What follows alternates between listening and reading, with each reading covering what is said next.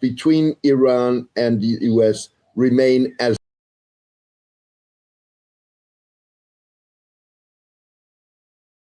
it's going to be very difficult as a matter of principle to bridge those differences in the negotiations. Iran walks into these negotiations presumably with a somewhat stronger hand than the United States. It retains control of the Strait of Hormuz. The ceasefire agreement leaves open the question what free passage in the 2 weeks that the two parties have agreed to halt hostilities, what free passage means. Is Iran going to be able to levy transit fees? What happens the first time that a U.S. vessel passes through the strait? What will Israel do if there are any vessels, and there are not that many, that have cargo?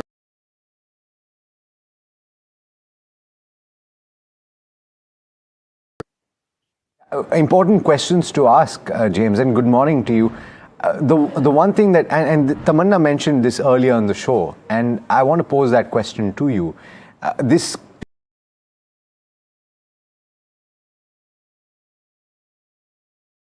describing as a three-way tango. We haven't mentioned Israel. And so therefore, what role do you anticipate Israel will play over the next 2 weeks? Because seemingly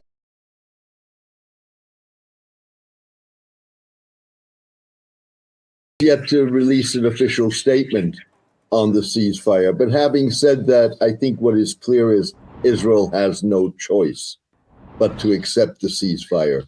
It is not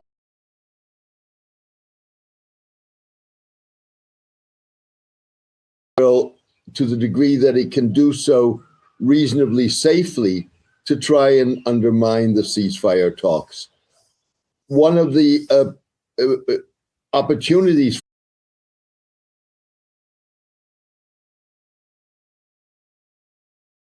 the ceasefire applies not only to Iran, but also certainly to Lebanon, if not Gaza. And I think we're going to have to wait and see what is.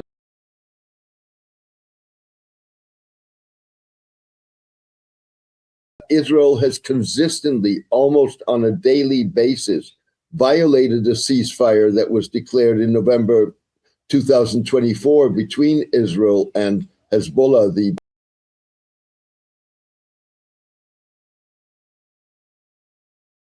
fire, basically, it was violating that ceasefire until the outbreak of the Iran war.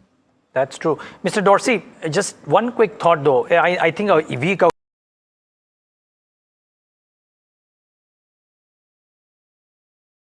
in the last 10 days, Israel has twice said that their objectives of the conflict are met. To an extent, US has also said it, Donald Trump has also said. So in some sense, have all sides, except Iran, gotten the off-ramp in their own words for this ceasefire to not remain just a 2-week ceasefire, but eventually extend?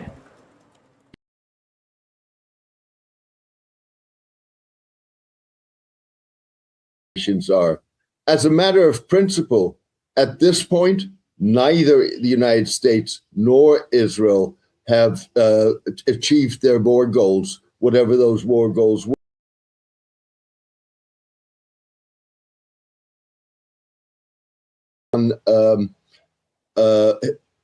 Ballistic missiles. They haven't achieved it in terms of relations between Iran and its non-state allies. They haven't achieved it.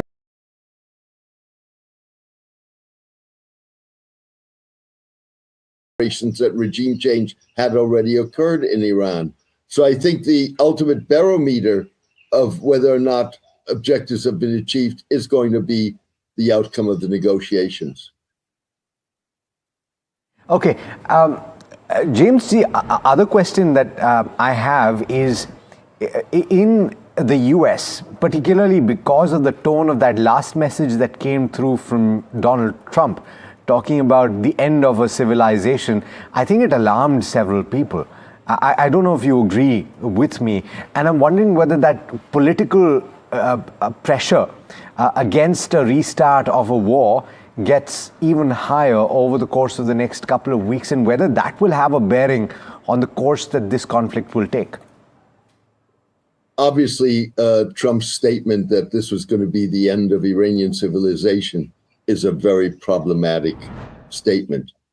My feeling is that this was a statement made out of frustration and anger over the fact that Trump was forced to realize that his perception of the omnipotency of his office, of his military, and of the power of the United States was challenged, successfully challenged, if you wish, by Iran. On the other hand, for Donald Trump, it's going to be very difficult.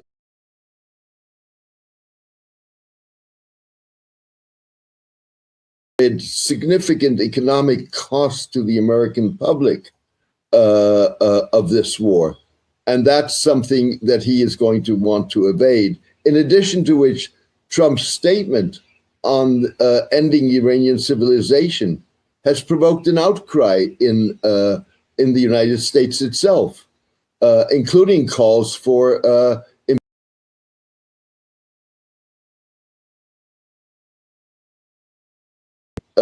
that would remove the president if he is incapacitated in one form or another. Now, it's not going to come to an Article 25, but it is telling that that's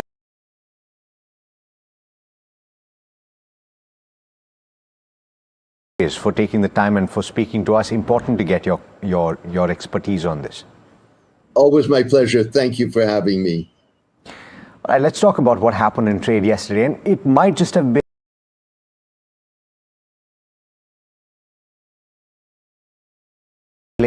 and that in fact is part of what you saw yesterday. Though foreign institutions have once again been net sellers, they have been net sellers since the 25th of February, and every day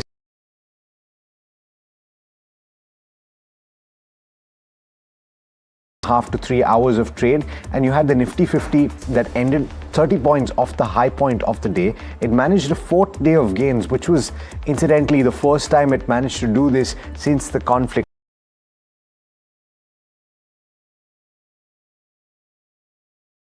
$23,100 mark, which was seen as a resistance level for the benchmark Nifty 50. The broader markets recovered as much as 1 to 1.5% from the day's low as well, and most sectors turned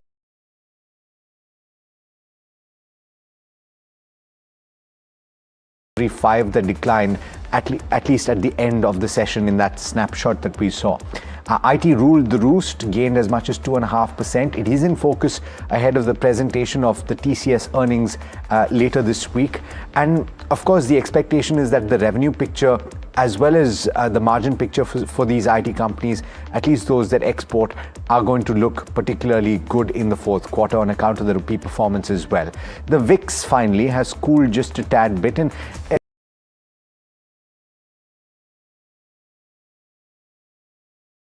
relatively elevated. I wonder what it'll do today.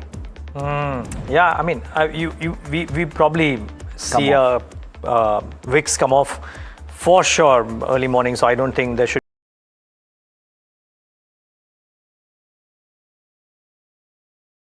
perception of risk coming off is probably the biggest victory. Yeah. And if you see from Thursday's lows, I think some piece of the market was trying to play the taco trade, and those are, well,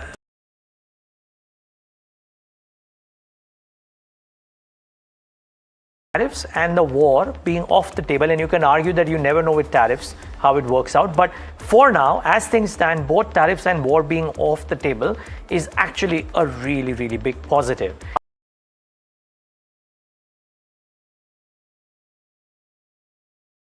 Buying the themes which define the new bull market, as they always say that every new bull market has new leaders, and the leaders of the previous one may not be the leaders of the current one. So whether EMS stays the leader even if the stocks have corrected 30, 40, 50%, or do you believe energy transition becomes the new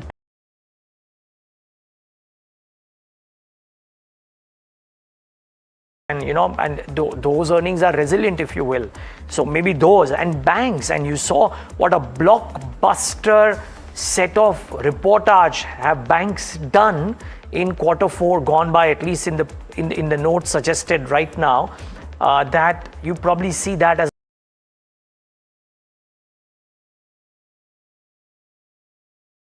start of at least 8, 9, 10% higher. I don't know if तभी लोग button दबा पाएंगे कि नहीं, but वो point है.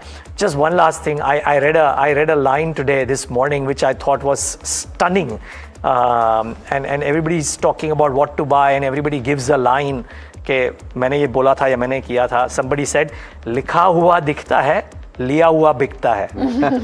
It's a stunning line. I mean, somebody who was brave enough to buy the bottom did it. I was not in favor. I still believe that was maybe the right call to do. I was just going to ask you, because you've been very skeptical about buying into any of those dips.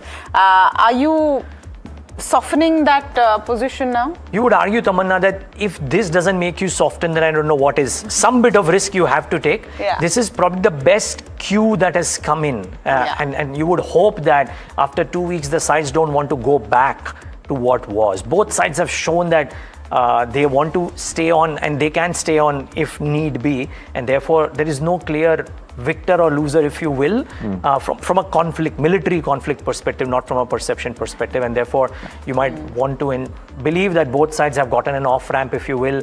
They want to go down and world be normal. So this is probably the best cue, more dependable cue, not a punt cue. Yeah. You want to probably or at least less abnormal, the world, right? Because 2026 has been a crazy year so far. It's been a crazy year so far. And just what do you guys think, though? I think that you have definitely turned a corner. You think so? Yeah. You looked at politics for long. Yeah, you've turned a corner, because remember 12 hours ago we were talking about possible nuclear war. Yeah. When there was that comment about the end of a civilization, people were wondering what that means. So you have definitely turned a corner. Iran has come out of this stronger. No doubt about it. GCC countries have to wonder what's next. So that is going to be one whole other story. But factors to watch this morning.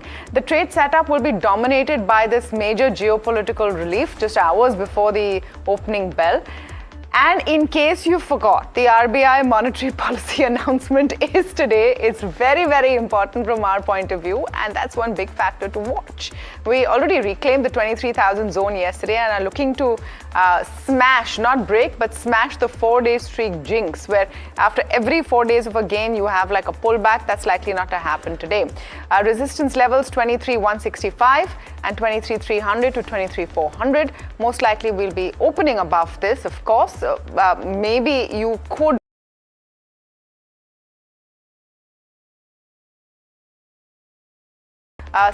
immediate support at 22,835, the absolute floor at 22,500 to 22,700.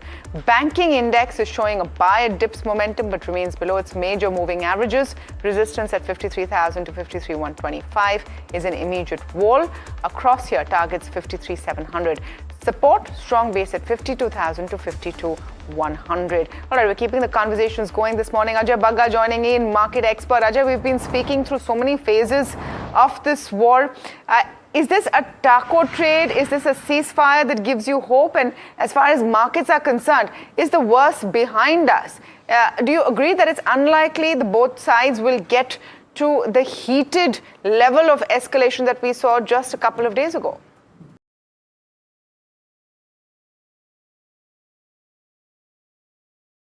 Tough night, because we didn't know what would happen around 5:30 this morning. And when I slept finally after the US markets shut down, and the US markets shut in the green for the S&P 500 and NASDAQ. So I was wondering, something is on, and then I was up at 3:30. I couldn't sleep, and then around 4 this news broke. That there is an agreement, and all those things started coming in. So today is a day of suspension of disbelief. I am on Neeraj's side, as always. Yesterday I told you, look at the oil. As always, I heard that, Ajay. I am in elite company. I'm telling you, I'm in elite company. I said that softly before, this Alex who keeps attacking me gets in. So he doesn't like my friendship with Neeraj. No, that's not true. But overall, I said watch the oil price. And yesterday, Tamanna, there were 12 big orders that were placed that were not fulfilled. And the daily Brent went to 150 also. So the market went in very nervous. Anybody saying that I bought in and I'm great, take that with truckloads of salt, I would say. So today's suspension of disbelief, I think the Chinese worked on the Iranians. They are behind it. So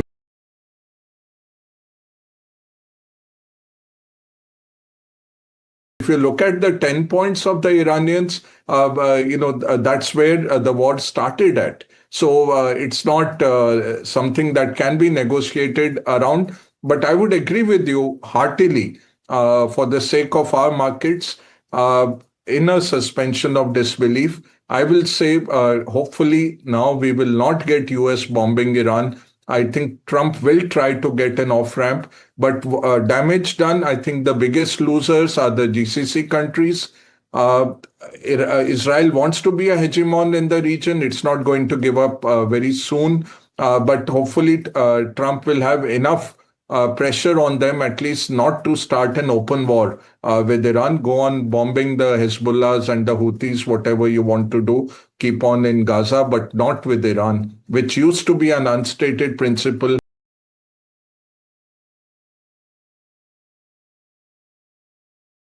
That will come back.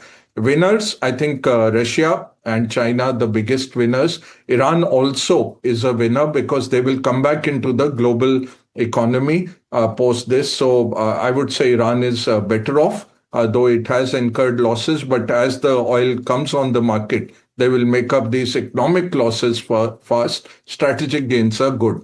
Markets, I think watch the oil price. That's telling you 14-15% down. That's giving a big heads up to the markets. So suspend the disbelief. Don't overanalyze today.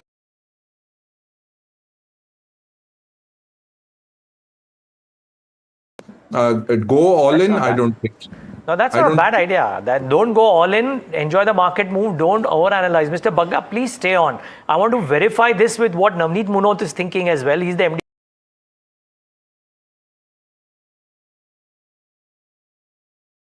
Taking this call and just wondering, how do you think about the developments in the last 3 hours? They seem more important than what's happened in cumulatively the last 3 days. But what do you make of this? Is this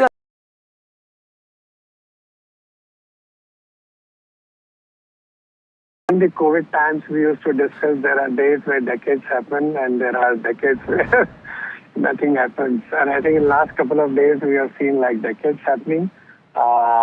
But I think while the news is very positive and reinforces our belief that particularly for the investors, continuing with SIP has been the best way of navigating this uncertainty. But at the same time, the world is a different place and there is no doubt about it. The global order is evolving. The whole geopolitics is realigning. And I think every country, every society, every organization need to realign, re-strategize, and reimagine everything, including, let's say, particularly the whole supply chain. How do we move from just-in-time to just-in-case? And there are big opportunities there for everyone. Morning, Alex. Alex here. A lot of fund houses domestically have now been more confident when they go out in their messaging to say that incrementally they are shifting allocation to equity. Even in their hybrid funds, which have gotten a lot more takers in the Indian equity markets as people have shifted perception on return expectations, etc. Is that something that HDFC AMC is also saying now? So that message has been very consistent at our end. Investors need to focus on their goals, stay with the asset allocation and remain disciplined. Do not react to the news flow. The best way to create wealth is remaining disciplined, and SIP has been the best vehicle. That messaging hasn't changed. In fact, over the last couple of weeks, when the heightened volatility was there, our message to investors was not only to stay put, but if you have an ability and have lower allocation, then enhance the allocation to equity. Navneet, through this entire phase, these 4 or 5 weeks, whenever we used to look at the FIDI figure, one thing is clear that the Indian mutual fund industry and domestic investors continued to keep the faith. Do you think today, and it's too early to go into hindsight, but do you think that that was the right call that was made, and it just also shows the maturity of the whole space? So our faith has been on the foundation of the faith of our investors. Millions of those over the last several years have kind of like shown clearly that the best way to invest is doing it in a disciplined manner through SIPs. This month's number, the March numbers, are likely to be disclosed in a day or two by MC, and my sense is it's likely to be an all-time high on the SIP number. And that clearly shows the maturity.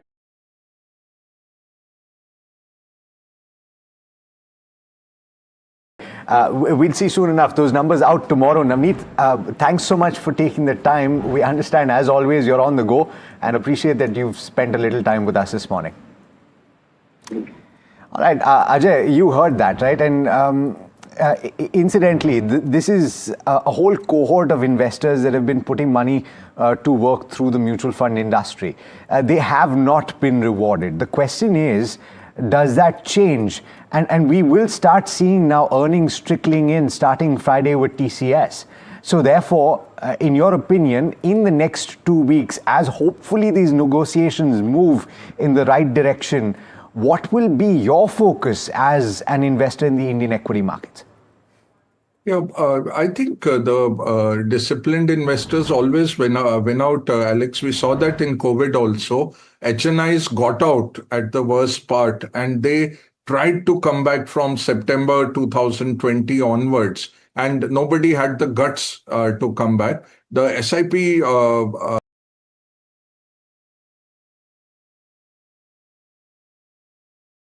timers of the market. So the SIP route is the best. That is the only free lunch that you have in finance, apart from diversification. So that goes without saying. They are the winners of this, because we really won't know when was the bottom. Has it already happened?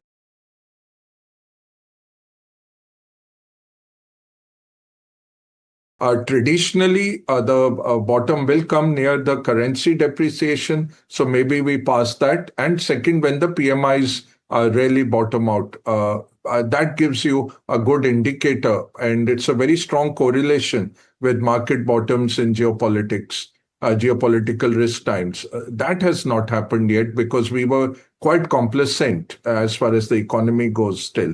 So early days. But suspension of disbelief today is a day of being joyful.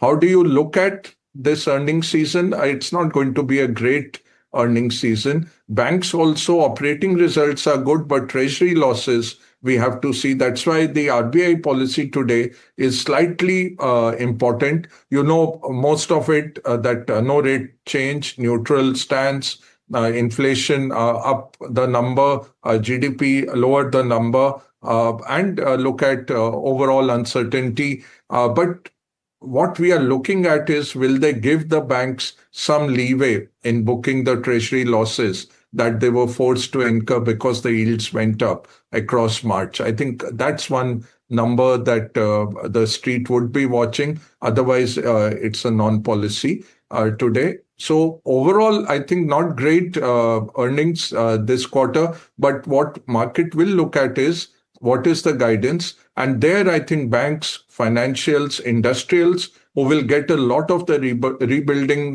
contracts. India will look at energy security very closely, especially liquefaction, gasification of coal, that we are sitting on 400 billion tons. China is making 80% of its urea from coal, and we are still, based that we have still based that on Qatari gas, and it's shown today. So I think those are the sectors that will really take off. we have to watch those quickly. Absolutely, absolutely. Those technologies need to be studied. Coal gasification has been taking place for so long. Ajay, thanks so much for taking the time. Pleasure speaking with you as always. Thanks once again. I do want to correct myself, by the way. I said TCS results on Friday. They are, in fact, tomorrow. And I think I can be forgiven with the kind of flurry of information. We will think about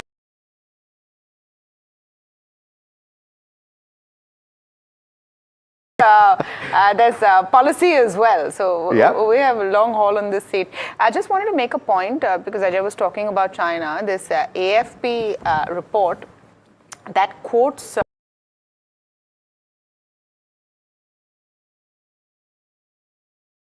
because everyone's wondering what happened in the last few hours. The last we all saw around, I think, 10:30, 11 our time last evening was that Iran has ceased all diplomatic conversations after that post with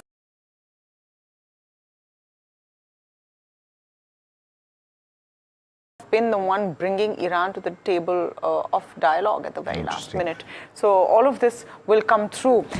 The Iranian embassy in India has also put out a post. Now,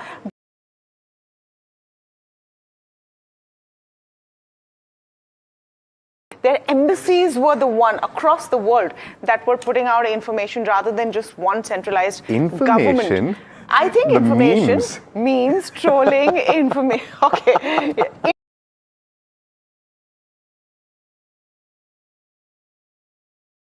India, which has claimed that this is what the US has agreed to and fundamentally committed to in 10 points. This is their claim as per their post. I want to make that clear. That's what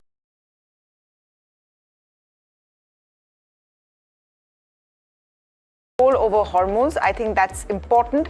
Acceptance of enrichment. I don't know if the US has agreed to this, but if they have, it's huge. This is a claim, I'm repeating, by a handle on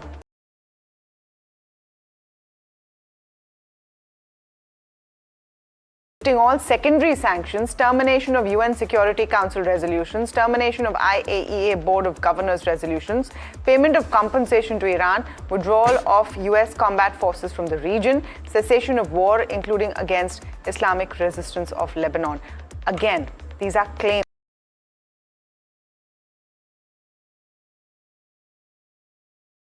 These are clearly some of the points that Iran wants. Let's talk about stocks this morning. There's so much happening, but remember, you have to go out and choose what you want to buy.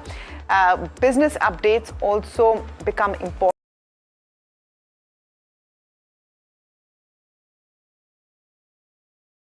Domestic growth at 42%. We already saw smashing numbers in the Q4 updates coming from others in the jewelry space. And Titan, the big leader in the space, is, of course,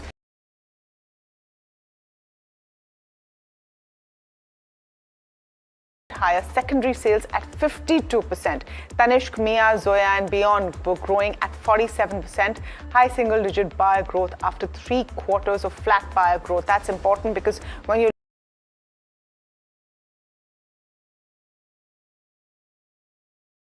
it's grown well. Started growth in the 30s, plain gold growth in mid-30s, and coins nearly tripled as compared to Q4 of FY25.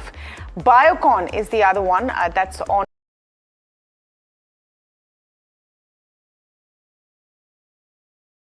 Kelso.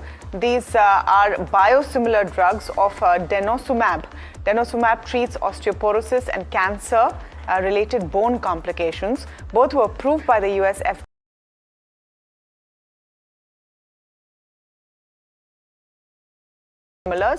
And the sales of this particular molecule were about 5 billion in 2024. So it's a huge market.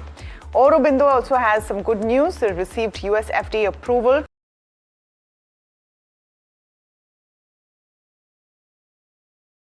Diabetes, basically. They plan to launch the product immediately and are eligible for 180 days of shared generic drug exclusivity.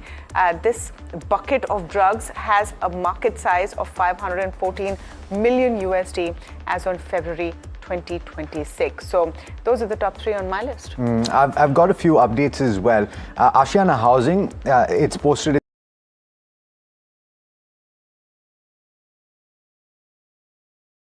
11.2 lakh square feet, and that's up as much as 32% on year, but on a sequential basis it's more than 2x.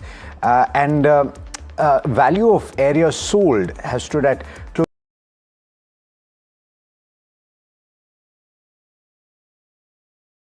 So it looks like the quarter is going to look pretty good on the financial side for Ashiana Housing, the fourth quarter, at least on the top line front.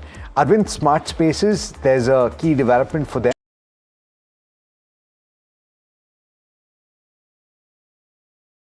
Of 2,400 crore rupees. The project has total saleable carpet area of about 0.67 million square feet, and the project is being done in partnership with a company called Sigma Oxford Realtors. It is in a prime area in Goregaon and should find takers. That usually is the case. And finally, Swan Defence has gotten a sizable order. This is from an international entity called Energy One Limited, and this is for the construction of 4 92,500 deadweight tonnage ships or carriers, ammonia bulk carriers to be precise. They haven't given the specific order value. They've said it's a range and it can be anywhere between 1,500 to 3,000 crore rupees. So it is a sizable order. Of course, the stock was in focus yesterday as well, getting as much as 4%. This is a good deal for their top line. Yeah, I'm highlighting Interglobe Aviation with a reason, and that's the first stock on my list. Yes, ATF. My point being, unlike the OMCs which have had earnings damage because of the sales, Interglobe hasn't had that because of the cushion that the government has given. And even if it opens, let's say 8 to 9% higher, it trades at about 15 times, 16 times revised earnings, which is not bad, which is actually palatable. Even if you take it 20 times, it is still palatable for India's largest airline, if you will. So watch out for that. You will see a gap up and you might see a further uptick there. That's one name. You might want to look at oil exploration ancillary companies simply because we know that now that's a clear and present theme. Ajay Bagga was talking about the coal piece, but oil exploration as well. ONGC floating that $20 billion worth of tenders. So you know that the theme is alive. Today, you might see a corrective move in those stocks because everybody will want to pile on the bounce back boys. Might not be a bad idea to explore some of those stocks which correct today and maybe buy them if you believe in the story. So do your research well. And frankly, if you're following earnings, then you want to look at metals. And I thought this HSBC note laid it out perfectly. So I'm just using that as an example. HSBC says there's a strong Q4, which is a given. H1 FY27 will also be very, very strong. And therefore, you probably have metal names do well. Q4 should be higher quarter on quarter across base metals, steel, everything that you can think of. And I think most people are saying that aluminum, therefore, is probably that one winner that you want to bet on. And therefore, you can pick your calls, your Nalco, Hindalco, Vedanta, what have you. But I think every metal company will do well. So metals might actually be a really good place to bet on. We need to slip into a break on the note that we'll be right back with the top trading strategies for the day. Stay tuned.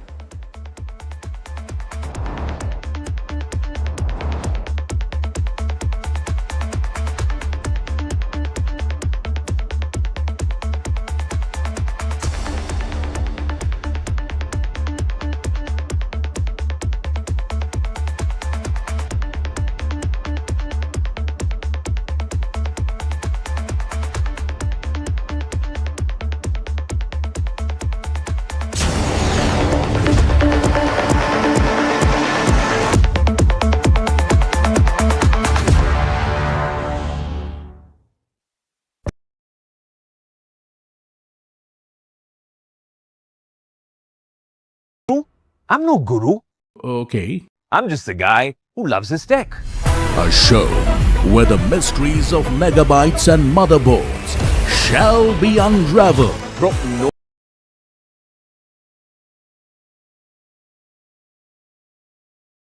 That you can use in your daily life. That's what we do on Tech 360. Real talk, real reviews, tech that you can actually use. Tech has changed.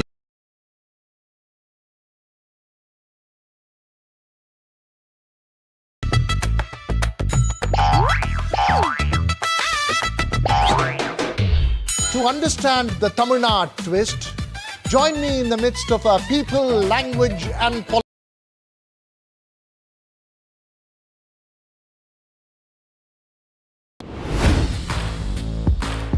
I'm Tamanna Inamdar. Watch me on NDTV Profit, where I break down the day's biggest business stories. What happened, why it matters.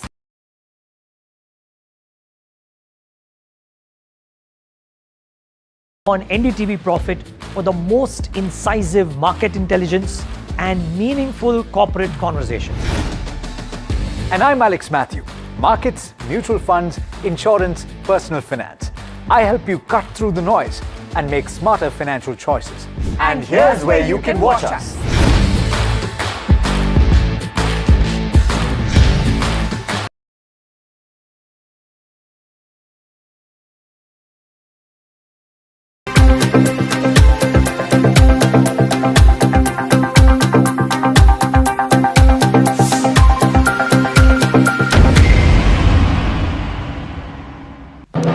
When others are warming up, I'm raring to go.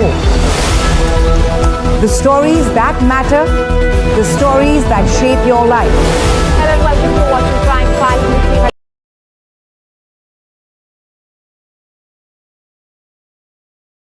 Into this topic to tell you what's at stake. Join me, Raisha Sehgal, on Prime 5, only on NDTV 24/7.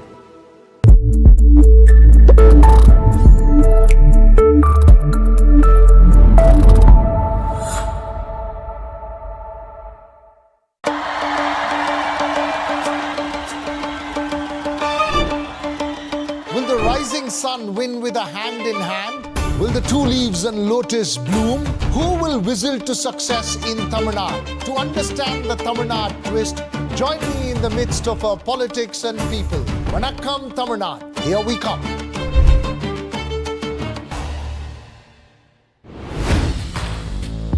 Hi, I'm Tamanna Inamdar. Watch me on NDTV Profit, where I break down the day's biggest business stories.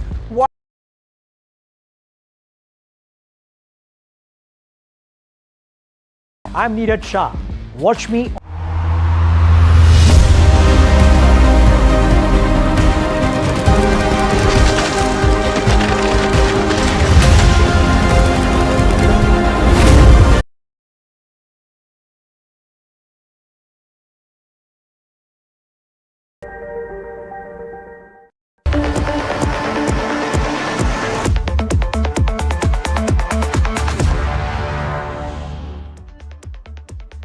Welcome back. Implied is what we should look at. Brent is what we should look at. Two very clear signs that you're going to have a good opening in the market. 650 points up on the Nifty implies the Brent is cooled off below the $100 mark as well. Parag Thakkar, Khush Bora joining in this morning. I must tell you, before we started the show, Parag Thakkar looked at us and said, "Ho gaya?" My question to you. Ho gaya? No. Or it's just, because my point is that it's not like, looking at the hostilities on both sides, it's not like they're going to end all of this so quickly. No. So this is I have a feeling that he's going to say something different.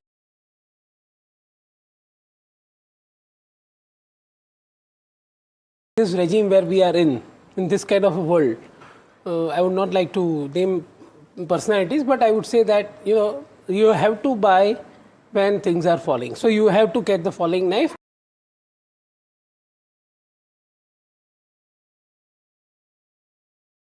Then you have to keep selling a little bit. That's today? So it might be starting from today. It might be starting from today. But there was no chance for euphoria. There's hardly been any No, euphoria. that's okay. See, who knows? After 15 days, suddenly things will get again worse. Parag Who knows? After 40 days, it will get worse. Just to clarify, you're saying that you can book short-term gains if you have to. Yeah. You have, in this market, you should not worry about paying tax.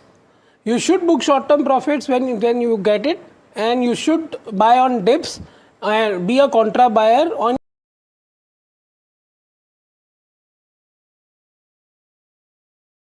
gaps, so that you can sell also when they go up. Right? This is a market like that. You cannot have a structural view in this kind of regime. That is my very clear view. So are we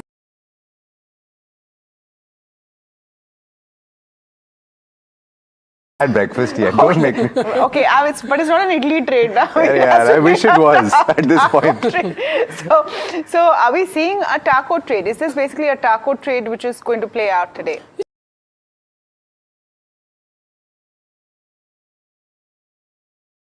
yesterday evening till yesterday evening we saw the statements, right? So I would say that this is going to happen and this will continue. So we have to adjust to this new environment. You know, it's a great one, and Parag Thakkar will today laugh his way to the bank, so I'm very happy for him. I'm also very happy for Kush because I remember that the last 2-3 days, and I missed yesterday's conversation, but otherwise he was saying that there are telltale signs of some bottoming out happening. The market is showing that, and glad that you spotted it, Kush. The question is, what do you do now? Now that we'll start off with a bit of a gap up today. मेरा हो गया आज का. Bhai, when the day starts with such lovely compliments, you're done for the day. But I must also say this. Parag bhai ne mera pura opening bigaad diya. This is the exact thing that I had written down to speak about today. I was going to say something that nobody would have thought we'll hear in the future, or at least now. Book profits. The reason is, see, everything that's going around that can happen, there could be a loud rhetoric, but markets in their own intelligence are supreme. And when everything was, when the noise was at its loudest, the markets were turning a corner. Now, let me just put out some key, data points that we track.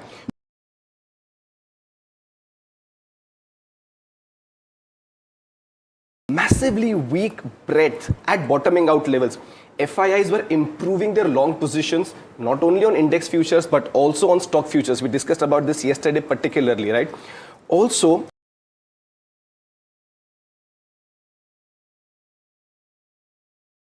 at the lowest were about 35 or so. Yesterday, they were more than 200. So, like I said, these signals were there. We've discussed this time and again for the last few sessions on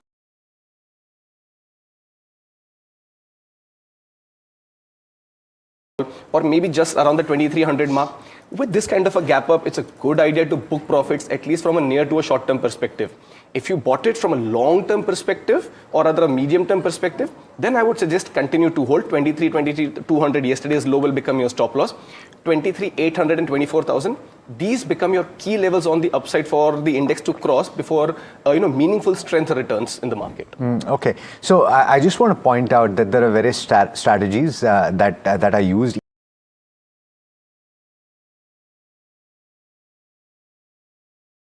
Explained with the one ratio called the churn ratio. There are some managers that choose to have a significant churn in their portfolio. There are others that buy and keep for the long term, and to each their own. So therefore, find out the strategy that fits with your risk profile. If somebody is telling you to sell, don't necessarily follow that blindly.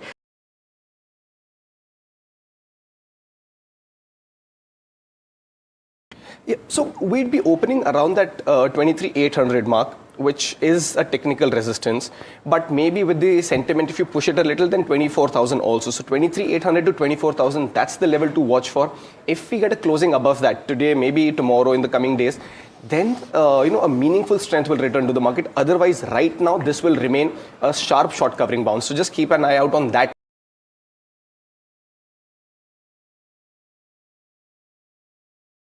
And L&T, something that we've discussed for the last two sessions. So let's start with that. 38.15, 3900, these are your targets. 36.30 is where you keep that stop loss. Mind you, even before I go ahead, if these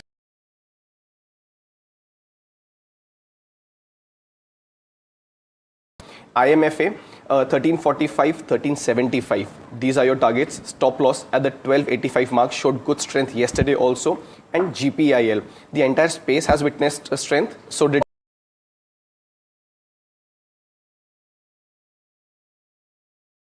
both Parag Thakkar and Kush Bora said that you should book profits now. So I'm saying I was at say 4 to 5% cash.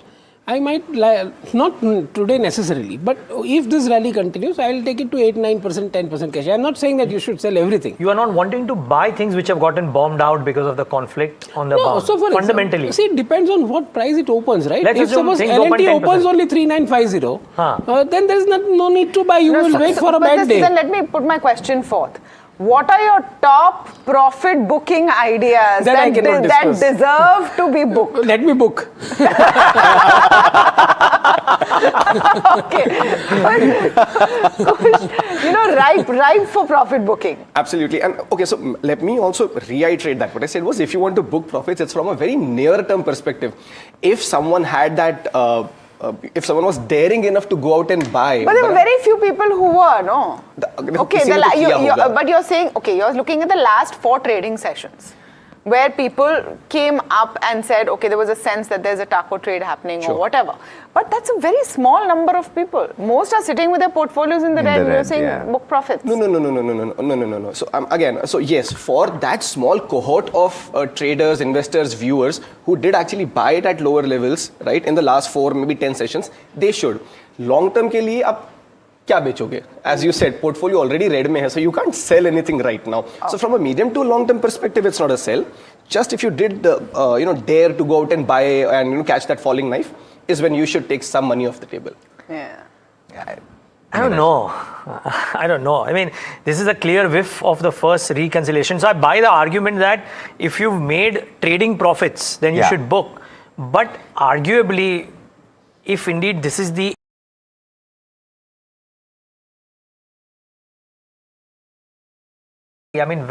without the conflict, would you ever have gotten an interglobe aviation, if you like that stock, that is, at 15, 16 times? Let's say 20 times. You wouldn't have.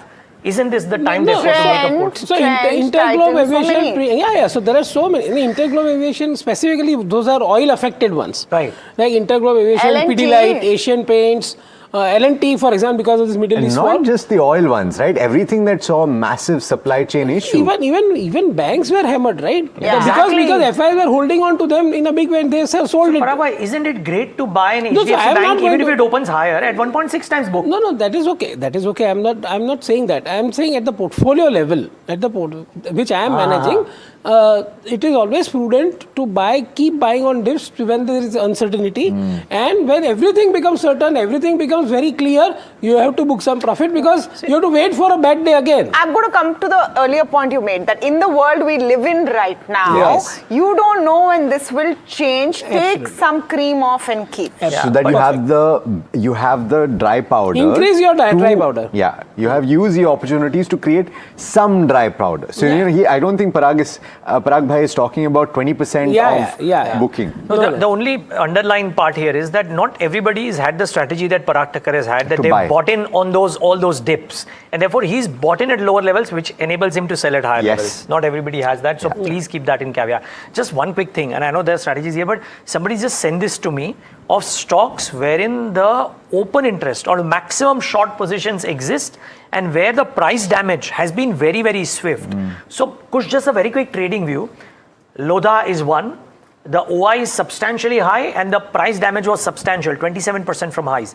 Let's leave the OMCs out. Jubilant Foodworks, 1.6 times OI exists versus the current average.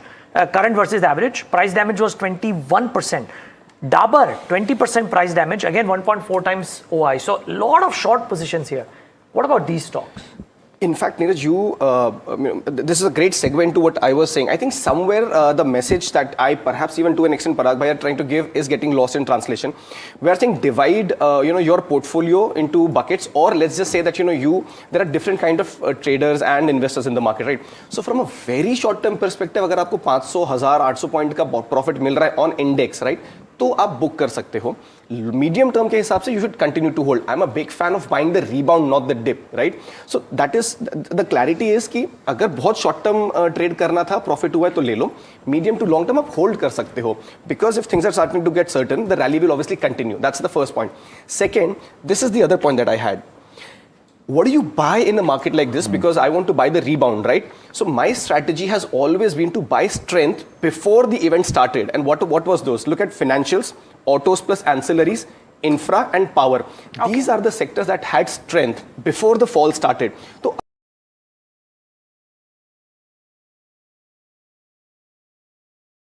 Last word, realty and IT were weak candidates, तो ये short covering candidates होंगे, मैं इनको buy नहीं करूंगा. So your Lodha, even Jubilant were weak even before the war started. I will not buy into this. But Jubilant has given this whole explanation today that has come out. So watch out for Jubilant separately, because they've given a whole explanation that LPG cylinder pain is not going to last that long, that the situation is not as bad. It's sort of a clarification on the Q4 updates, after which they got hammered for the last couple of days. So net, they've come out and explained that, and we should actually pull those lines up. So watch out for a Jubilant, because that's a stock that truly got hammered 10% in trade yesterday. All right, let's go across to Samit Sarkar. He's joining us with all the chatter from D Street this morning. Samit, everyone preparing for 9:15 today, I'm sure.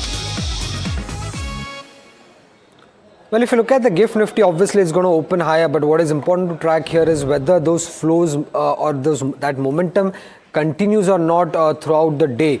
Because what dealers have highlighted is that 24,000 is a very crucial resistance level, and moving above that will be important to track right now, because obviously we are opening around 700 points higher, but how index moves post that will be important to track.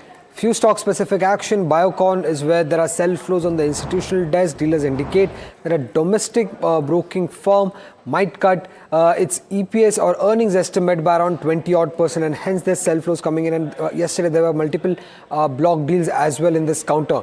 For Hindustan Aeronautics, there are buy flows on the large HNI desk. Dealers indicate that Indian Air Force will be soon meeting the management of Hindustan Aeronautics to decide on the Tejas aircraft delivery, and this could be positive for the counter. For Oswal pumps and Shakti pumps, there are buy flows on the large HNI desk. Dealers expect that the Kusum scheme-related order flows could come in anytime soon for these stocks. And when it comes to Axis Bank, there were some sell flows on the large HNI desk. Dealers are expecting some negative news flow, so keep an eye out for Axis Bank as well in trade. And then there was Lodha as well, where dealers indicate that a few prominent HNIs have been accumulating along with a few PMS in trade. So Lodha will also be important to track.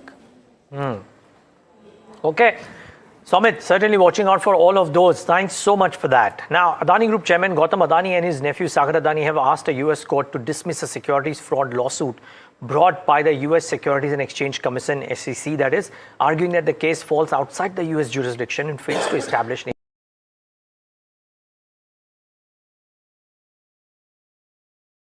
And it's also been an overhang on Adani Green. So Adani Group has made the move and has pleaded dismissal of this particular US lawsuit which pertains to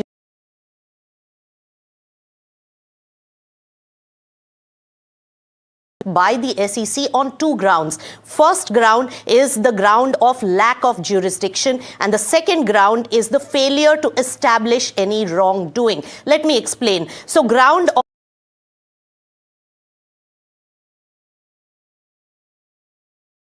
personal jurisdiction that US SEC has on the workings of the promoters, in particular of the group and Adani Green. And on the second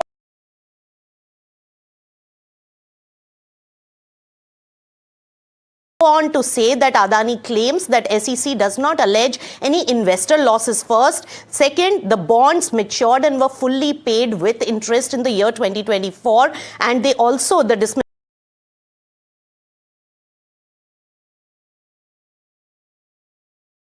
credible evidence which has been established by the US SEC case. Here, let me also give you the background. SEC had sued Adani Group and the promoters in November 2024.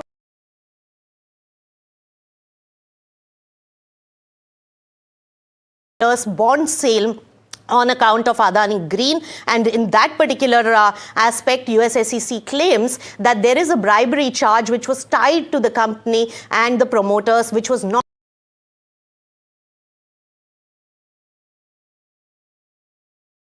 in a higher US court.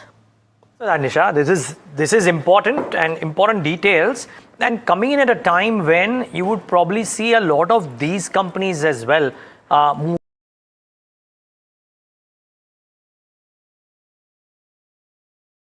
Of course, you're watching NDTV, which is a subsidiary of the Adani Group as well, but Kushpura, some of these stocks also had shorts, and the natural movement away from having short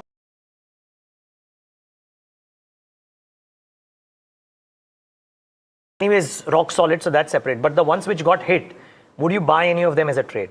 So Adani Green had shown some spark in the last 3 to 4 sessions, so that could have a movement which could continue towards the 200-day moving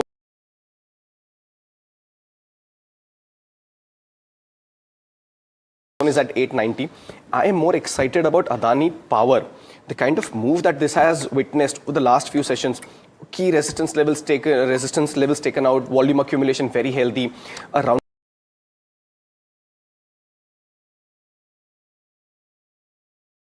could get a further boost. So if I were to pick a stock from a trading perspective or a positional perspective, I think it will be Adani Power, and on the downside, support at 155, that should be a stop loss. All right. If you're looking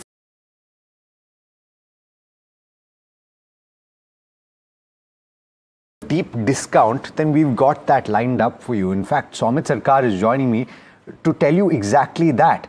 These are, of course, a curated list of companies. They're not just any companies. They're widely tracked and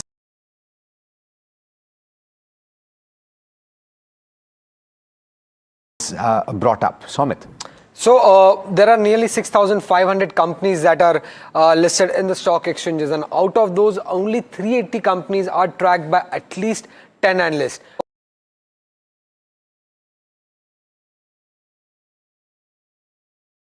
Are trading at a price which is even lower than the lowest target price that has been assigned by an analyst for these counters. So which are these counters? Firstly, when it comes to the mid and small cap stocks, it's a Suntech Realty which is trading at a discount of nearly 35% compared to the lowest target price that is there on the street, and the return potential for this counter is as much as around 87%. When it comes to HG Infra, 32%.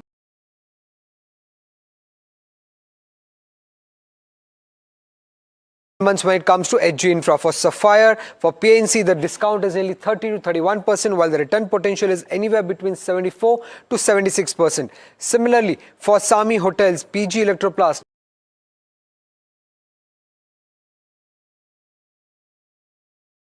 (25 to 26%), and the return potential for them is anywhere between 50 to 60 odd percent when it comes to these counters. And lastly, when it comes to Team Lease, Birla Corp and Lodha, these stocks are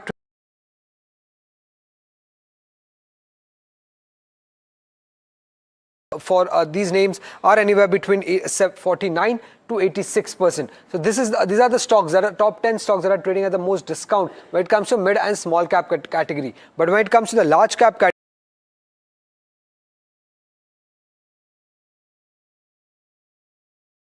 for M&M, HDFC Life and Adani Ports, the discount is anywhere between 16 to 19%, and these stocks could give a return potential of anywhere between 32 to 48% over the next 12 months based on the consensus target price. When it comes to ICICI Bank, SBI Life, Solar Industries,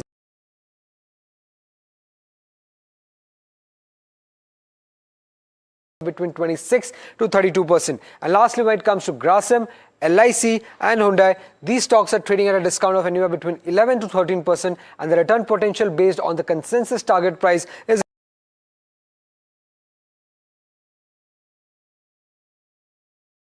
and it couldn't come at a more opportune time. We have 5 minutes to go for the pre-open session, and of course your implied is telling you very clearly that you're going to see a big bump up there.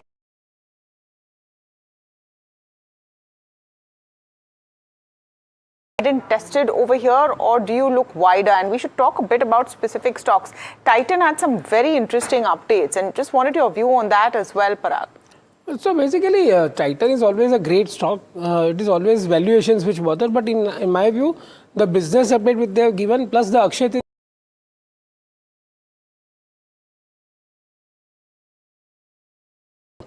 and so gold has fallen from a high and now it is recovering. So I feel that Akshay Tritiya sales will be phenomenal. So I would say that Titan is a great company to own always, but I think in near term also you might see some fireworks. Gold finance then, therefore? The stocks have gotten bombed out. Yeah, so they might also do right? They might also do well. But anyways, I would love to play through Titan. Okay, let me ask this, because Parag Thakkar is sounding unusually profit booking-ish. Where is it, Parag Bhai?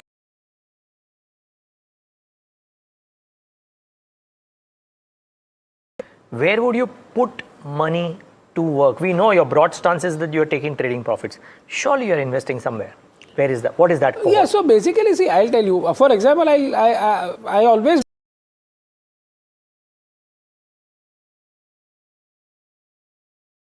weight or Pidilite weight in my portfolios, which were hammered down due to crude oil price going up. If they start 4-5% higher, the valuations are still palatable. Then of course, we'll have to see.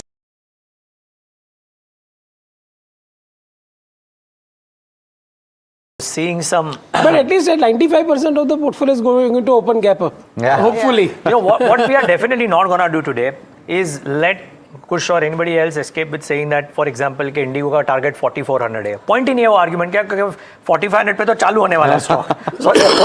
वो नहीं है. बताओ 9-15 के बाद क्या लेना. Exactly, that is true. That is true. We're going to have to revisit. We should take fresh targets.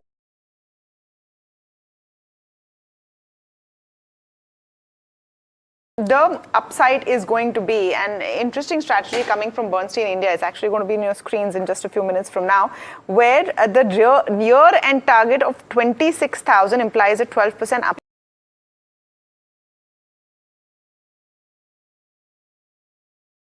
Is the one that has been going back and forth. I mean, I think I've heard ranges from 30,000 to 27,000 to 26,000 to 29,000. After everything that we've seen, if we are to assume that even if there's a little bit of a skirmish, XYZ, you're not going to go back to what the situation was, say, last evening, before the ceasefire. If I remember.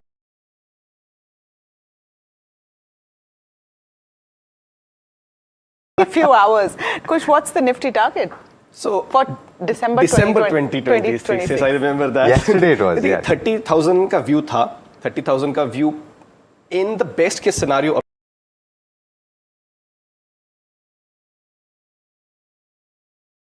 technically there are reasons why we could head to that level. If you see the last 10 12 years of candlesticks, there's a very sharp sharp upward sloping channel जिसका जो upward target है वो 30,000 आता है. Incidentally, उसका जो lower band है that comes close to 22,000, 22,200, which the Nifty hit, and we're rebounding from that level, by the way. So there is an extremely aggressive positive case for 30,000. But maybe given how things are, and from today, if we see that levels, I think 28,500 is.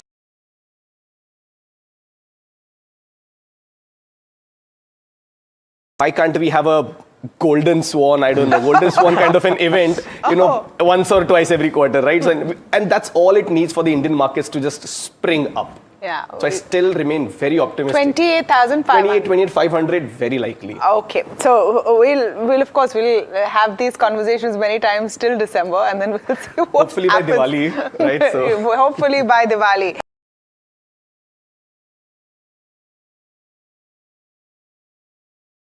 Reason to celebrate as we open, but the other big factor, of course, is the Reserve Bank of India's Monetary Policy Committee, which is expected to keep rates intact at 5.2.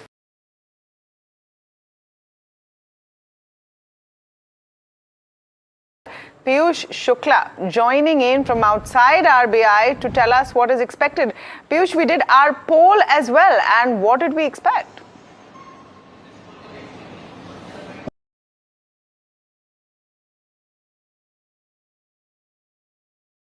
The expectation, like you mentioned, the consensus is that the RBI's MPC will likely hold rate steady at 5.25%. There are three major factors that markets will keenly eye.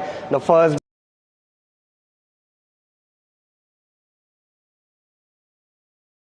inflation and GDP growth both. After the temporary ceasefire, the RBI's commentary will be keenly eyed with regard to both these aspects. The other main aspect is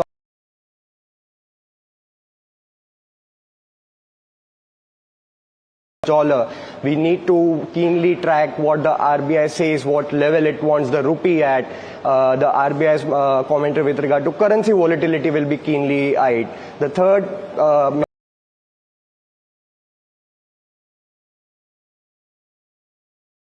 the HDFC Bank incident which happened last month, wherein its former chairman, Mr. Atanu Chakraborty, resigned, citing differences between his personal beliefs and certain business practices at the bank. What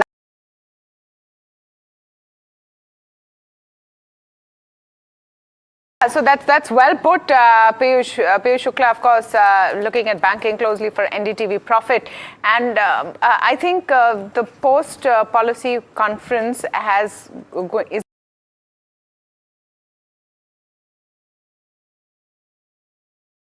and CEO at Bajaj Alternate Investment Management. Lakshmi, very good morning to you, and truly is one, because we've seen the rupee also open stronger as expected. Bond yields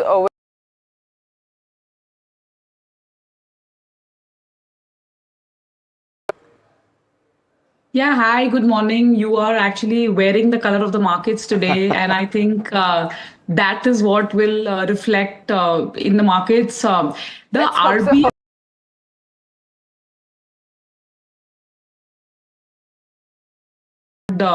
and more than the actions, I think the markets will focus on how much more liquidity, how much more on the currency arsenal. I think those are the whole host of commentary that the markets will clearly focus on because we do have a huge supply of government bonds this year. We do have oil-led potential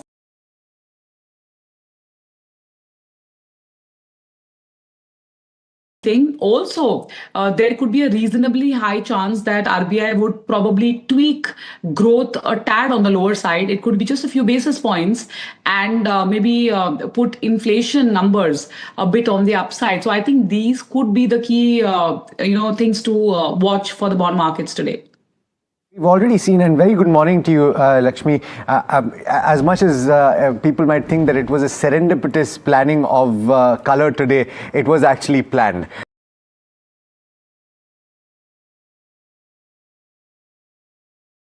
It was saying, don't give me red today. But having said that, we've already looked at the market open, Lakshmi, and we've talked about a 40 paise improvement or appreciation in the rupee.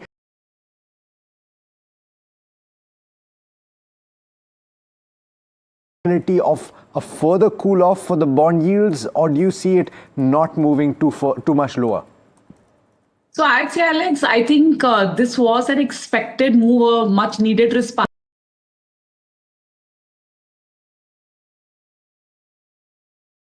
Movie 1947 Earth, which says Rut aa gayi re, Rut chha gayi re, which means the season is here and the season is dazzling.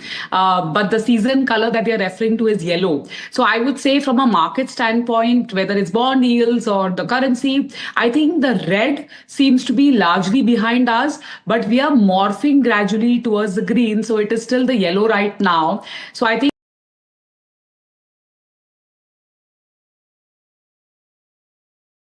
month you had crazy monsoons, which was totally out of whack, unexpected in the country, which means some of the wheat crops also have been damaged or potentially damaged.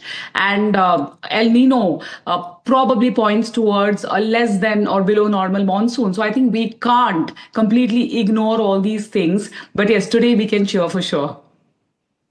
Well, Lakshmi, thank you for joining in today. I was going to say that how is it that you didn't invoke Bollywood in your answers till now? I'm glad you did, because that just defines some of your interviews as well. But thank you so much for joining in today. Thank you. All right, that's the view on the currency and just the situation. Rut aa gayi re, kya rut chhayegi? That's the key question. Good question. Yeah, the markets are showing a good sharp start thus far. So very quickly, right? I'm sure all of us have spotted it, and 9:15 will do it again. But seems like we'll have a 3.5% uptick, slightly better than what the implied open suggesting was about an hour ago. So is the mood improving? Keep in mind, US markets are actually doing well, and the usual suspects, BP, HP, IOC, Interglobe Aviation, all these should come up on your screen. Also keep an eye out for, look at that, 10% higher for HP, 10% for BP, 10% for IOC, I'm sure, maybe slightly lower. Interglobe Aviation would be 10% as well. Yes, no surprises there. So a lot of stocks are really starting off well. Keep an eye out for the Adani Group stocks as well. Very likely they could do well. Guys, what are you spotting? I'm sure everything is in the green. I'm spotting reporting 497 out of NSE 500 stocks are in the green. Which are those loser threes? ONGC, actually its decline is 2 and unchanged is 1. So ONGC is 1, obviously, that you would expect. And that's, I think, that's pretty much it. Maybe in Oil India and ONGC, that's it. That too less than 1.5% down. Everything else is up in the green. What I'm looking at are the heavyweights on the Nifty 50. You have HDFC Bank, that's up 4%. You have Reliance Industries, that's up 3.5%. ICICI Bank, that's up 5%. Larsen & Toubro up 7%. And these are all opportunities that you might have had in the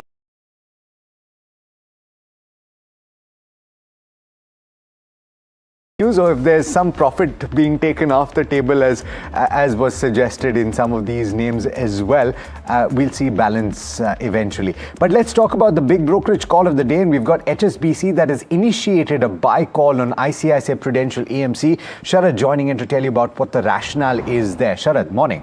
Good morning, Alex. And of course, over the last 2 to 3 odd days, we had seen some good value buying happening across the AMC stocks. Yesterday, Nomura had upgraded, and today HSBC has upgraded ICICI Pru AMC. They have initiated buy with a target price of 3,600 rupees per share. And importantly, they have stated that the company is leapfrogging peers where it matters. It's set to outperform the peers going ahead, especially on the key operating and the financial metrics which is being tracked, especially in the medium term. Now, the company is positioned to manage the yield pressure, which is, of course, plaguing the industry, and a positive operating leverages might kick in, especially with the growth coming in the core EPS. So there is bullishness in the AMC space, and of course now today's pick happens to be ICICI Pru AMC. Thanks so much for that, Sharad. We're joined this morning by Chandan Taparia, who's Head of Technical and Derivatives Research at Motilal Oswal. Chandan, very good morning to you, and thanks so much as always for taking the time. We've got a bright smile on your face, or at least you will as soon as I'm done introducing you. Are you as positive as the rest of the table here on the equity markets this morning? And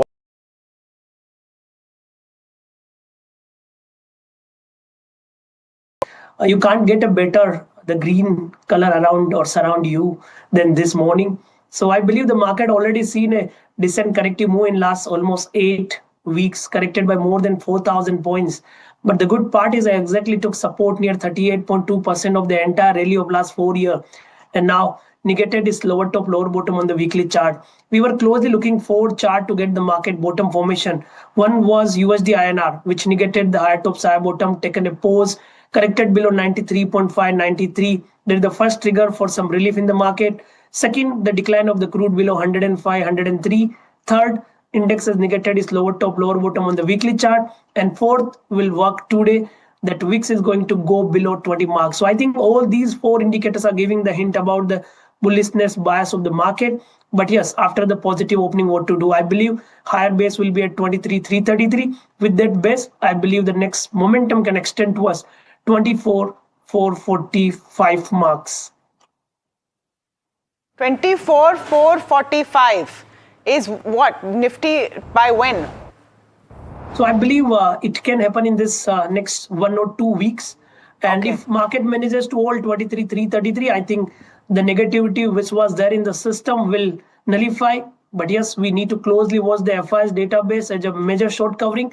And the one good part is that even FIs are selling in the cash market, their long short ratio in derivatives has improved to 18 to 19%. So I believe they will come and do the short covering. And at the same time, Bank Nifty can also head towards 54,500 to 55,550 marks. Okay. Any picks today, Chandan? Yeah, so I think again, we have the same color, and the tuning is the amazing with the color of green. And yeah, so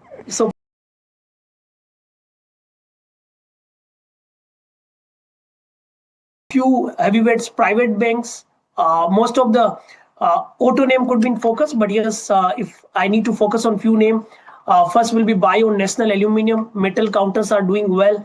One of the strongest counter in the recent past already has been making higher tops, higher bottom on the daily chart, given a breakout on the weekly. So with support of 400, it can head towards 428 or even extended target of 440. MTAR Tech, we are quite positive on this name.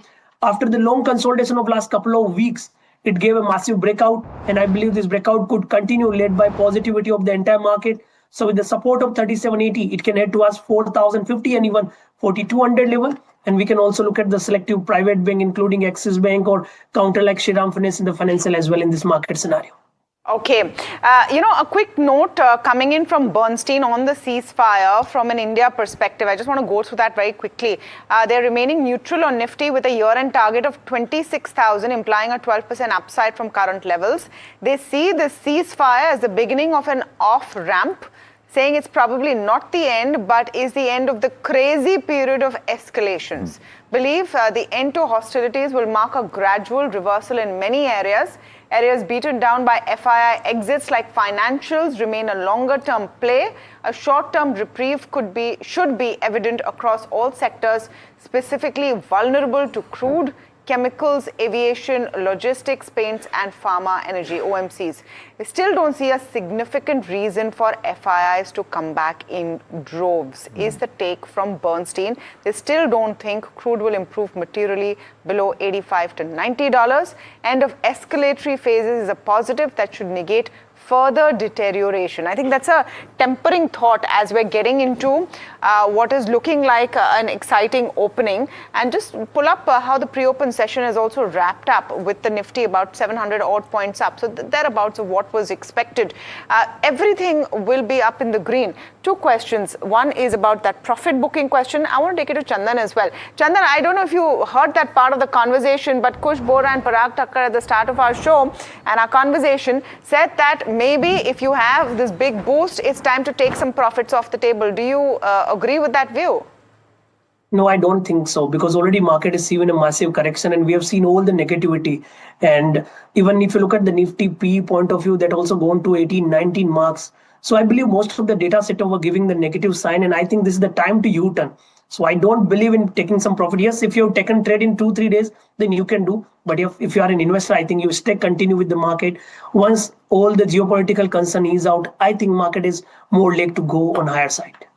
It must be pointed out, I was just looking at the key moving averages, and the 50-day moving average for the Nifty 50 is still at 24,570, well above what we're opening at today. The 100-day moving average is above 25,200, and the 200-day moving average is 25,200, close to that amount as well. So it's still a while to go. Yeah, so I think it'll get there gradually. The first hurdle is actually 23,800 to 24,000, that level. We're opening within that. Just remains to see if any kind of profit booking sets in or not.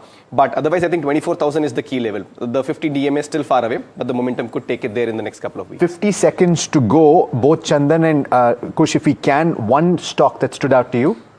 IMFA. 1345, 1375 targets. It's opening close to those levels, but maybe for the second target you could play with a commensurate stop loss at depending on your entry price. Chandan, 20 seconds. What individual stock would you look at? I'll go with MTAR Tech for target of 4,050 or even extended target to 4,200 plus. Yeah, well, just before Tamanna comes in and camouflages the screen, because it will be an all green, let's have a moment of triumph for humanity, if you will. This at least points towards that, and hopefully it will be all good. But here's how the equity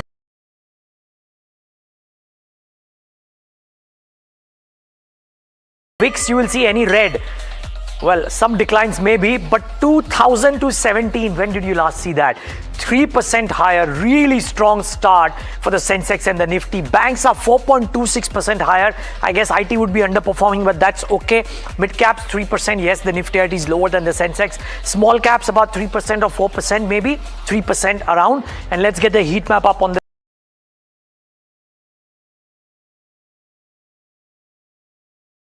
or two guys which are sulking about 3% apiece, but look at the gains there. Interglobe Aviation 8% higher, not surprised there. Larsen 7% higher, not surprised. Adani Ports 5% higher, was the resilient of the Adani Group stocks and still up 5%. Trade resumption should augur positively there. So I don't think people are looking at fundamentals right now. It's an everything buy screen. Adani Enterprises, Shriram Finance, Bajaj Finance up 5%. Banks are participating. ICICI Bank is up 5%. Tilt the camera towards Parag Thakkar and you will see a big smile there. There is Eicher Motors, Axis Bank, HDFC.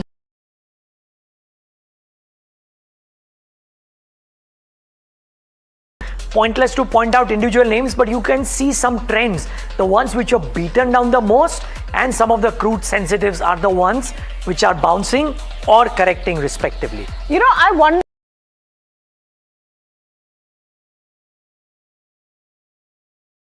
the real estate there, the fears of what's happening there, that also opens up, because Indigo's biggest pain point apart from crude prices was the fact that all of those flights were disrupted. So we have to see if that works out.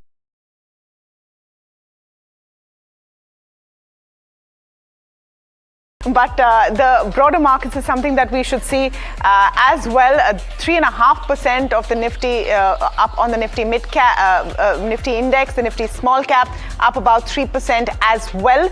The advanced decline ratio looking beautiful this morning. The VIX completely depressed, so the bears have retreated entirely, 18% down on the VIX. I mean, you know, memes sometimes get very pinpointed and funny, and there was a response to the Trump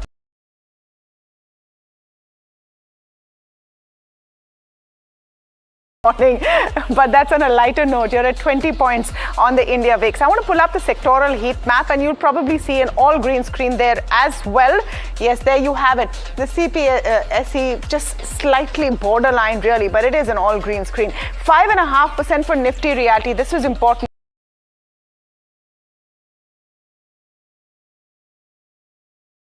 And Knight Frank, who track the space, saying March sales are getting muted. That is obviously reversing because the business updates weren't that bad. Autos, once again, components was a problem, crude was a problem, all of the crude derivatives you need to create these products was a problem. That's rebounding. PSU banks looking fantastic. Everything between 3 and 4% up. Bank Nifty at 4.5% up, and that's really the important. Nifty CPSE also coming into a fully green screen. I think gainers and losers on the NSE 500 is what we can look at next, and you'll find maybe 2 or 3 on the losing side, because the last I checked there were just 3 out of 500. Okay, there are quite a few coming in.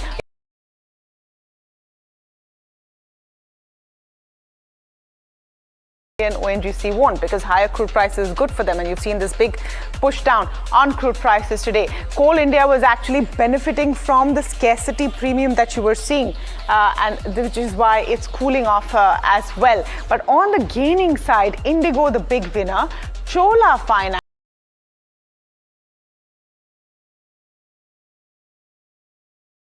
Overall, no point really going into too many individual stocks today, Alex, because it's all about a huge collective sigh of relief that the market is taking. That's what you're seeing reflecting on the screen right now. Yeah, absolutely. You said it, Tamanna. And in fact, it is required to revisit some of the calls that were taken before the market started, right? And I do want to go first to Kush Bora, because of the 3 stocks that he picked, Larsen was one of them, and he was talking about targets that are below what we are at right now. And so the question is, do you avoid a trade? Do you buy into it right now? If you were holding before the conflict, do you take some money off the table? What's the view? Yeah, so as things stand, if the call opens above the target for at least that day or for that duration, the call becomes null and void. So obviously that call is null and void. But if you'll recall for the last 2 sessions, this is a stock that we've highlighted, didn't turn into a call. But when we said, what do you buy, from the war-affected theme, Larsen made that cut. So if you've bought it as an investor from a medium-term perspective, you should very well continue to hold. You could obviously put your trailing stop losses in place close to the 38.50 mark. But from a medium to long-term perspective, definitely continue to hold. I won't be surprised, 4,400 thereabouts, the recent swing highs, very much on the Let me ask you this, and I will throw the question to Chandan as well. In this case, in Larsen's case, right, if you had bought even last week, you will possibly be making between 9 and 10% as of right now. If that is the case with a frontline stock, do you take some money off the table? No, you don't. You don't. Because the risk reward ratio is massively favorable, the momentum's begun, and there is still an upside to be had from here on another 8.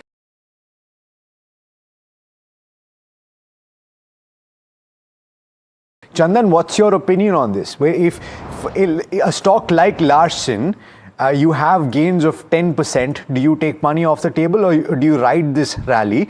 And if you were to extend that to the rest of the frontline stocks that are also gaining tremendously, do you take a little bit of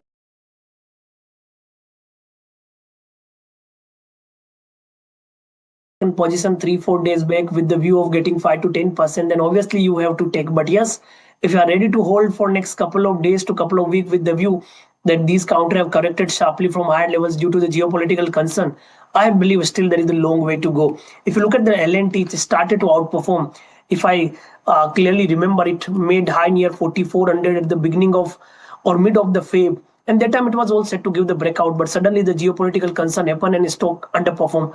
I believe LNT is long way because most of the other capital goods counter started to witness the resilience, whether you talk about ABB or Cummins. So I believe LNT has potential to move towards recent high or all-time high towards 44, 40 and much beyond. But yes, if you've taken position just couple of days with the hope of 8 to 10%, I think good time to book.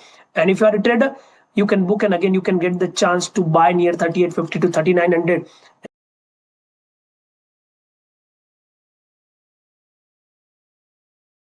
Quick questions.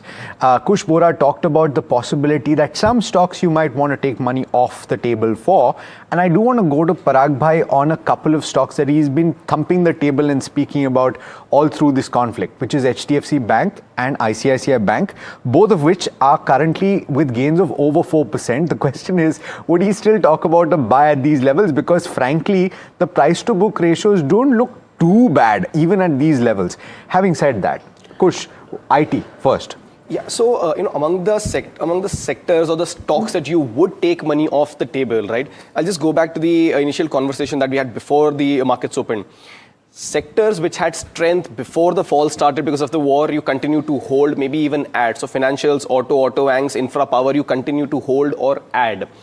Sectors which were beaten down way before the war started, realty and IT, I would take money off the table, especially if I bought it in this dip in particular, because that weakness might persist for some time. So realty, IT, if you've been holding, if you're making handsome profits right now for buying at lower levels, you should book profits. So basically, see, IT has anyway outperformed.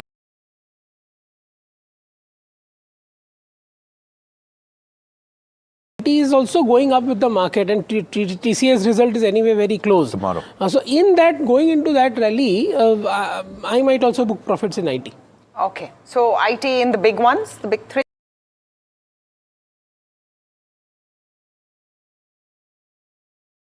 So, all right, should you book profits right now or just sit back and cheer is the question. Parag Thakur, Kush Bora, thank you so much for joining us today. Gurmeet Chadda joining in on the conversation this morning. He's managing partner and CIO, Complete Circle.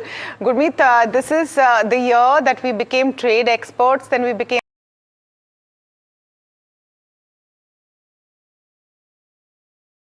at everything that's going on. Are you in the camp that we have just turned a corner, at least for Indian markets, where we have a far way to claw back from the hits that we've taken?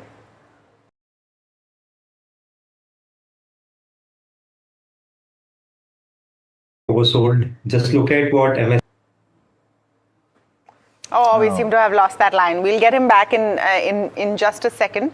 Hopefully the tech gods will be kind to us. But meanwhile, markets really showing that absolutely strong start for the morning. And it's,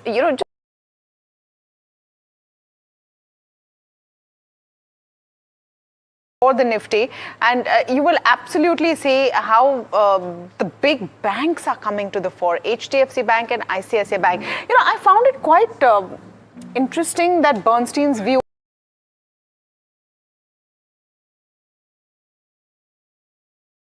No, I think it was noteworthy because it's not entirely wrong. I think that it's relevant because a lot of the problems that existed before the conflict continue to exist. And if there is a bounce for the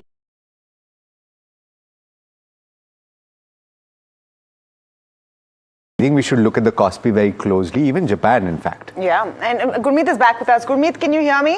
I think we kind of lost your line in the middle of that first response of yours. All right, do you want to take it on? Yeah. So,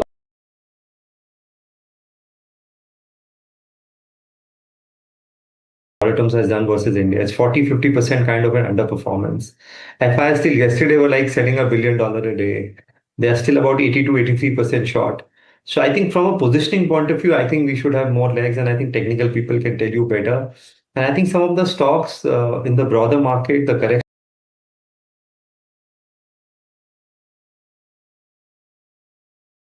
In small caps, you have stocks like 40-50% down. Look at something like an L&T that's moved like 15%, 20% in last week or so, went down to almost 3,200. Now it's kissing 4,000. So I think two strategies here. One, obviously the good quality names which got impacted because of Middle East.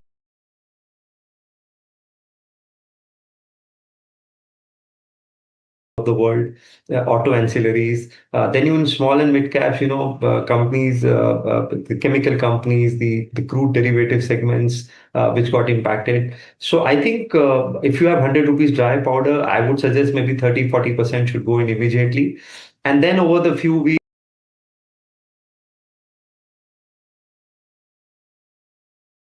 we don't know.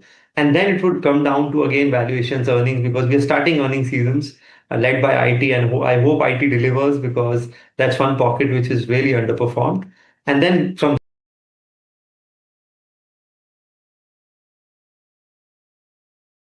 sitting on something.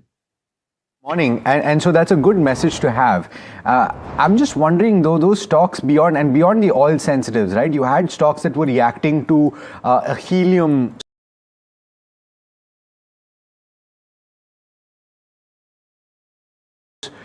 Because there are clear avenues for you to deploy. Financials, for example, you mentioned a Larsen, where a significant portion of its revenue pool is still comfortable and where it could benefit from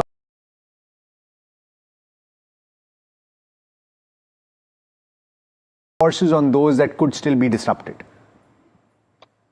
So not really. For example, supply chains. Anyways, as I said, you need to monitor the state of Hormuz in terms of the actual movement. Now, I think that's a critical model. Mind you, there is RBI policy today, and I think something more will be done to Rupee. Right now, what they have done is more short-term measures, which is forced selling of dollars by bank. I think what we have not seen is inward. One, the main issue is the foreign capital outflow. What RBI does, can we have an FCNRB kind of a scheme? I think maybe it's a little too early for it, but something would be done to encourage foreign capital inflows. And I think that to me could be another trigger. We already have so much FDI, which is supposed to come in BFSI space, almost to the tune of $10-11 billion. Second, I think I did some, travel to Nagpur and some defense areas and industrial areas. Huge inquiries on defense. Just to give you, for example, on ballistic missiles, India is just making about 120 to 130 missiles a year, the entire ecosystem. We need about 5,000. Right. Similarly, for example, each army unit now is supposed to have a Pinaka rocket. We have 21 regiments. Just about 6-7 have got them. Same for drones, anti-drone systems. We met and spoke to a lot of listed, unlisted players, including, for example, Solar, including Premier Explosives. We also went and met, interacted with some of the names like Azad Engineering. Huge demand. So anything to do with defense, precision engineering, capital goods, I think India stands to be a big beneficiary, irrespective of whatever the supply chain disruptions have been. Gurmeet, good morning. What do you do with the ones which have been first off the bat?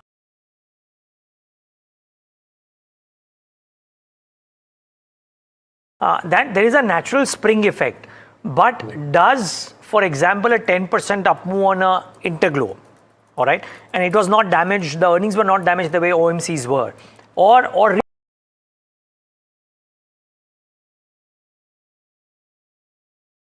hospital names which are down 30%. Do you buy any of them which have started between 5 and 10% higher today? Not really, Neeraj. As I said, in energy, I would rather still buy refiners, because that's one structural issue right now. Look at Reliance, just back at 1350. You don't really need to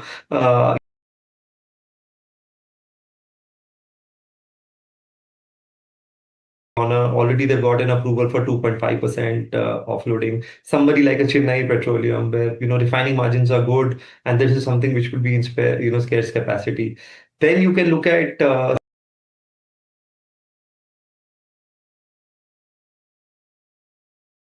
you got to be a little careful. We may still have something, right? It's just a ceasefire. I don't know what Israel does. So there's still bit of an if and but there, but something which is more structural, right? Where so on the consumption side, which is auto ancillaries. I think that's where you will get good earning support. You will.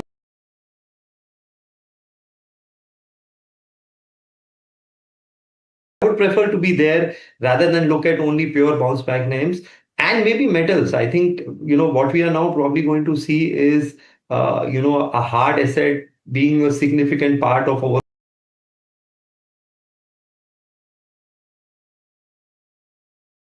opportunity you get. Have that as a portfolio insurance in the portfolio. Pankaj Murarka Johnson in the conversation as well. Pankaj, I remember a line from you earlier that don't confuse brain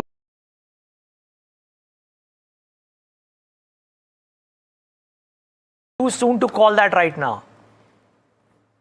I would argue probably this is a beginning of another leg in this ongoing bull market. I count that we are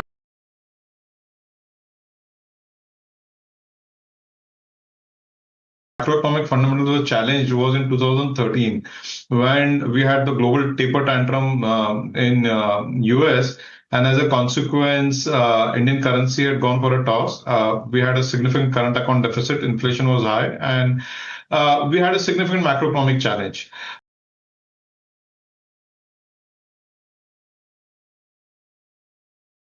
What is relevant is that once the shock ended, over the next 12 months, index was up by about 45%. The point I'm trying to make is whenever India gets these kind of macroeconomic shocks once in 12, 13 years, but when you get that, it's a great opportunity to buy into India. That's what I was calling out a week back when I was on your show, that don't look at the screen because the screen might look frightening. The screen is expressing capitulation. You have to look beyond the screen when you are in the midst of a crisis. The medium-term, long-term story of India remains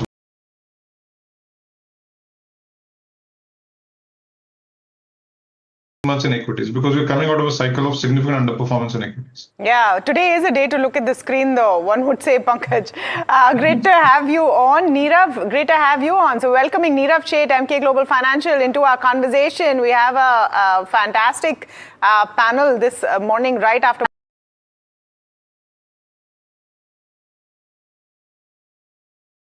had faith in India, but there was a moment there which was looking fairly scary. The fact is that a lot of top brokerages have lowered their Nifty outlook, they've lowered their GDP outlook for India, they've increased their inflation outlook.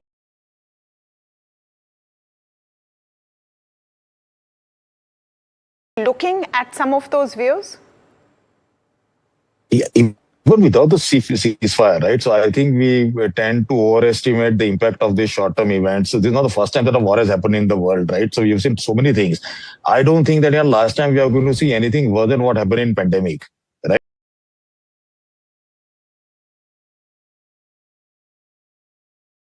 Three days, despite the global headlines was obviously getting, the narrative was something else. And the markets are fairly resilient. So markets are very, very forward-looking. So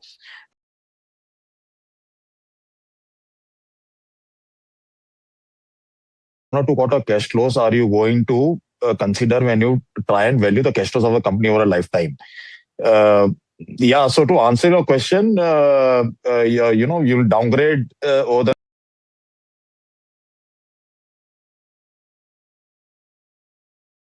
the de-rating leading into the war, you'll see a re-rating now. Even though earnings may catch up only after 2 quarters. And I'm fine with that. Okay, so all right, so that's an important point. Gurmeet, on that note,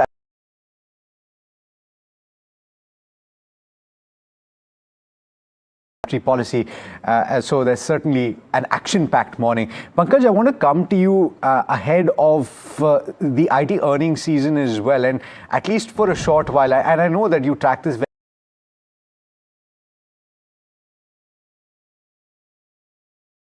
with this right now because it's not necessarily performed as some people might have anticipated. It got beaten down and got pulled back maybe amidst this conflict as a defensive buy.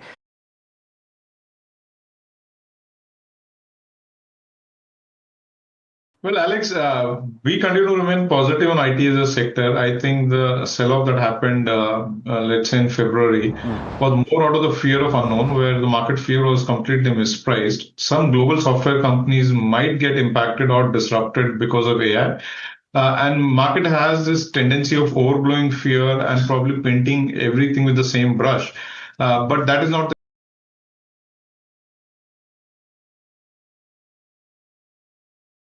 for IT services companies. So I think while you're right that in the last few weeks or months, IT has been a great defensive in a market which was otherwise challenged. But I think from a slightly more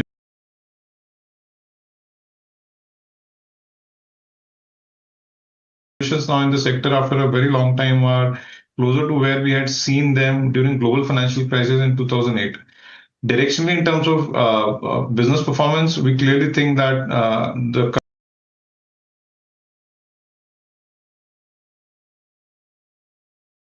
has been very strong for the sector as a whole over the last 4 or 6 quarters.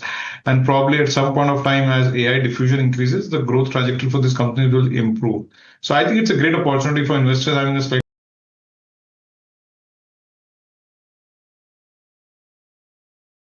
Would you look at financials favorably now?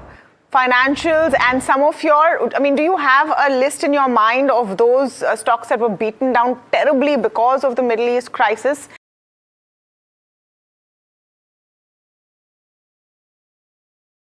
Very obvious to all, which will see an immediate rebound, because clearly the Strait of Hormuz is now going to be reopened and stay open in some form or fashion.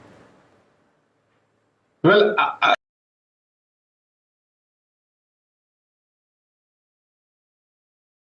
okay, having said that, I think financials is a must buy. What we've seen in the month of March was when you get, and it's very logical that when you get a macroeconomic shock, financials is the first sector in any economy to get hit, and we saw very sharp underperformance where financial.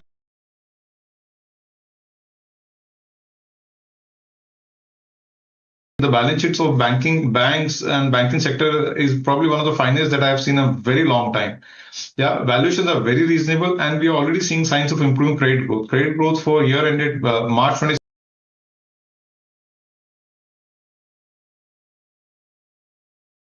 I think we are in the midst of a recovery as far as credit growth is concerned. So I think, and valuations are very reasonable in financials. So in that backdrop, definitely yes, I think financials is a must buy given the way the sector has been beaten.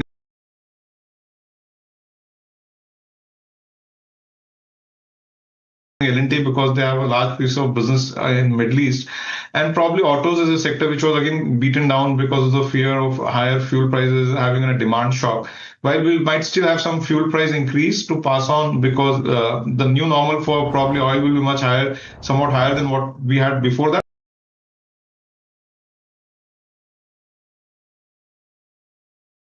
Auto hangs, so I see a lot of opportunities there as well. Pankaj, it's a little tough to believe when Pankaj Murarka comes and says, I don't have money to invest. But because he's fully invested. Yeah, he's fully invested. That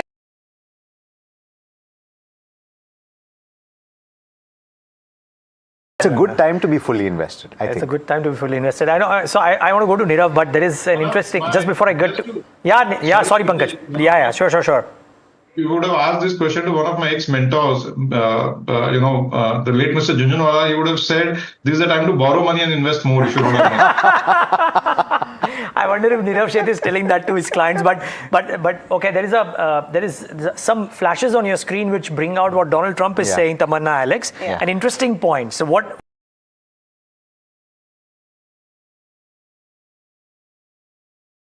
Donald Trump saying that. He has already made it possibly. Okay, another thing that stood out for me, we're reading out what he's saying. Big day for world peace. Iran wants it to happen. They've had enough. Likewise, so has everyone else.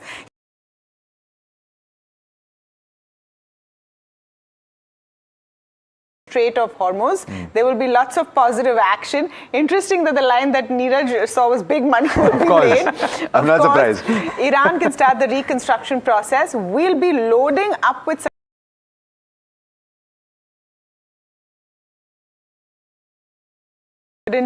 that it will. Just like we're experiencing in the US, this could be the golden age of the Middle East. I mean, I'm surprised the one line is missing. I know, I was just going to say, thank you for your attention to this matter.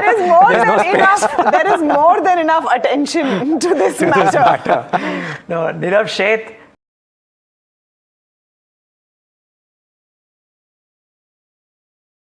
That have now come in the last 24 hours, if you will. Israel did it 3 days back as well, that our objectives are achieved. Do you believe, and it's all a hypothesis, right, Nirav? Are you making that hypothesis that this is the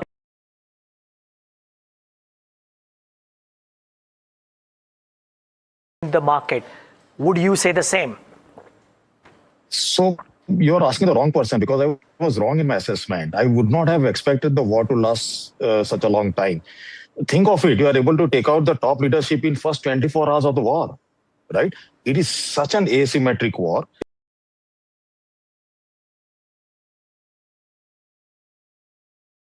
There is no doubt about it. You're just trying to avoid any civilian casualties. So this has defied out logic, no matter what, right? So, and please, at least the way I look at it, right, is that Iran doesn't have a chance to survive this. The only thing that you are trying to legitimately do is that when a ceasefire is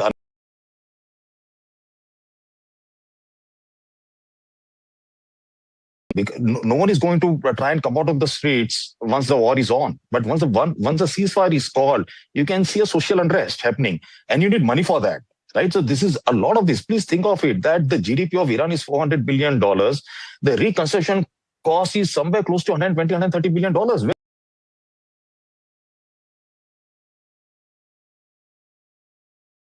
I'm completely in sync with what Pankaj says, that you should be borrowing and putting the money right now. And for all you know, the markets could again tank for 2 or 3% tomorrow, depending on what happens after the next 15 days.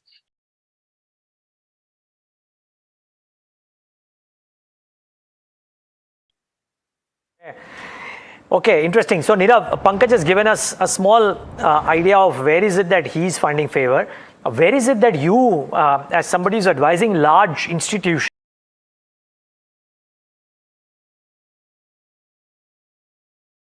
thing that I differ with Pankaj in my view is that I am still very terribly bullish on IT. So anything that gets disrupted, I don't even bother to look at valuations. Nirav, I must say, sorry to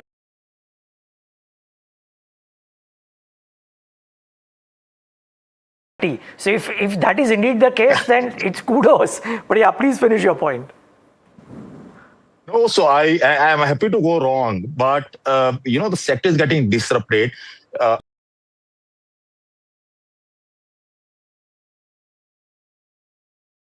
That is something real, that is profound, that will change.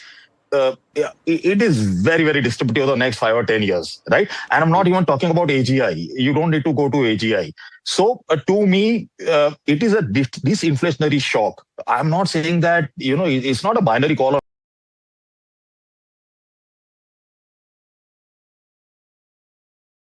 So you'll have disinflationary impact, and then you'll have some volume uptake. But they have become X growth as far as I'm concerned. So, right. So this is all we're trying to focus the future.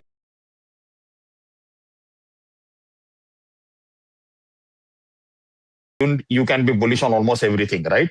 And please understand that you can also now try and start looking at bottom-up stories. As a matter of fact, L&T, I think, could get significantly, because you would expect now bidder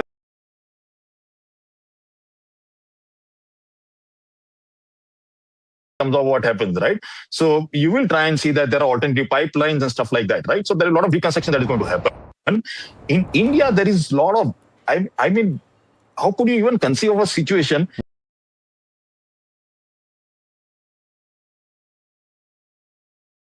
India? So there will so all these things going to come in. There will be a lot of things that change in the interim.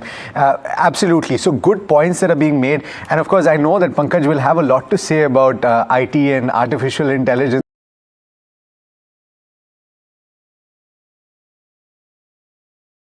The coverage of the Reserve Bank of India's monetary policy review, which we've kind of pushed to the back burner for a short while. Thank you so much, gentlemen, for taking the time. Pleasure speaking with you as always. We have to slip.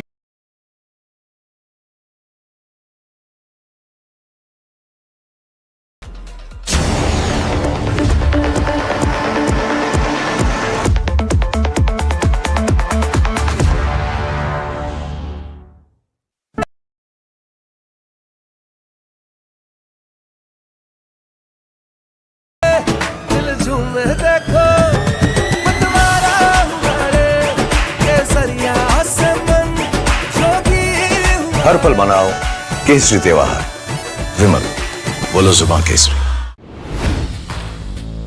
Hi, I'm Tamanna Inamdar. Watch me on NDTV Profit, where I break down the day's biggest business stories. What happened, why it matters, and what it means for your money. Hi, I'm Neeraj Shah. Watch me on NDTV Profit for the most incisive market intelligence and meaningful corporate conversations. And I'm Alex Matthew. Markets, mutual funds, insurance, personal finance. I help you cut through the noise and make smarter financial choices. And here's where you can watch us.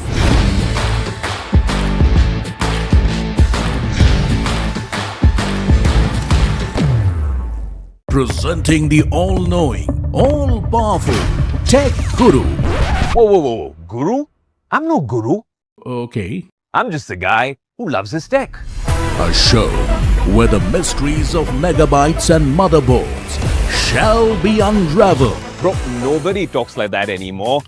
This is all about connected ecosystems, EVs and AI that you can use in your daily life. That's what we do on Tech 360. Real talk, real reviews, tech that you can actually use.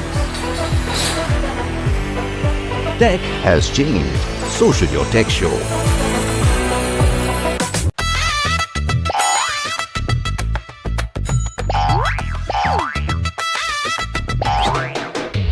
To understand the Tamil Nadu twist, join me in the midst of our people, language and politics.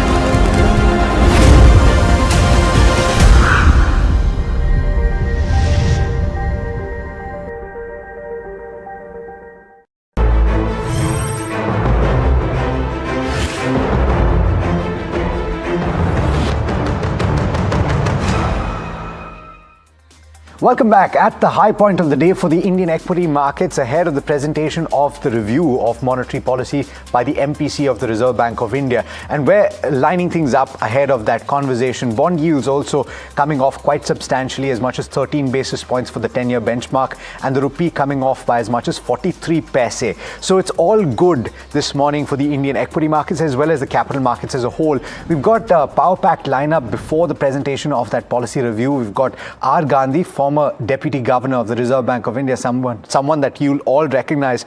And we've got Garima Kapoor as well, economist and Senior Vice President at Elara Capital. Thank you so much to the both of you for taking the time. Let me go across to you, Mr. Gandhi, just to get a sense of what the Reserve Bank of India's tone and tenor is likely to be, not just on monetary policy, but also on currency management, because that has been absolutely key in this conflict.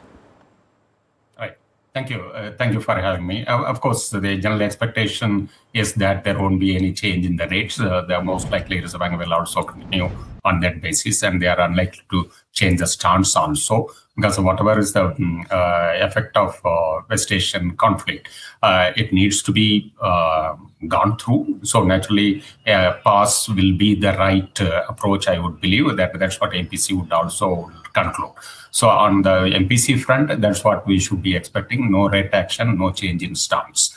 Then about the growth and other thing, let us see what is their models predict for the next coming quarters, both growth and inflation forecast.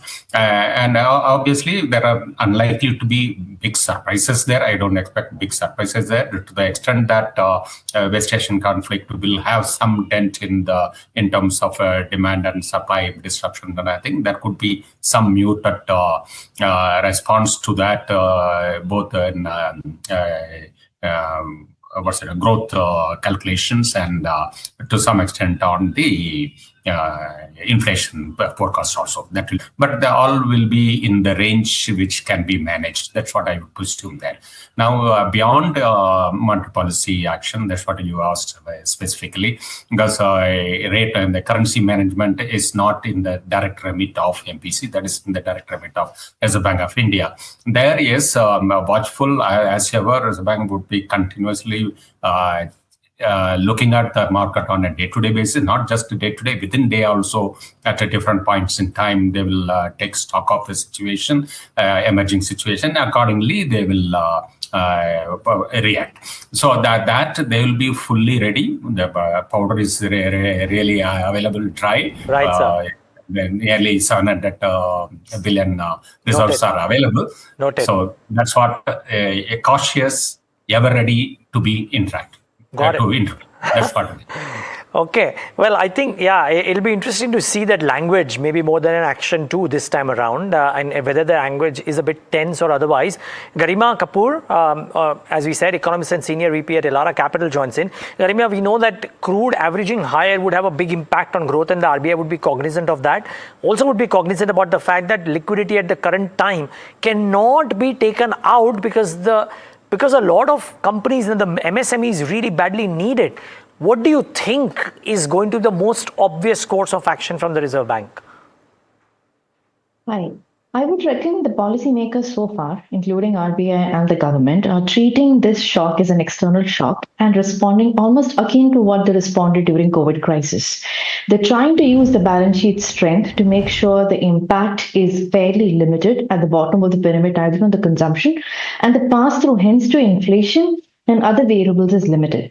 In my assumption, because RBI started with a baseline assumption of 88 to the rupee in the monetary policy report and 70 to the crude oil, nearly these assumptions are now completely outdated in the line of the new reality. Even if you assume that the truce or the ceasefire extends into a complete stoppage of war, the normalization of energy markets is going to take at least a quarter. So we're looking at oil prices and gas prices settling much higher than what they settled in the pre-war period, even if the war was to escalation was to come to a complete halt from now. So I do see there is an upside both to inflation as well as a slight downside to growth. But remember, it is very difficult for a central banker to present an outcome basis one single scenario. So they're likely to use a more differentiated scenario and likely to give probably a forecast either in the range or with a baseline that if different assumptions were to be taken into consideration for both oil and gas, where would we stand in terms of growth as well as inflation? Garima, hi, very good morning. Tamanna here. Do you see more, I would say, rupee saving measures coming out from the RBI? And what do you expect to hear from the governor in his speech, which starts in a few minutes, vis-a-vis the rupee? Because the rupee was in that trajectory even before the crisis made it worse. Hi, Tamanna. I think the measures that RBI took early last week and then later last week relating to net open positions to curtail the speculative attack on the rupee, I would say they were fairly aggressive, far more aggressive than they have taken in recent times. If there is natural expectation that now the war is going to subside and de-escalation is the path here on, rupee has a natural floor. But remember, here we're talking about a new normal where current account deficit is no longer going to be 1% or sub 1% below. So we're looking at a funding which is going to be challenging. We were struggling with funding even 1% current account deficit. Now you were looking at a current account deficit in upwards of 1.5 to 1.7%, even if the war ends. We are going to probably look at whether FPIs and FDI resume as quickly as we anticipated. And there's going to be some earnings cut, which is likely in the first quarter as well. So there is going to be pressure on the rupee, which is structural. Just that the de-escalation keeps the range much more subdued. And hence, I think rupee should trade anywhere between 93 to 95 in the near term, even with the de-escalation scenario. Got it. All right. We're also joined by Jayesh Mehta, Vice Chairman and CEO of DSP Finance. And Jayesh, very good morning to you. We're speaking about the currency as well, very prominently ahead of the presentation of the review. What's the view on the move today, though? I think till 10th December, as the unwinding happened, definitely there is pressure on selling, and that selling will continue. And I think, as the previous speaker was saying, we will have to see, in spite of this respite, do we see FPI flows coming in or not, right? That, I think, if that continues, like before, which is just before the war, 3,000, 4,000 crores every day, I think that's a problem. That needs to be plugged at some point of time. It needs to be plugged somewhere. Jayesh, in terms of measures that RBI can take to plug in that point, because from what we're hearing and the conversations we're having, that FIIs are not going to come back anytime soon. Maybe the outflows or the extent of outflows may come down, but the reverse process is not going to start anytime soon necessarily. We don't need that. We just need to stop the outflow, right? It's like almost 3,000 crores a day, which is like almost $4.5 billion a month, which is more as equivalent to gold, or maybe $50 increase in crude was $60 billion a year. This is like $50 billion a year. So I think that's something we need to see how we can at least stop it. We don't even need the flow, but at least that outflow needs to stop. And that's need to really looked into. So Gandhi, just wanted to get a sense from you. I know we're speaking in the context of a ceasefire right now, crude coming off, but the fact is that crude is still closer to $100 a barrel versus $65, $70 a barrel. Inflation targeting is something that you're going to be hearing or hoping to hear from the RBI in terms of clarity?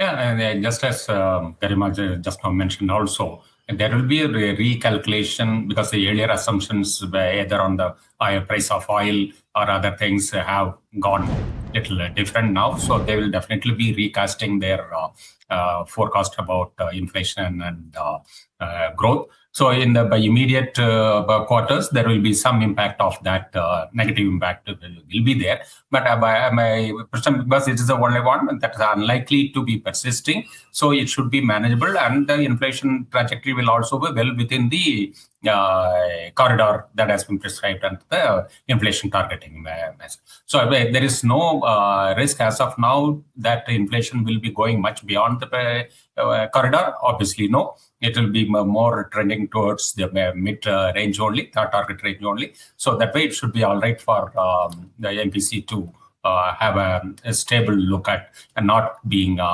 perceiving any serious damage so quickly. That is unlikely. So the inflation targeting will continue. That I don't think anybody will have a now there's an argument that we should have a different philosophy for managing inflation. On the point of the currency, Mr. Gandhi, just wondering on the toolkit that the Reserve Bank of India has, it hasn't necessarily had to use tools that it has used, say for example in 2013 or thereabouts, right? Do you anticipate that will need to take place? Everything depends upon how far quickly we are able to restore near about normalcy in the forex market. As just now Jay also mentioned that if the outflows have been curbed because of the developments both in the political economic scenario and otherwise, then such measures one will not definitely be needing it. So if the situation worsens and if it has to be much more stronger action is needed, that's where RBI will dip into further tools within their kitty. As of now, whatever they have done in the past 2 weeks, based on that, Rupee has reacted, retraced its strength, volatility has come down. To that extent, it is responding. So I don't think immediately there is a need to further aggravate aggravating tools to be used. That depends upon further evolving situation only. We have less than a minute left, but Jayesh Mehta, that one measure that you would want to be seen from the Reserve Bank, either in statement or in action today? No, I think just the confidence, I think the growth focus is something what we should look at rather than everybody focusing on inflation. So maybe if they say growth focus, that should be good. Okay, growth focus. Garima, very quickly, 10 seconds to go. Your top measure. I think comfort on liquidity, because that is most crucial. You do not want the financial conditions to tighten. Yeah, I think that's important, guys, isn't it? Because the MSME sector is clearly struggling for liquidity, and you want the Reserve Bank to not do anything until it's there. And namaskar. Yeah. Let me welcome you all to the first policy of this financial year. At a time when the global economy is facing unprecedented challenges, from heightened geopolitical tensions, the conflict in West Asia, for which a temporary ceasefire was announced today, and the disruption in global supply chains. Before the outbreak of the West Asia conflict, India's macroeconomic fundamentals exuded confidence with buoyant growth and low inflation. Conditions, however, turned adverse in March with the widening of the conflict zone and its intensification. The fundamentals of the Indian economy are on a stronger footing at the current juncture than it was in previous crisis episodes, as well as relative to many other economies, providing it with greater resilience to withstand shocks. Global growth faces increasing downside risks as the sharp rise in energy prices and shortages, some of which we saw a correction today in the prices of energy, and shortages of inputs for various industries have stoked inflation fears and pushed up the geopolitical risk premium in the oil markets. Heightened uncertainty precipitated by the ongoing conflict is weighing on the outlook. Safe haven flows have exerted depreciation pressure on currencies of major economies as the US dollar strengthened, while commodity prices such as of metal and gold have moderated. Financial markets have become more volatile. Equities registered a broad-based correction. Sovereign bond yields, already elevated due to long-run fiscal sustainability concerns, driven by inflation fears, have hardened across major economies. I now come to the decision of the Monetary Policy Committee. The Monetary Policy Committee met on 6th, 7th, and briefly today in the morning of April to deliberate and decide on the policy repo rate. After a detailed assessment of the evolving macroeconomic and financial developments and the outlook, the MPC voted unanimously to keep the policy repo rate unchanged under the liquidity facility at 5.25%. Consequently, the STF rate remains at 5% and the MSF rate and the bank rate at 5.5%. The MPC also decided to continue with the neutral stance. I shall now briefly state the rationale for these decisions of the MPC. The MPC noted that since the last policy meeting, geopolitical uncertainties have heightened significantly. Headline inflation remains contained and below the target.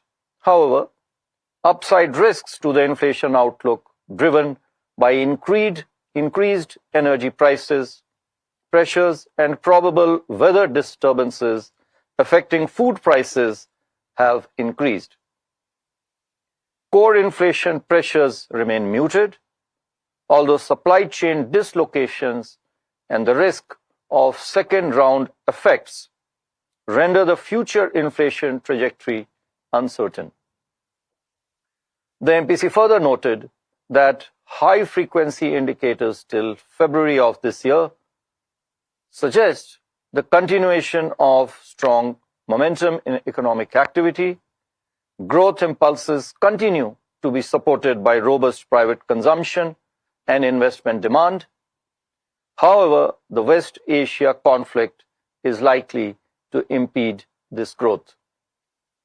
Higher input costs associated with increase in energy prices and international freight and insurance costs, along with supply chain disruptions that could constrain availability of key inputs for downstream sectors, would impair growth. The government has taken several measures targeted at supporting exports and protecting supply chains. This should mitigate the adverse impact of the conflict. The MPC opined that the intensity and the duration of the conflict, as well as the resultant damage to the energy and other infrastructure, add risk to the inflation and growth outlooks. However, the fundamentals of the Indian economy are on a stronger footing, providing it with greater resilience to withstand shocks now than in the past. It also noted that the economy is confronted with a supply shock. It felt, therefore, prudent to wait and watch the changing circumstances and the evolving growth inflation outlook. Accordingly, the MPC voted to keep the policy repo rate unchanged, even as it remains vigilant, closely monitoring incoming information and assessing the balance of risks. The MPC also decided to continue with a neutral stance, retaining the flexibility to respond judiciously to incoming information. Before I provide an assessment of growth and inflation now, let me briefly elucidate on the channels of conflict.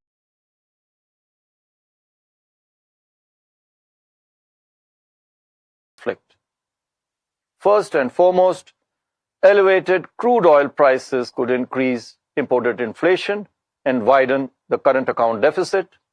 Second,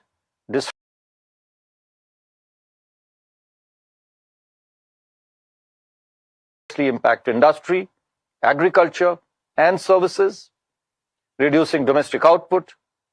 Third, heightened uncertainty, increased risk aversion, and safe haven demand could impact domestic liquidity conditions, economic activity, consumption, and investment.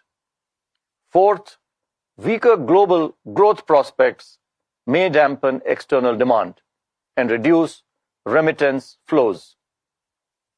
Finally, adverse spillovers from global financial markets could tighten domestic financial conditions and raise the cost of borrowing, some of which we have already witnessed. Overall, the initial supply shock can potentially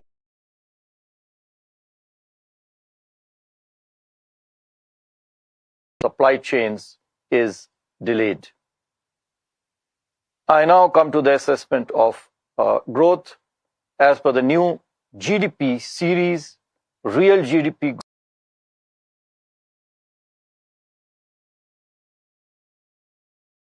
corroborates the underlying strong momentum in economic activity supported by robust consumption and investment amidst supportive policy measures, ongoing structural reforms, and favorable financial conditions.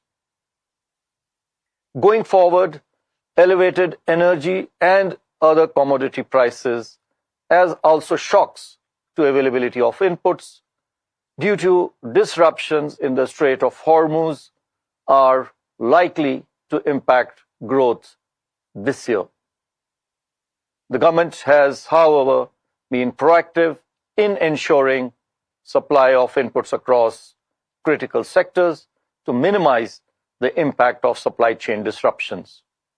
On the other hand, sustained momentum in services sector, persisting impact of GST rationalization, which was carried out last year, and the healthy balance sheets of financial institutions and corporates should continue to support economic activity. The agricultural sector's prospects are supported by healthy reservoir levels. Business expectations remain optimistic, and leading indicators point towards continued resilience in manufacturing and services sectors. Moreover, the government's focus on scaling up domestic manufacturing in several strategic and frontier sectors augurs well for India's ensuing growth trajectory. On the demand side, private consumption this year is expected to be supported by discretionary spending. Rural demand remains robust. It should gain further traction on the back of favorable agricultural conditions and a healthy labor market. Urban consumption is likely to strengthen further, aided by the beneficial impact of GST rationalization and the buoyant services activity. While the government's thrust on infrastructure spending continues, the revival in private sector investment is expected to sustain on the back of high capacity utilization, strong credit growth, and benign financial conditions. On the external front, merchandise exports could be adversely impacted from disruptions to key shipping routes, the concomitant rise in freight and insurance costs, and lower global demand on account of the conflict. However, merchandise exports may benefit from the recent trade agreements, many of which were signed last year, and few of them are now in implementation, and others to become operational hopefully this year, while services exports are expected to remain resilient. Taking all these factors into consideration, real GDP growth for this year is projected at 6.9%, with Q1 at 6.8, Q2 at 6.7, Q3 at 7, and Q4 at 7.2%. Further escalation and wider spread of the conflict, as of now, of course, we have a ceasefire, heightened volatility in global financial markets, and weather-related events, however, weigh on the domestic growth outlook. Risks to the baseline projections are tilted to the downside, with uncertainty remaining elevated due to the ongoing West Asia conflict. Coming to inflation, in January, February, headline inflation continued to remain below target. It was 2.7% and 3.2% respectively, with food group recording inflation. It was in deflation mode, as you are aware, in the previous 4 months up to December. Inflation in fuel terms was modest, core inflation at 3.7%, and the underlying price pressures benign, as evident from the much lower core inflation if you exclude precious metals. Turning to the inflation outlook, recent spikes in energy prices due to the conflict have emerged as a risk, although retail prices of petrol and diesel have remained unchanged so far. The pass-through of higher global energy prices has resulted in some price increases in a few other fuel items. Food price outlook remains comfortable in the near term, with a robust Rabi production that we had, adequate reservoir levels which would help agricultural activity, and comfortable buffer stocks of food grains. The likely emergence of El Nino conditions could pose a risk. Considering all these factors, CPI inflation this year is projected at 4.6%, with Q1 at 4, Q2 at 4.4, Q3 at 5.2, and then going down in Q4 to 4.7%. Core projection is projected at 4.4%. We are doing this for the first time, as has been the demand from some quarters.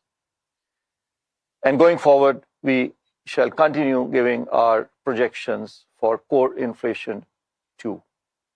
Excluding precious metals, core inflation is even lower, indicating that underlying inflation pressures are expected to remain contained.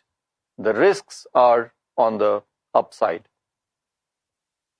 I shall now speak about the external sector. Global trade is expected to witness a slowdown in growth during 2026 as compared to 2025. This is due to the lingering tariff-related uncertainties, despite the Supreme Court judgment, ongoing West Asia conflict, and elevated energy prices. India's merchandise exports contracted by 0.2% during the first 2 months of this year on a year-on-year basis. This was a result of export contraction in key markets. Merchandise imports, on the other hand, recorded a double-digit growth of more than 22%. This is largely driven by higher gold imports. As a result, there was a widening of the trade deficit.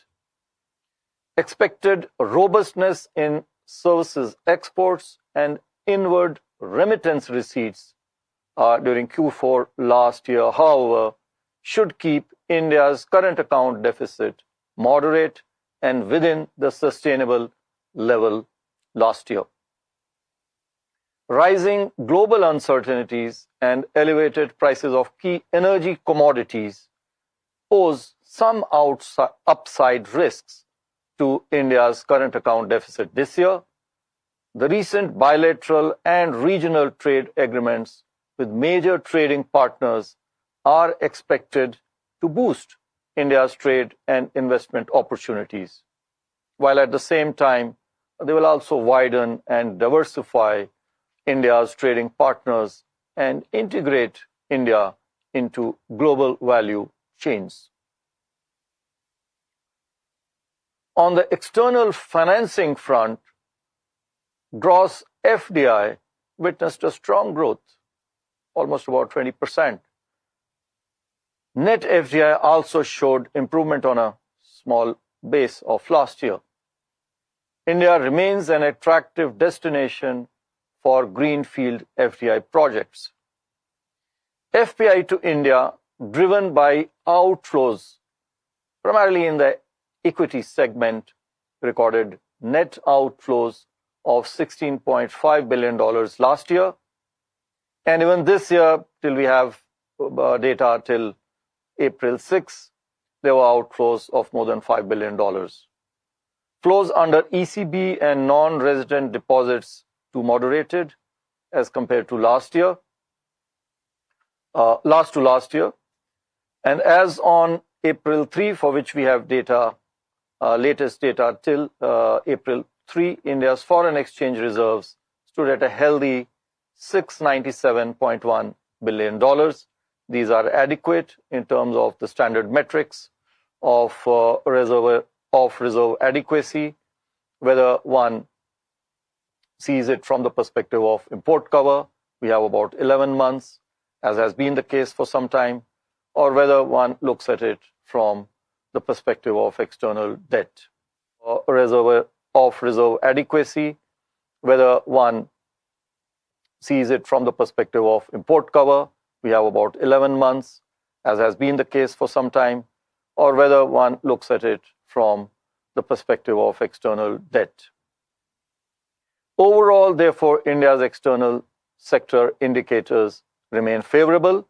Nonetheless, elevated global geopolitical, trade, investment uncertainties require a continuous vigil of the evolving developments.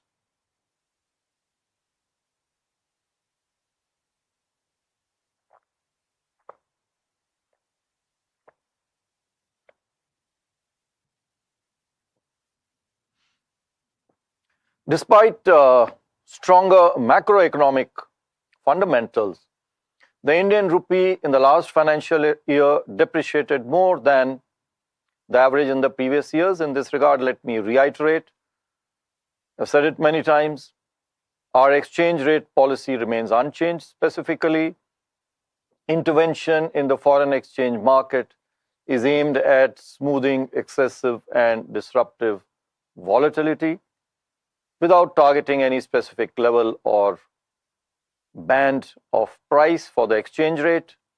This is consistent with our long-standing policy of exchange rates being market determined. And we in the RBI stand committed to this policy and would judiciously continue to contain excessive or disruptive volatility to ensure that self-fulfilling expectations do not exacerbate currency movements beyond what is warranted by fundamentals. I shall now be speaking on the liquidity and the financial market conditions. System liquidity, as measured by the net position under the LAF, stood at an average daily surplus of 2.3 lakh crore rupees since the last MPC meeting. The Walker since then has traded in the lower half of the corridor except towards end March, which is an yearly phenomenon. Short-term money market rates, especially those of CPs and CDs, commercial paper and certificates of deposit, they remained elevated. G-Sec yields remained largely range-bound with a softening bias in February. But thereafter, on account of the ongoing conflict, they hardened, as did the global yields, along with the rise in the energy prices. Transmission in the credit market has remained satisfactory. To ensure sufficient liquidity in the banking system, the Reserve Bank proactively undertook durable and transient liquidity measures. Going ahead, we will continue to be proactive and preemptive in liquidity management and ensure sufficient liquidity in the banking system to meet the productive requirements of the economy. As for the financial parameters of the banks and the NBFCs, let me inform all of you that the parameters related to capital adequacy, liquidity, asset quality, and profitability of the scheduled commercial banks continue to remain healthy. Similarly, the system-level parameters of NBFCs too are sound, with adequate capital and improved GNPA ratios. As per the latest available data, credit from all sources, not only bank but also non-bank and others, grew at 14.3% YOY. This is in comparison to the 11.7% growth that was witnessed a year ago. Bank credit growth too maintained its upward trajectory. You are aware it had gone down to about 9% in mid-2025. Moreover, it has remained broad-based. I shall now, as has been the practice, announce some measures related to some additional measures. They relate to ease of doing business, capital adequacy for banks, and market developments for one of the segments. I have three measures for promoting ease of doing business. First, to facilitate better utilization of bank board's time. This has been a request from the banks. We have done a comprehensive review of all our extant instructions, which are spread over various directions and regulations. And we propose to now revise and rationalize the matters which require attention of the board. Hopefully, this will result in the board being able to divert more time on policy matters, leaving operational matters to the management. Second, you would recall that we had recently in 2025 done a detailed exercise to consolidate over 9,000 regulatory instructions into 238 master directions. Now, a similar consolidated exercise has been completed for all our supervisory instructions, and we shall be issuing the consolidated instructions in this regard. Third, to facilitate ease of doing business by MSMEs, we propose to dispense with the requirement of due diligence while onboarding them on to various TREDS platforms. For capital adequacy of banks, there are two measures proposed. First, it is proposed to remove the condition regarding NPA provisioning for inclusion of quarterly profits in their CRAR computation. Second, in view of the developments in prudential framework over the years, it is proposed to dispense with the requirement which was laid down a few years ago to maintain an investment fluctuation reserve as an additional buffer to hedge against depreciation in the value of investments. For further development of the term money market, there is one measure, as I mentioned. We have decided to permit certain additional categories of non-bank entities in this market segment. You would be aware only banks and standalone primary dealers or SPDs are today eligible to participate in this market. We are also enhancing the borrowing limit of the standalone primary dealers in the term money market. To conclude, global economic conditions and sentiments have soured after the outbreak of the West Asia conflict. These have adversely impacted the growth inflation outlook. As reiterated before, we shall remain vigilant of the evolving situation and put in place policies that prioritize the best interest of the economy. Thank you, Namaskar, and Jai Hind. All right, so I wonder if there was any last-minute tweaks to that speech because of the ceasefire that was announced by the RBI Governor, possibly in just one line where he says, okay, now we have a ceasefire. On expected lines, no changes in the repo rate, stance remains at neutral. What stood out for me is that the growth targets have actually been upped, and it's at 6.9% for FY27.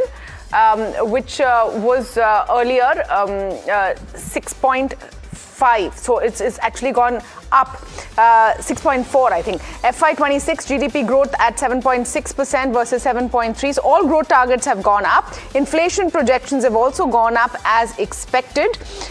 So you've had one up move over there, and maybe inflation targets you can't completely compare because the series is also changed. The CPI series has been changed.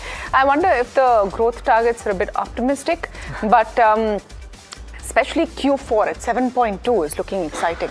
Yeah, and for FY27 as well, Tamanna, you're right, 6.9% versus the optimistic estimates were 7%. And I remember Pranjal Bhandari telling us that if crude were to average higher, 6.4. Just one very important line to my mind. He mentioned that we'll ensure sufficient liquidity to meet product needs of the economy and to be proactive and preemptive in liquidity management. So important at the current point of time. Yeah, there's a fund that has been like cooled off for banks as well, so that is also important and quite necessary. Basically, there's an investment fluctuation reserve that banks have to keep, and the RBI has proposed to dispense with the bank's requirement to maintain that reserve. So a little bit of ease being given to banks as well. I mean, the Bank Nifty was already doing well, but now about 5% up. So a lot to cheer over there. Tanvi Gupta Jain joining in, Chief India Economist at UBS Securities. With us on the conversation now, Anurag Mittal, Senior Executive Vice President and Head Fixed Income at UTI AMC with us, as is Radhika Rao, Senior Economist and Executive Director, Group Research at DBS Bank. Welcome to all of you. Mr. Rao, I'm going to start with your first comments. Expected as neutral, but just the growth projections which came in, how did you see that? Hi, good morning. I think, certainly. I think it was a sign of judicious policy approach, I would think, given developments are changing by the day, if not by the hour. And in terms of the forecast, I think in the last fiscal meeting, the new GDP series and the new inflation series were expected to be announced. So they really didn't give any specific numbers. So from that point of view, I think they are looking at, so if you see fiscal 26 is at 7.6, very much in line with what the GDP numbers were announced by the government.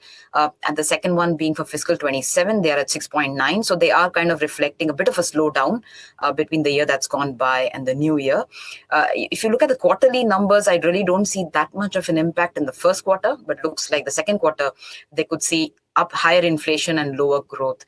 So kind of, expecting price pressures to show with a bit of lag. So overall, I would say not too far from, I think they're trying to give a sense of an impact, but not too much. At this point, our inflation numbers kind of match what the central banks are at 4.6 for the full year of fiscal 27.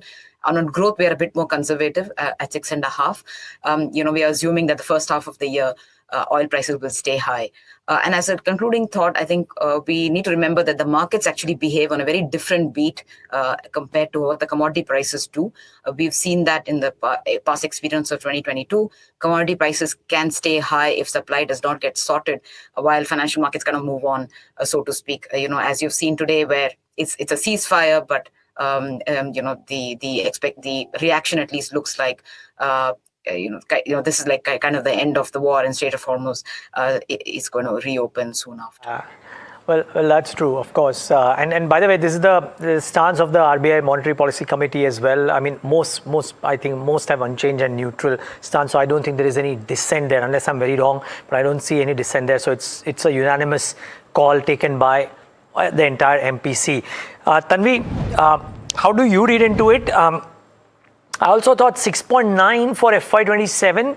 Maybe a tad optimistic, but the RBI, of course, knows more than what I do. How do you think of that? And any other measure, particularly on the liquidity side, where the RBI seems to have assured the street that enough measures will be taken to ensure liquidity stays? So I would say the overnight good news on the ceasefire would have definitely, gave some guidance to the RBI, because the policy I thought was quite balanced. It was more like a wait and watch approach. The RBI definitely sounded cautious because the situation keeps on unfolding.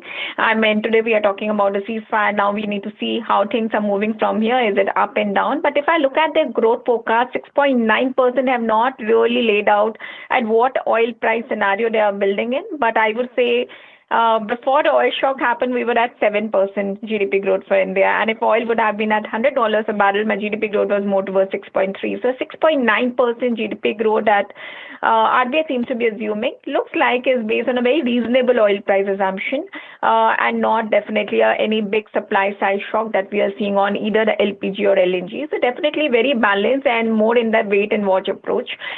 Inflation forecast, I think, again looks 4.6%, taking into account some oil price risk, some concerns about weather disruptions. Again, not very, I would say, over the top. Before the oil shock, we were at 4.3. We were looking at number can even go at 5. So I think RBI is somewhere in between. So not at $100 barrel oil and not at $70 barrel oil. Looks like in the assumptions. But clearly, I mean, right now liquidity is comfortable, but we all know what we are or what we were seeing in the last 2 weeks on the external situation. And external vulnerability indicators have kind of come to the forefront.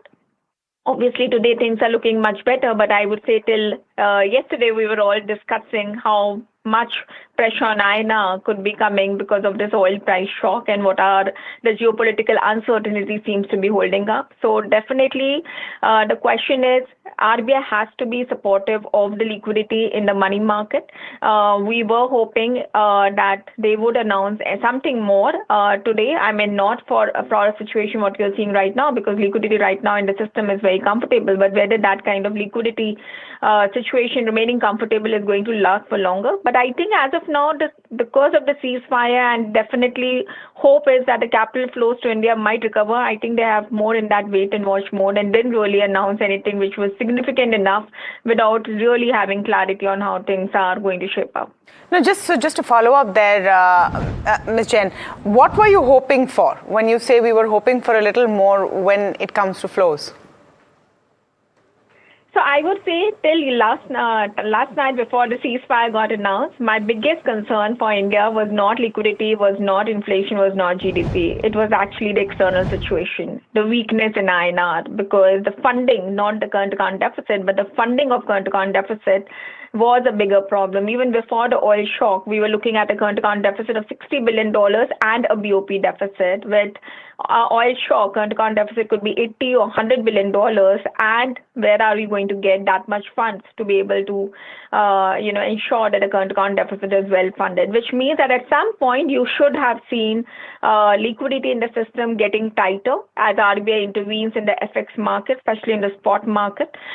We would have expected, not for the near term, but some more clarity whether RBI will be supporting the market through OMOs and FX buy-sell swaps to ensure that, the currency as well as the liquidity conditions, not only from the near term, but also from a 3-month point of view, or at least from the next policy point of view, are actually taken care well.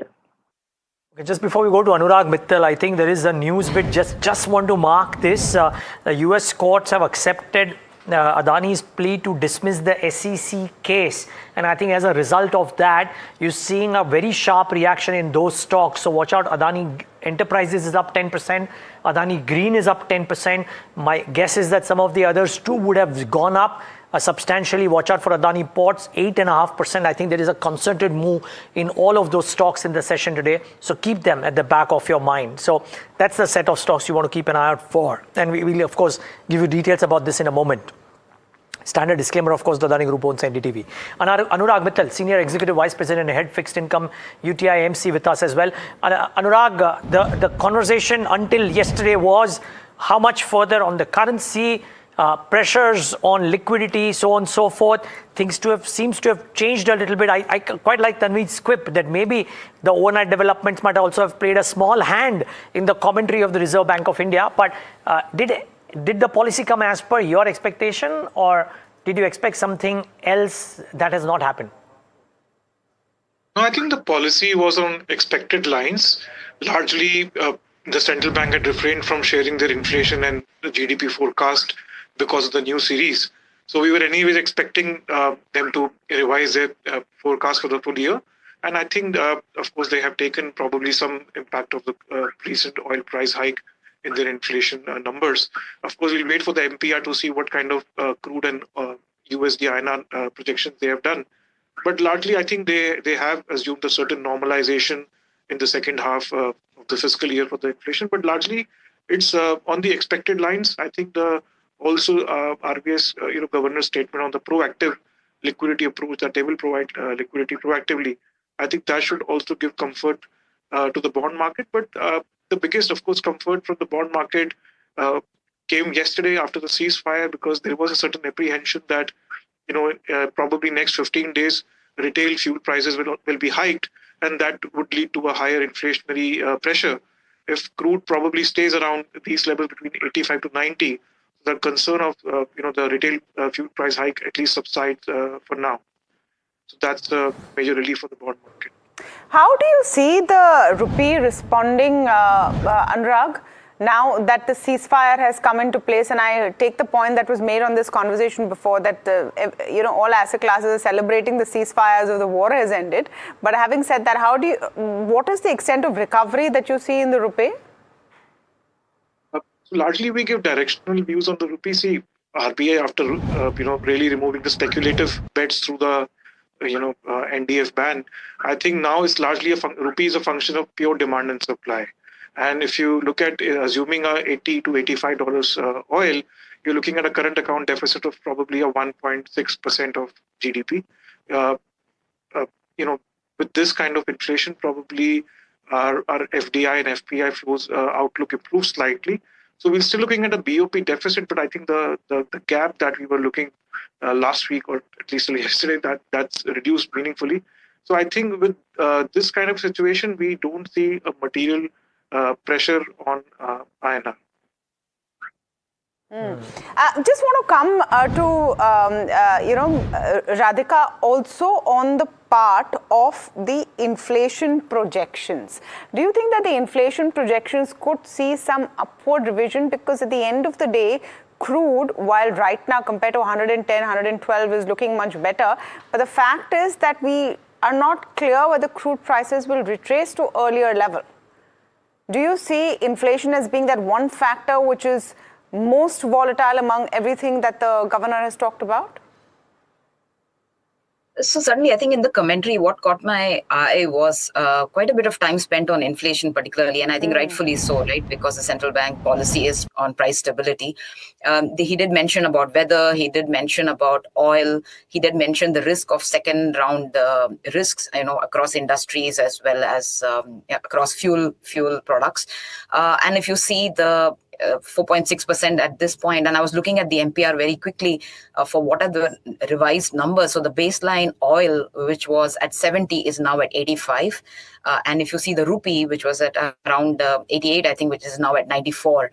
So they have assumed about 20% increase in oil throughout the year. And I think that's why you can see that the growth numbers and the inflation numbers have been trimmed a bit, but not too much. Growth numbers trimmed and inflation added on. So coming back to inflation question, our number is also at 4.6%. Again, we should remember that this is the first month of the new fiscal year. So we are making a lot of assumptions in terms of how far oil prices will stay high, how far this will last.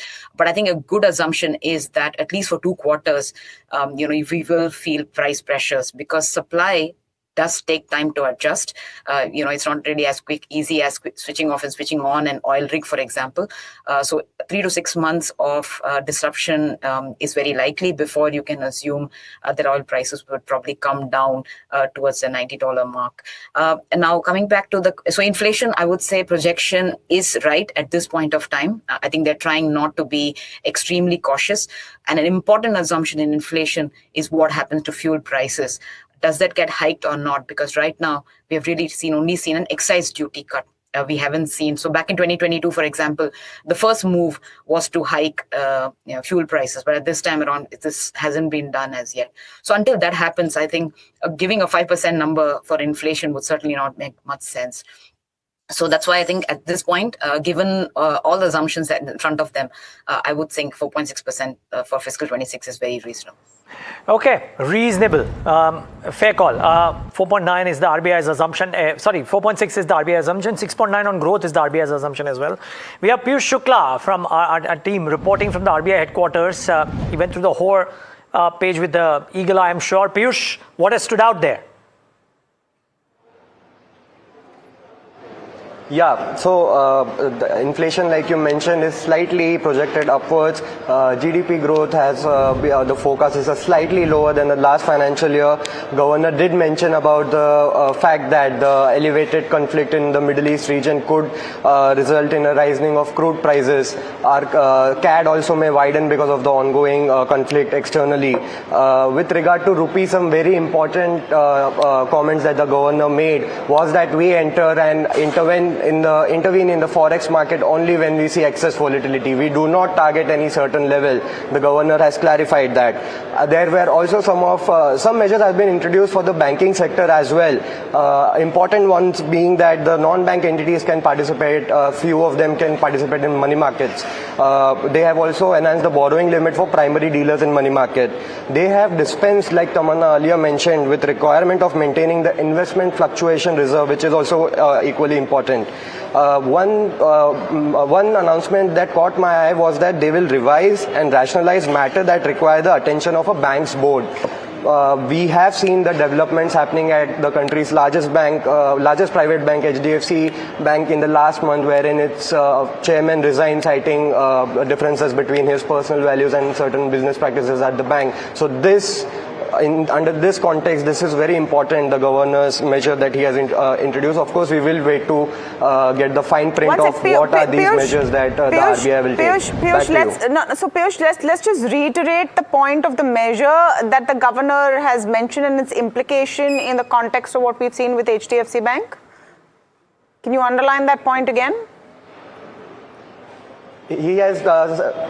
Tamanna, that is the understanding that we get, at least from the initial remark that he has made in the statement, that they will revise and rationalize matter that require the attention of a bank's board. And as we understand, the former chairman had flagged certain issues that were discussed, and he was not content with certain business practices. So we need to see the finer print, Tamanna, but the broader context, I believe, is with regard to this. And we have seen other private banks also, some of the board room dramas in IndusInd as well. So this is one of the things that is major that was spoken about today. So as I'm understanding it correctly, it's the RBI saying that they will rationalize what matters should be taken up by the board of the bank. Am I correct? That's right, Tamanna. Okay. So that is crucial, because the bone of contention in this case was also about why none of this has been brought to the bank's board. What is the role of the bank's board and all of that? Today, though, of course, HDFC Bank about 5% up, as is the entire market because of what we're seeing. Tanvi, just want to come to you on the possible headwinds we could see, which could spoil the picture. And the obvious one, of course, is a sliding back to a situation where the ceasefire doesn't last, and any of this could happen, that we come back to an escalatory tone, which is quite frightening, like we saw last evening before things seem to have eased up. But as far as India is concerned, how big a part does monsoon also play? What are the other factors that we need to look out as potential headwinds for our economy?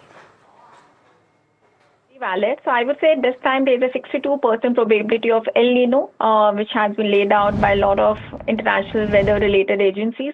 1 year of bad rains is actually not bad from an overall crop perspective because we still have a reasonable water level in the reservoirs. But where it starts to hurt is the demand, because the consumer sentiment in the rural economy gets affected if the monsoons are not good. Maybe the crop yield is still okay, but that again could be a headwind both from a food inflation perspective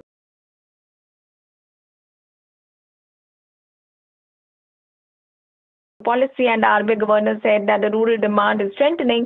But I think when I'm looking at the lead indicator for our rural activity indicator, it is telling me that the rural demand seems to be peaking out. And there are more headwinds than tailwinds from a rural demand perspective at this point in time, because last year we were seeing that the real rural wages were quite positive. There was a lot of freebies which were being transferred in the form of free cash transfers. And lastly, the monsoons, back-to-back 2 years of very good rains, were really helping boosting consumer sentiment. But all these three factors are kind of peaking out. I mean, we are talking about inflation going back to 4.6%, what is the RBI's estimate, versus less than 2% or around 2% number average inflation which we were seeing in FY26. So that's the first big headwind, that maybe even if the monsoons are not that great and the 1 year of bad rains is not such a big headwind, rural demand is definitely something we do see signs of peaking out. That is again something we are looking at. And second is the private corporate capex intentions. We have normally seen that whenever the geopolitical uncertainty goes up, corporates are cautious in increasing investments. Yes. And right now, we still have heard the good news of a ceasefire, but there are still a lot of uncertainty on that part. So that is again something that I will be looking or watching out very closely, because any uncertainty means as a corporate, I will be cautious. And at this time when there is offloading of China's excess capacity in India, that again is a headwind that I will be watching out. Sure. Please stay on with us. I want to welcome Ashwini Kumar Tiwari, MD at State Bank of India. Mr. Tiwari, thank you so much for your time to us here at NDTV Profit and for taking out the time. Very important policy measures. Just want to get your first take on what you made of some of the points that the governor made. So first of all, the policy was on expected lines, because with so much of uncertainty and the announcement of ceasefire came late in the night, the speech perhaps would have been ready by that time. So therefore, there was no way that any steps could be taken on either side. So I think in that sense, it was an expected lines policy. The other things regarding announcements, the governor has highlighted the risks which are there, the uncertainties remain.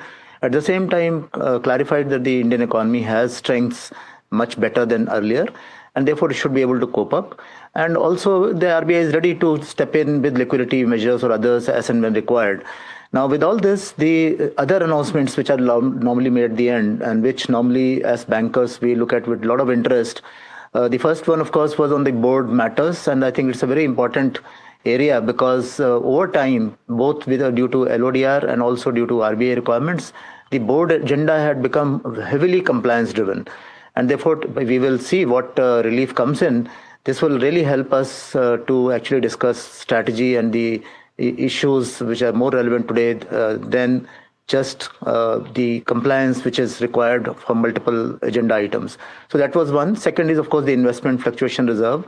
It's a very important item again, because there'll be a lot of relief to the banks in this year, and will help make up to some extent with the MTM due to higher yields in the last few days of the previous financial year, though that hit has been taken in that previous year.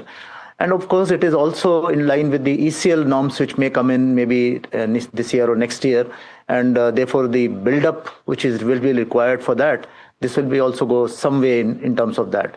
So I think some of those announcements were good, and of course there were some other announcements which we still have to analyze.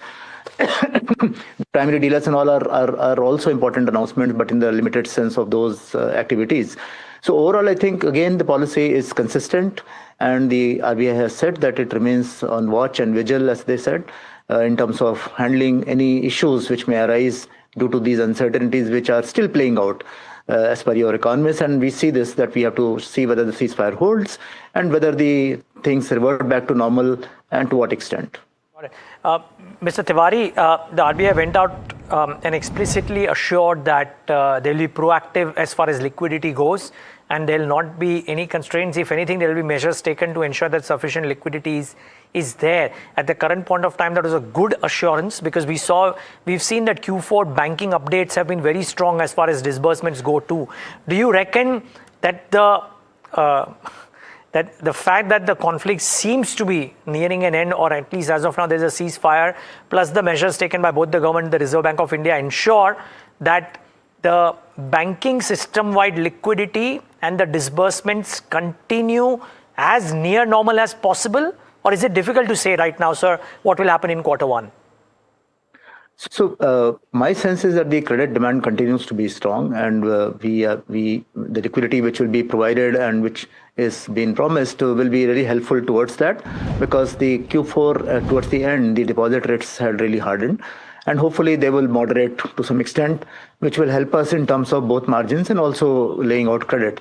The thing which we have to watch out is now that hopefully the ceasefire will hold, but there has been some supply side shocks, and earlier these things go back to normal is what is important, and therefore we are in discussion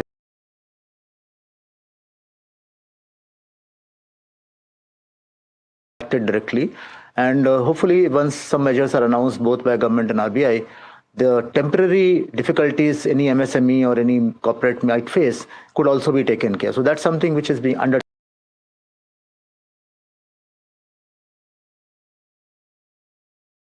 which will continue.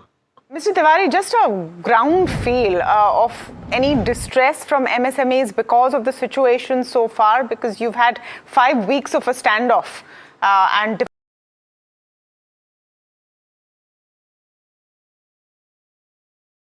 conversations like that or feedback like that from key MSME customers? So most of them, so far no impact in terms of the bank's asset quality, in terms of irregularity.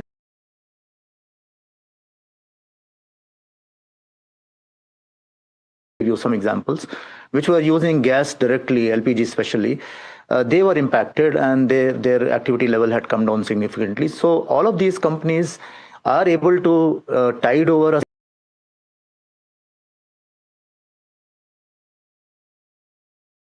I said that this temporary support, which might be announced shortly, may help them and similar units to tide over this temporary issue of lack of cash flow, because if they are not able to run at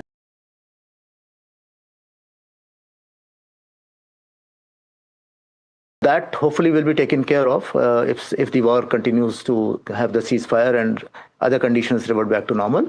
And we will be supporting them to the extent possible under the current circumstances. So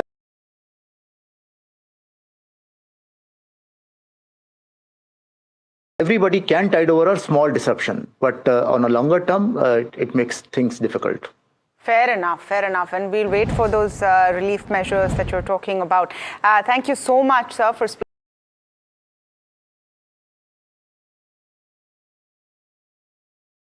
Just adding to the cheer in the market. Another important corporate story that we want to focus on, the US court has admitted Adani Group's plea to dismiss the SEC lawsuit. Remember, promoters had asked the US court to dismiss a securities fraud lawsuit brought in by the Securities Exchange Commission.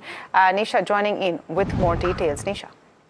Yes, thanks for that. It's an important development because the US court in which this particular dismissal plea was filed, that US court has admitted the plea. That is the first step, but it also opens a very important legal opportunity for Adanis to present their case and also seek for the complete dismissal of this particular aspect. Now, let's go to the case that is in question here. It is an important development which pertains to the group company in the renewable energy space, space, Adani Green Energy, and Adani Group promoters moved a US court seeking the dismissal of the SEC lawsuit, which pertains to, remember, a US securities fraud case on the bond sale by the group's renewable energy company, Adani Green Energy. Now, remember that the dismissal of the lawsuit is sought on two grounds: lack of jurisdiction, and it argues the failure to establish any wrongdoing.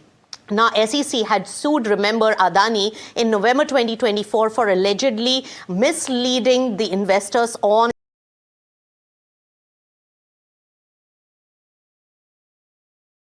$750 million bond issuance by Adani Green Energy. Now, challenging this particular lawsuit in a US court seeking dismissal, Adani claims that SEC does not really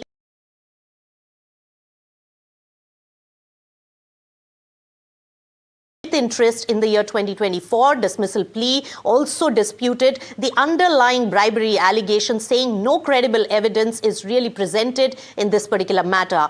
On jurisdiction, Adani's dismissal plea really claims that the court lacks the personal jurisdiction, saying they neither had sufficient contacts with the US or direct involvement in this particular bond offering.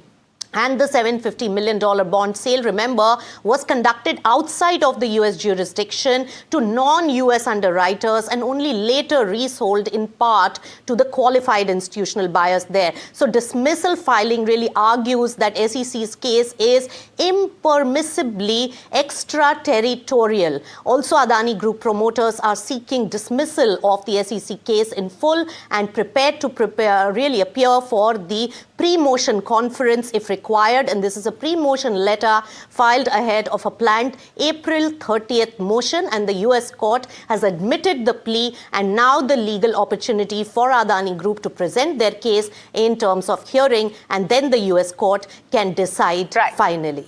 Okay, thank you for that, Nisha. Standard disclaimer here, you're watching this report on NDTV, which is part of Adani Media Group and part of the Adani Group as well. You're seeing all of the stocks react there, but not just one group. It's actually a market-wide reaction and a momentum that has sustained. Neeraj, I must say that profit booking is dur tak nahi dikh raha hai. I think people who have been sitting on the sidelines and wondering what's happening are maybe coming in now, and we'll wait and see if those FI figures show any excitement or not. Just stole my words. Nothing more to add. Watch out for the FI numbers today evening. But the best show, Tamanna, that I've had in a lot of days. So happy. Yeah, nice long one as well. All right, so we're leaving you with the markets doing very well. From Neeraj, me and the team that put this show together, thank you so much for watching. Stay tuned. All the action continues on the other side because we come back with Ask Profit.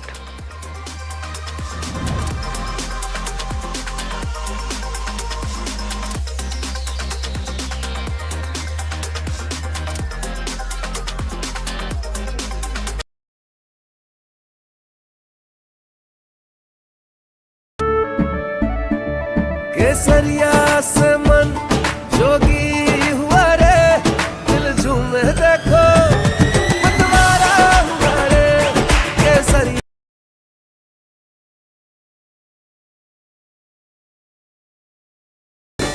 बोलो जुबान Kesari.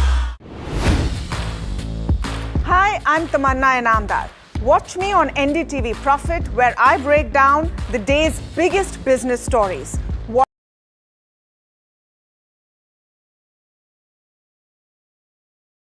I'm Neeraj Shah.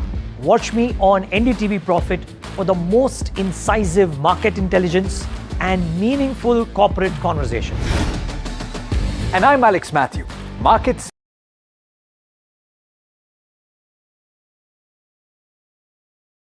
financial choices. And here's where you can watch us.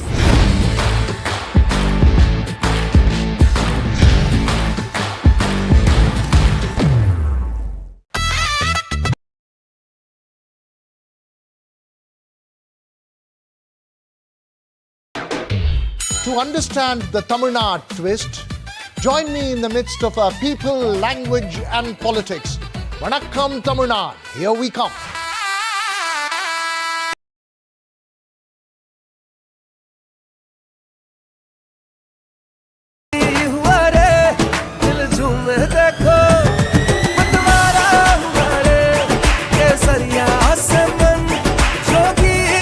हर पल मनाओ केसरी त्योहार।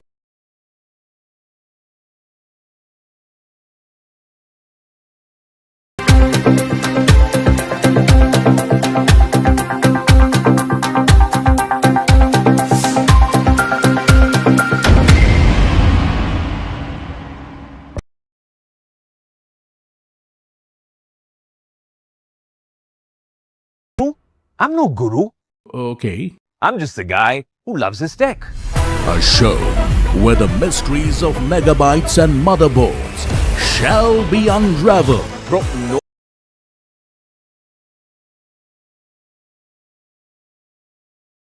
That you can use in your daily life. That's what we do on Tech 360. Real talk, real reviews, tech that you can actually use. Tech has changed.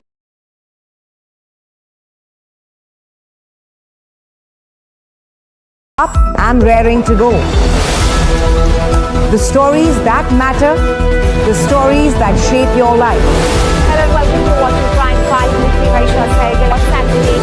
How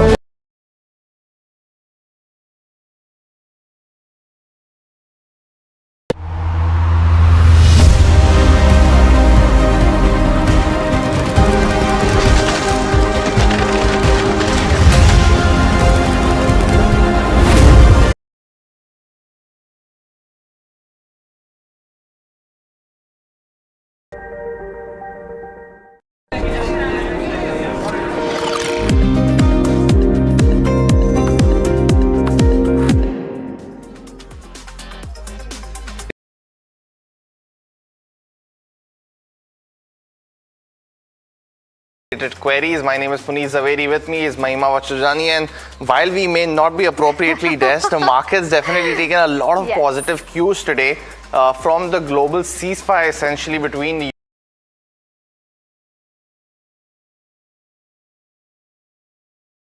almost 23,800 is something what we were watching out for.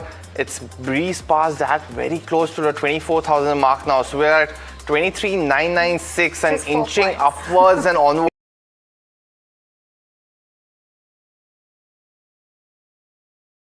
We've reached our network, but overall, let's quickly look at the heat map also for the Nifty 50. It's a beautiful screen to say the least. Indigo, L&T, all beaten down names have seen a massive comeback in today's trading session. So has Adani.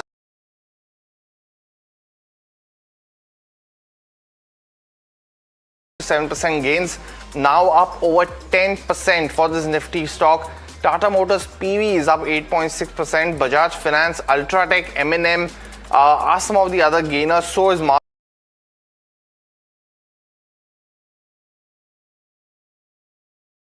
now, but the gainers up overtaking that momentum close to that 24,000 mark now for the Nifty 50. In terms of the benchmarks and the sectoral heat map also, you'll see that the Nifty Auto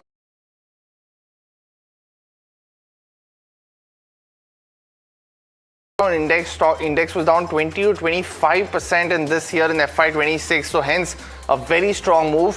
Financial services, PSU banks, the Nifty Bank of course is doing very well, up over 5%. So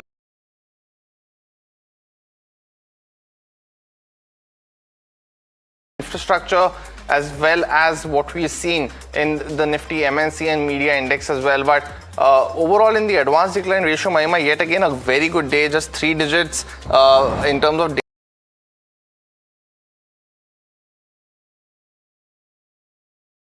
that sense for the broader markets too. Absolutely, and that's maintained, right, since the start of the trade. I think that's the one thing that's probably the street should keep in mind, because overall not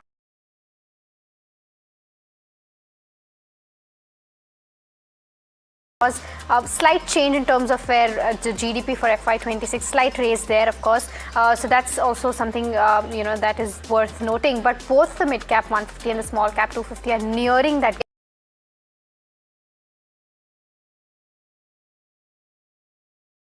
NSE 500, because a lot of names buzzing there as well in terms of where all of these names go. Travel industry, which was beaten down because of war. So you have Easy Trip,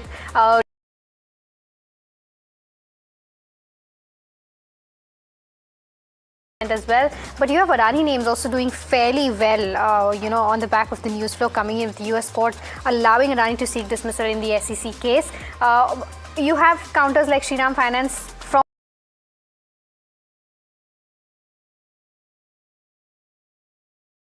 and of course, ONGC, Nalco are some of the stocks which are seeing just profit booking today. But with that, let's kind of welcome in our guests for the day and kick in with your queries for the day. We're joined by Ajit Mishra, SVP.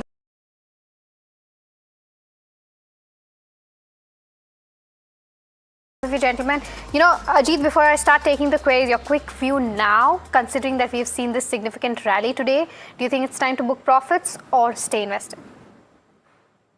Yeah, good morning.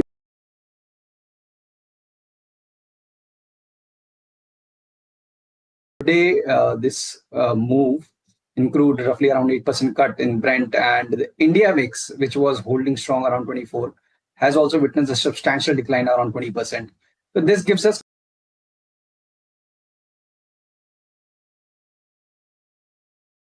resistances when it comes to the price action, but broadly the sentimental improvement that we are seeing in the market today, with which is clearly reflecting in the market breadth as well. Gradually the index can inch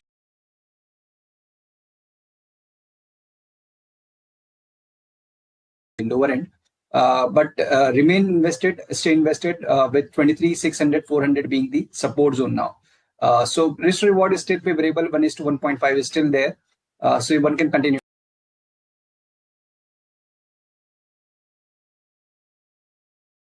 First caller for today, it's dialing in from Gurugram. Manav has a stock query for us. Manav, good morning. Welcome to the show. What's your query? Hi, good morning to everyone. So I have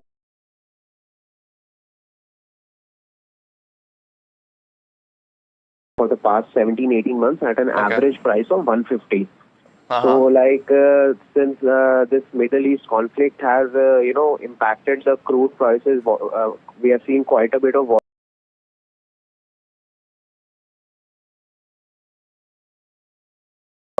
since last evening, after Donald Trump's the ceasefire, yes. Yeah. So what impact could be seen in the Q4 earnings of the discounter?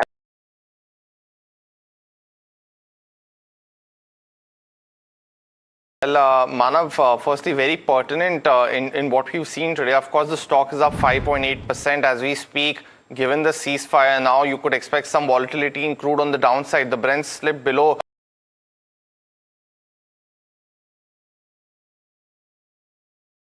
KC Securities. Mahesh, very good morning. Welcome to the show. Manav has a very important question, right? Because you'll see those losses coming in Q4, maybe some under recovery. But would you recommend him to continue?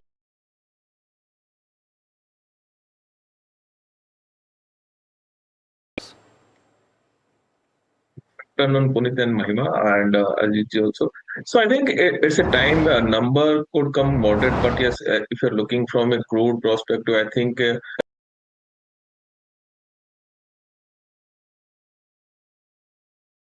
that area could be edible, and things are changing on over a day. So I think it's a positive sign for OMC companies. I think OMC company can rebound from these.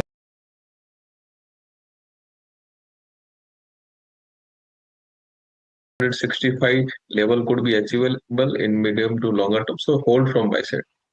Right, so that's if you're coming in on IOCL. The next one is coming in on Container Corp. This is from Chandan.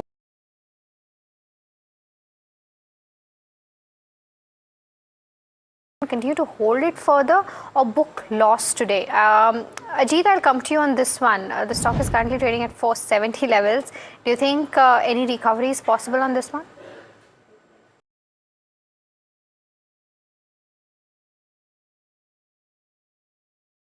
During the declining days, and now we are seeing attempt of recovery also. So I feel that the damage has already been done, and hence is bought it at very higher levels. You can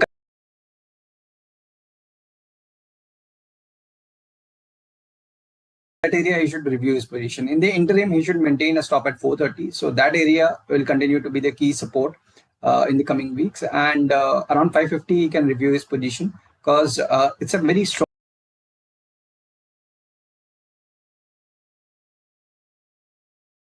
view, Ajit, but go across to the next caller now from Bengaluru.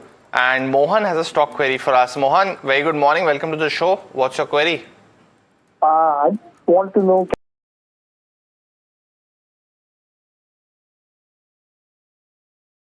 Do you have any other defense name in your portfolio now at this point of time, Mohan? Yeah, I've got Mascon and Cochin Shipyard. Okay, so you already have some exposure there. Got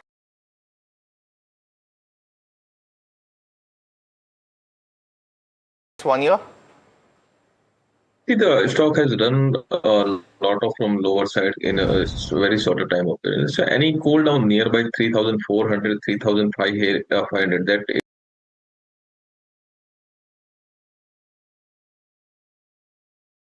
I think some cool down can become in stock. So from my perspective, wait and watch could be better idea from MTAR technology perspective. But yes, you can look on GRSE, Cochin Shipyard.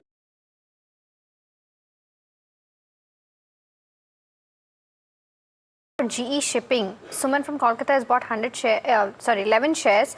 Her view is from a really long-term perspective. 3 years is what she's looking at, and wants to know if she can go ahead and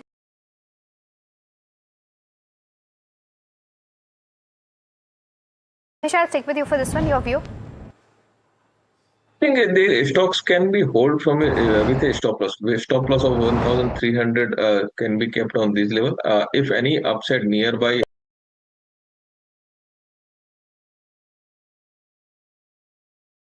From my side, hold with a stop loss of 1,300.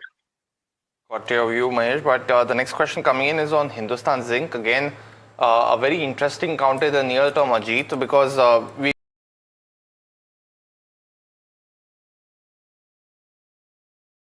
viewer Sunil from Pune actually is holding shares at roughly around 257. So he's almost sitting on a profit of 88,000. Would you recommend him to book out his almost 290 shares right?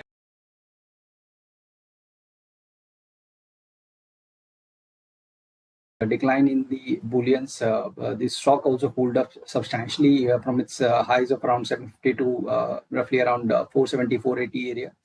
And now again with the recovery in silver, we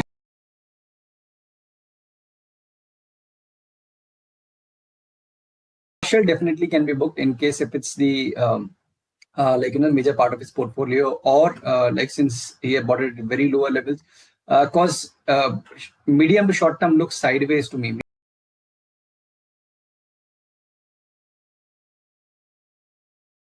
In silver also means on the every uptake around $78 to $80 mark, we are seeing a bit of a pressure coming in.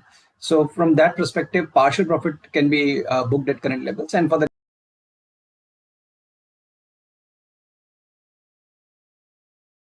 Hindustan Zinc, the next one is coming in on Nalco.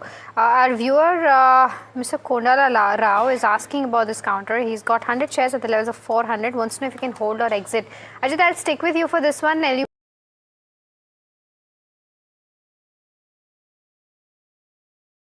Up, but what's the view for charts for Nalco?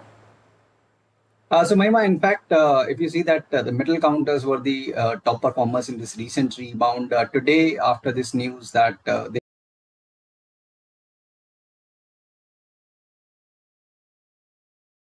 easier passage of commodities across the globe, and maybe because of that we are seeing a bit of profit taking. The overall trend on short, medium term, long term is still intact on the positive side.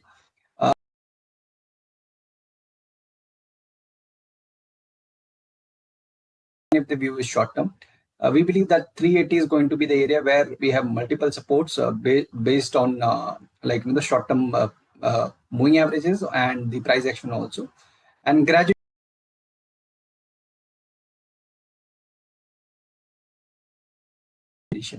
Yeah, all right. So that's the view coming in on Nalco. We've got our next caller. I think Dipender ji is calling us from Chandigarh. Dipender ji, a very good morning to you. कैसे मदद करें आपकी? हाँ जी madam, आपने good morning.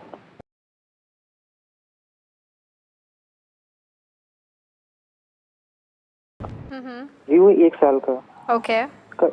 इसका अपना future था अपना पता करना। ठीक है, ओके। बहुत ही छोटी कंपनी है ये, 300 और करोड़ के मार्केट कैप की है।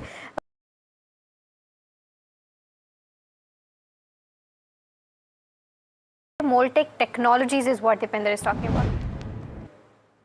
तो दीपेंद्र जी देखिए यहाँ पे करेक्शन काफी शार्प हुआ है। मीन 360 पे ये स्टॉक था जो कि मैं देख पा रहा हूँ 2023 में हाईस के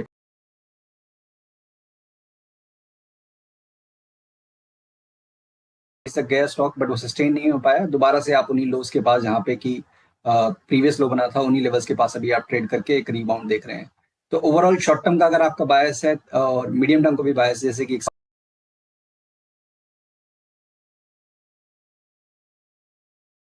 आपको थकता नजर आएगा, तो अभी के लिए बने रह सकते हैं 100 रुपए के एक स्टॉप लॉस के साथ, और 160 के पास दोबारा से आपको पोजीशन रिव्यू करने की जरूरत पड़ेगी। Got your view, Ajit, and thanks so much for that.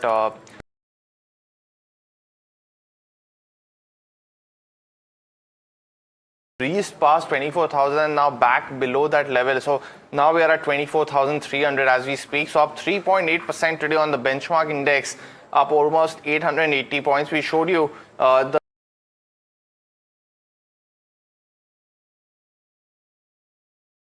all those indexes doing well as well. So we are building on to those gains and hopefully can sustain that at least in today's session as well. But let me go across, take the next question. Again, very topical at this point of time. And there you go.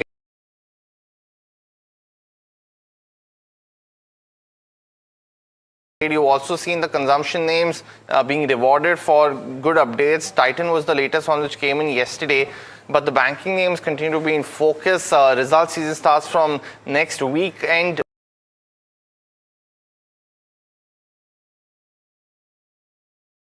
today, at least for most of those Nifty names today. But go across to the next query coming in on GAIL. Again, a very, very topical today. Let's pull up the counter and see what it's doing today. Prashant from Bengaluru is holding.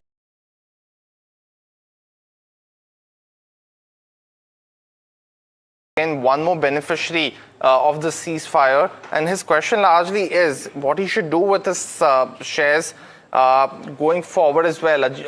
Mahesh, let me come to you.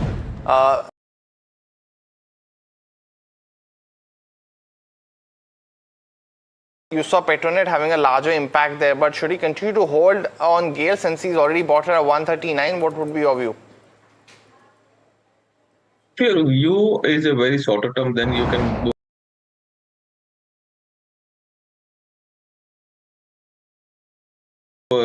165 level could be achievable in immediate term. After that, we can review. After that, we can see 180 level odd also. So from my perspective, if very shorter term view, then you can.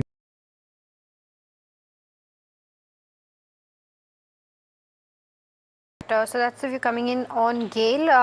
The next one is coming in on Indigo. I'm guessing this is Interglobe Aviation that our viewer is talking about and not Indigo Pay.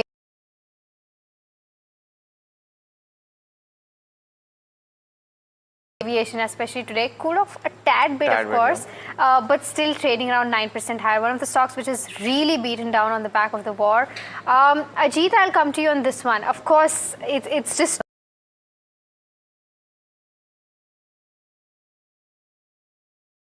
good today. Do you think it's good to trade into this counter right now?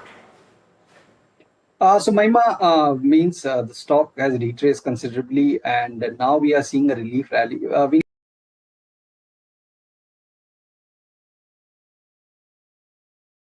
major averages, so maybe close to around 4,900, 5,000 area. The stock might again witness pressure, and today, in fact, it was like a similar kind of a move that we were very close to 4,800 mark.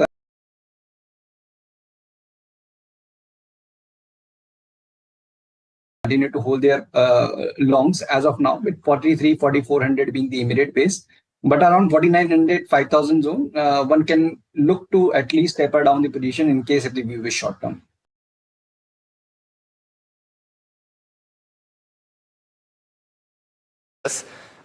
It's been again one stock which has seen some pressure, and this is Babu from Chennai who's asking this question. Stock's up 9% now for Amber Enterprise, and that over the last half an hour or so has seen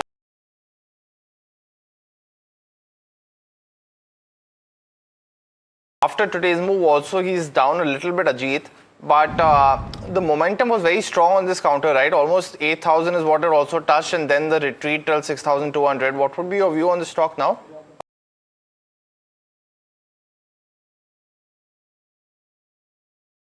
Stock has been hovering in this band 8,000, 5,500, and of late the kind of decline the stock has witnessed. It was a higher high. So, and again today we are reclaiming the long.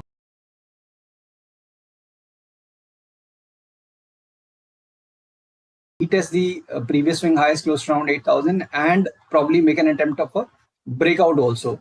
So since he has a long position around 7,300 mark, he can continue to stay put.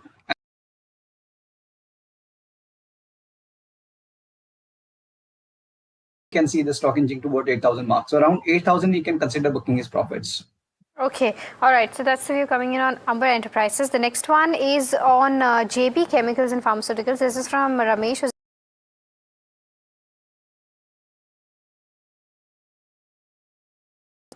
Whether he can continue to hold at the current market price or exit. Mahesh, I'll come to you on this one. What's the view on JB Chemicals? I think they can hold the same. Company is really doing very well, and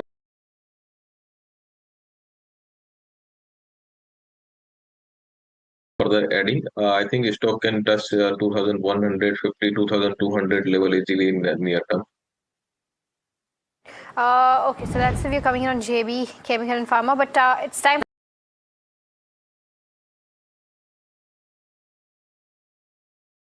National. This is from Ramesh, who's writing us from Bengaluru. He says he's 80 shares at the levels of 125. Can he continue to hold? Ajit, your view? Yeah, hold and use recovery to reduce. Loris Lab bought at 6.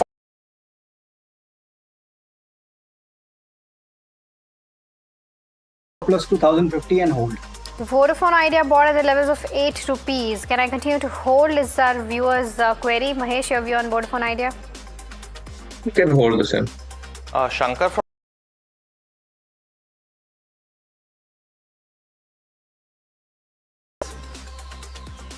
upside, he seems capped with 45 being the immediate hurdle.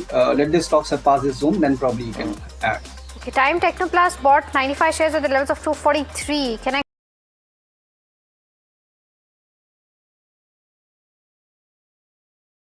Company's fundamentals are good. I think stock can touch 250-60 level easily.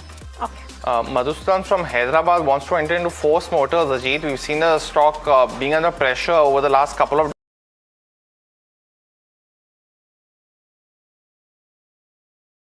Performance likely to continue. Hold with stop loss at 19,000 mark. Okay, United Spirits bought at the level of 1460. 720 shares is what Lavanya is holding. Can she continue to hold this one? Ajit, your view? Yeah.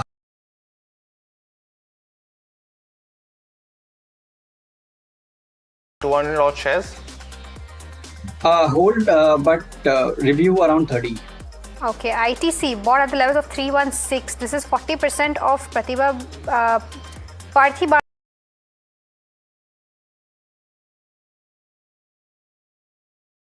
Hold the same. Prishi Kumar wants to know the future of Vijaya Diagnostic for the next 2 years. Mahesh, what would be your view? Vijaya diagnostic perspective, I think they can hold the.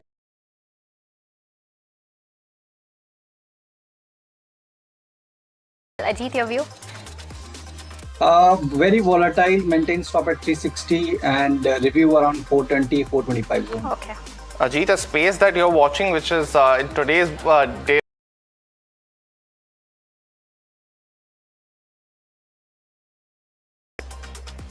See, short term, the rate sensitives which were beaten down badly are likely to witness strong recovery. So banking, auto is something that you should definitely focus. Metal stability is likely to continue.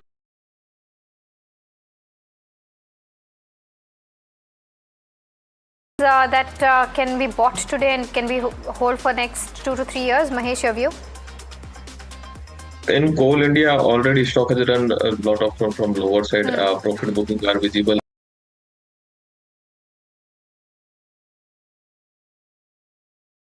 Motors PV is what Sunita is asking if it's a good time to add now, Mahesh. Yes, they definitely, if anyone have, they can hold, and further fresh position can be added on Tata Motor PV. Okay.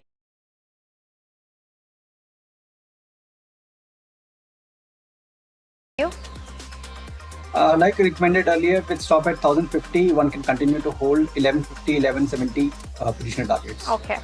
Shankar wants to know between PFC and REC for the next 2 years.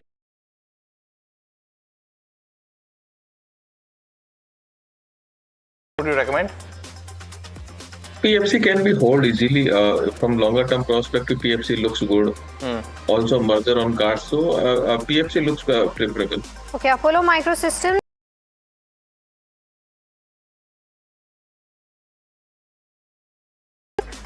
Hold.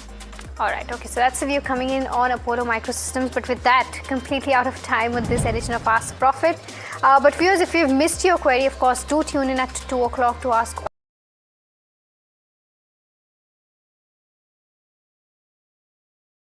related queries. Like I said, viewers, completely out of time on this edition of Ask Profit, but do stay tuned. KYC up next.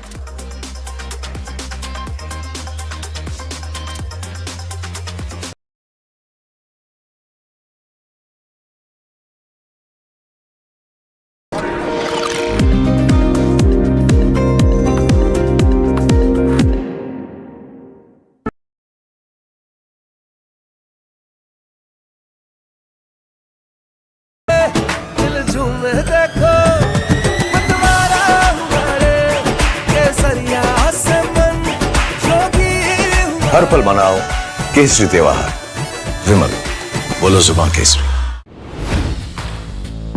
Hi, I'm Tamanna Inamdar.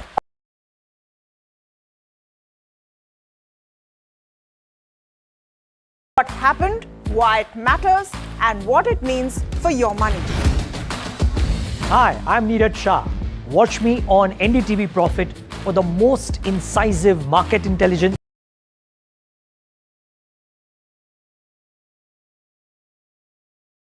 Mutual funds, insurance, personal finance. I help you cut through the noise and make smarter financial choices. And here's where you can watch us.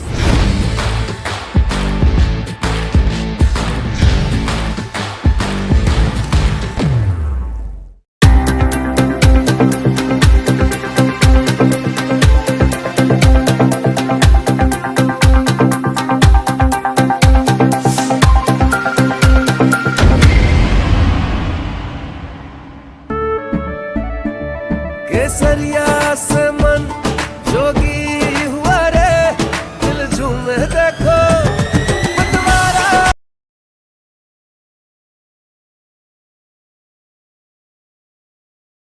Kesari त्योहार विमल बोलो जुबान Kesari. Presenting the all-knowing, all-powerful Tech Guru. Whoa. Guru? I'm no guru.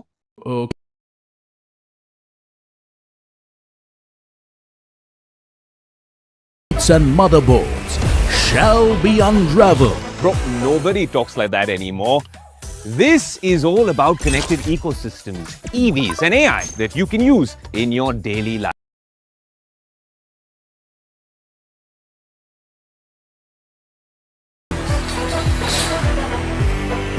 Tech has changed. So should your tech show.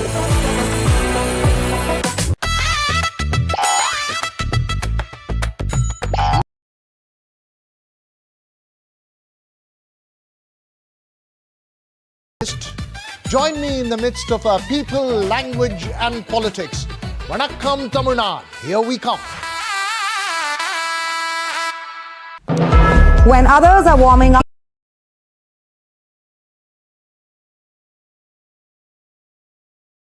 that shape your life. Hello and welcome to watching Prime Time with me, Raisha Saigal. What's happening? How to The show that sets the prime time agenda. We'll be deep diving into this topic to tell you what's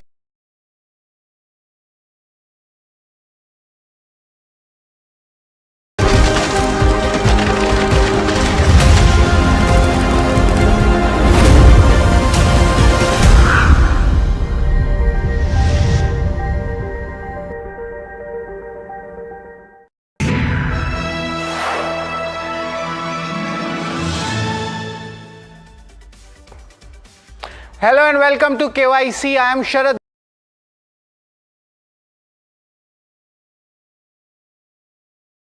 In the Know Your Company segment, I get you very much interesting companies which are buzzing and why. It's a very good story on that. It's a Raipur based company. The first hint I'd like to give you, it's in steel tube manufacturing setup.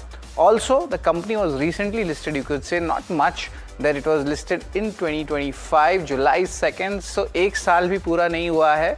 But let's see how the stock has reacted. And interestingly, some good HNI and funds are there. The Q4 numbers have been really very strong, especially in the value added segment. But the spike which we have seen from the month of March, stock is up more than 30%, and that is where the interest has come for retail regarding this company. But company क्या है? रायपुर की company है, steel tube वाली company है, but company का नाम क्या है? Very interesting. Company's name is Sambhav Steel Tubes, and interestingly, I like their tagline also, Sab Sambhav hai. Now, will this matter for the stakeholders and the prospective stakeholders is something.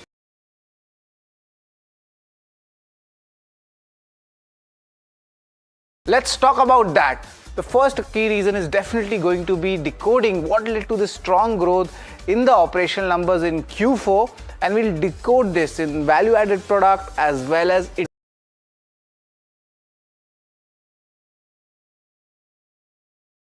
the companies see alpha being made, and of course the ecosystem as well in which the company is operating, the timelines for their commissioning facility, especially the Kesda facility. Remember, most of the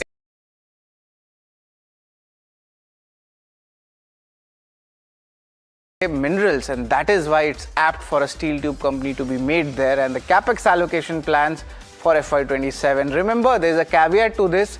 The company is under the silent period, so we won't be able to talk a lot about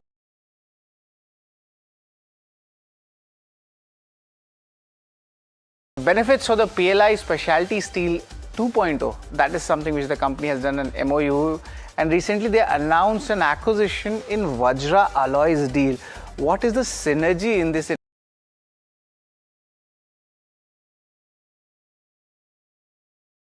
The company is focusing on the coastal states across the India. They are expanding. Remember, Chhattisgarh is right in the middle of India, so they do have a locational advantage, and that is why the company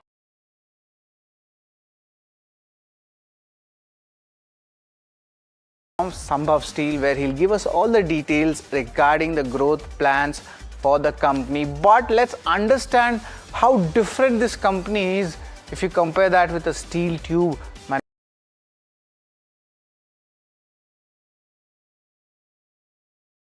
welded steel pipes and structural tubes across this segment. Thoda sa technical, I'll explain you in a very simple manner. Don't worry about that. The product includes pre-galvanized coil, pipes,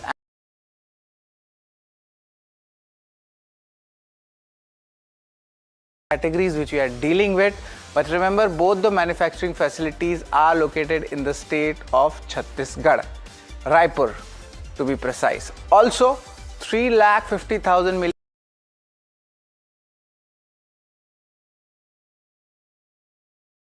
Move ahead and see the other categories also where there is a strong capacity coming up. This is the pre-galvanized GP coils, we call it. Little bit technical, but I'm going to get you all the abbreviations.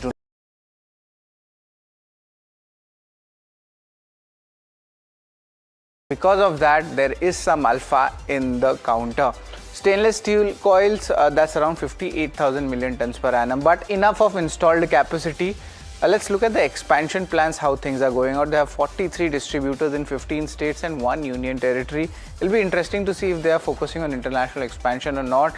And they have enhanced the finished product capacity. That's the target coming in to almost 1.2 million in the next 4 to 5 years. This is what the management stated in the third quarter. But let's look into some more details about Sambhav Steels. Of course, there was a lot of noise during its IPO, but after that the stock went into correction, and now the interest is back, and that's why I've come here to explain you why. This is the Indian steel industry, ERW, and the demand, how things have panned out.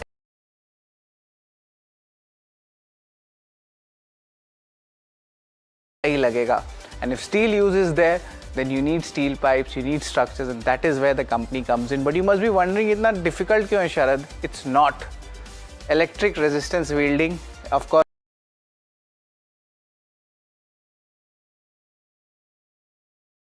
Pipes, this is what is the simplified product which I am explaining you. One is galvanized pipes. Pipes hota hai, pipe ke upar zinc ka bas coating lagate, and that is what it's called GP. So do not worry, it's a type of a coil. It's a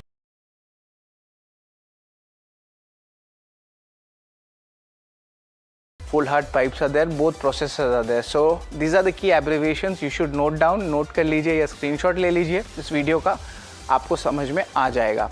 So this is the overall setup, but Q4 numbers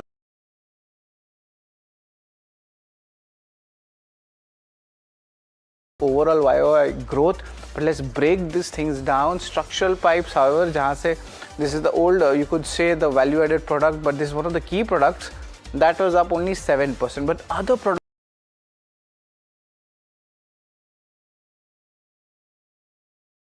2 times.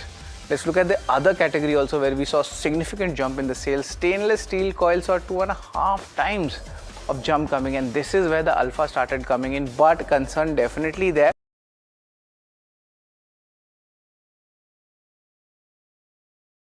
On your basis.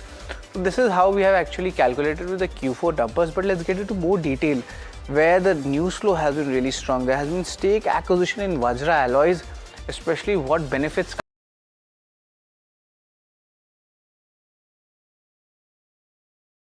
scheme for the specialty steel. This was also recently announced.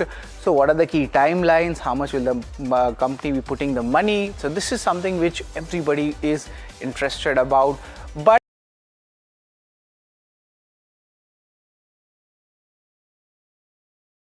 it's entering into new products, and the channel checks are suggesting they're entering into such projects where only 1 or 2 players have that capabilities. Secondly, the operational updates remain strong post the IPO also.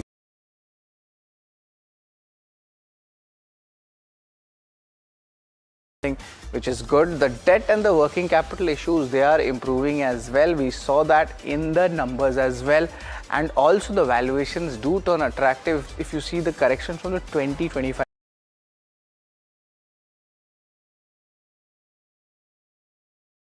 Street is still bullish on the backward integration theme as well, and very few players have that. It's an unorganized industry as well, but the organized players with the backward integration facilities do have some alpha left. But let's talk about the rating parameters where we'll judge the company in KYC, and of course we talk about the income statement, balance sheet, cash flow. This is the most of the core numbers to look at.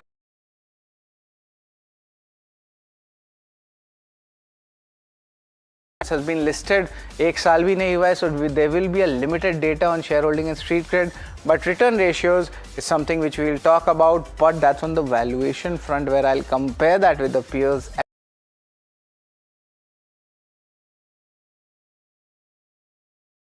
I see. But let's talk about income statement, what should be there, and there's definitely the top line has been growing, but the bottom line numbers and the PAT numbers have been a bit dejected. So there seems to be a little bit of pressure coming in when it comes to the overall margin impact. Now, why these margins are on the lower side, we'll get that numbers in the Q4 update, because today management won't be talking on that.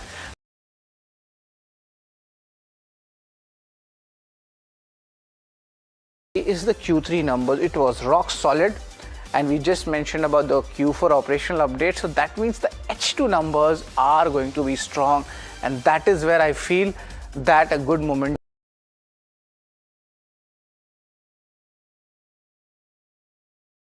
down to 9. Is this bottoming out, or is there more pressure on that? So that is also a big question to be asked. So a lot of conflicting views are coming in when I do my analysis on the income statement.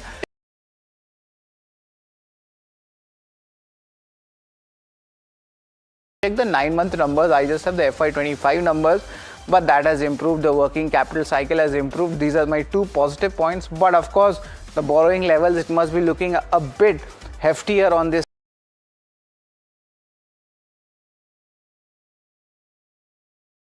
Backward integration, and they are going all out. So for that kharcha lagta hai, debt bhi lagta hai.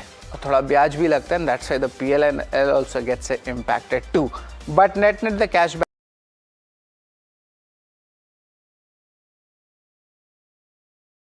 about the third one, and that is the cash flow segment. Has the cash flow improved? I'm just going to check the FY25 numbers, 9-month numbers. We need to give it more time, and yes, the numbers have improved. The cash flow from operations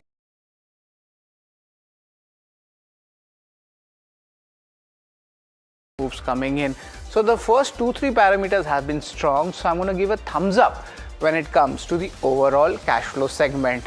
But a little bit of concern comes for me when I talk about the return ratios, because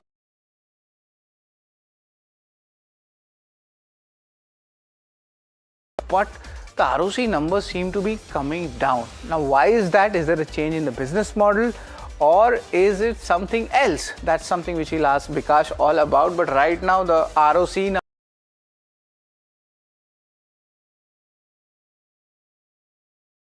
bit of concern, but is this bottoming out? Because I feel there is a change in the business model, and there might be other reasons also why these ROE and ROC numbers are under pressure. So we'll try to ask Bikash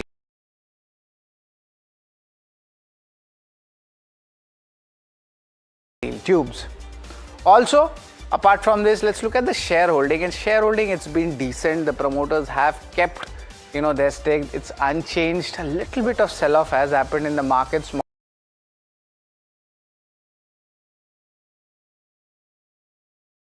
Not changed much, but seems like DIs who had come, especially during the IPO, seems to have left the company in support, and that's also one of the reasons why the absorption was not there. If you're a student,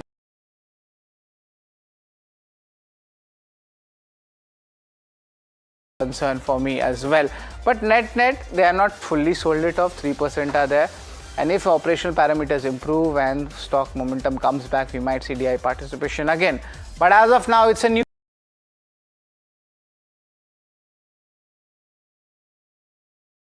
the street cred. How much money has been made? I mentioned to you that from March lows, stock 30% आपको कमा के दिया है. But nevertheless, after the DI sell-off happened, the anchor lock-in happened, the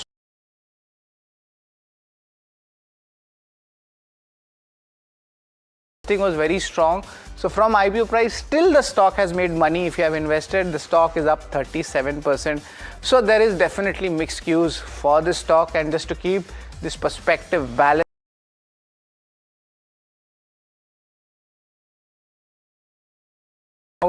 the last 12 months P ratio, I've taken APL Apollo, Sambhav and Hariom Pipes.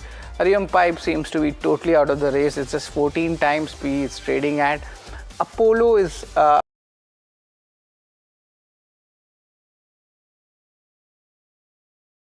the highest side, but the company is competing in the top 2 to 3 category. There is a good up move recently which happened, so now the valuations have come up. It's 47 times. Of course, the listing pops value.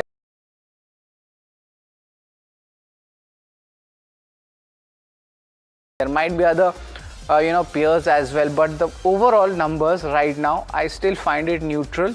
And APL Apollo does command premium, let's be honest, but nevertheless, you should be looking at Sambhav Steel also. Good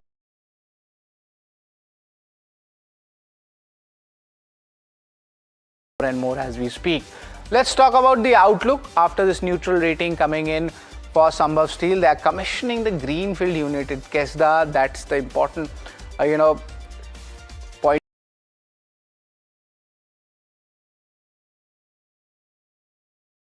Products. That is what we'll be looking at. And also the third important outlook is they'll be increasing the distributors in the states of Kerala, Tamil Nadu, Andhra, Maharashtra and Goa. These are the coastal facing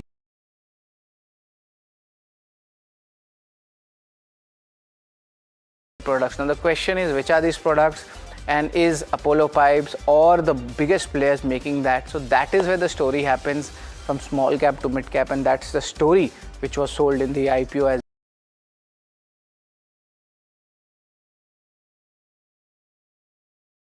what benefit does it come in, what are the key details about it. We'll understand a little bit that from Bikash as well.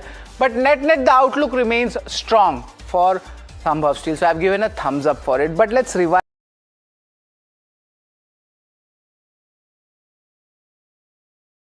course, the management commentary is still left. Income statement balance sheet has been neutral. Return ratios have been falling each year. Why it is there? That's a big question.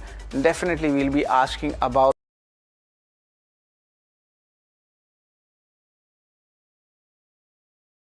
the silent period, and we respect that, and we respect the SEBI guidelines. Shareholding, street cred and return ratio largely neutral coming in, but the outlook is something which has caught my eye, and that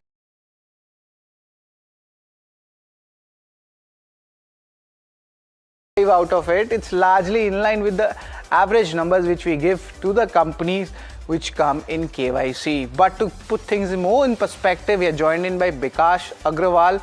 He's the CEO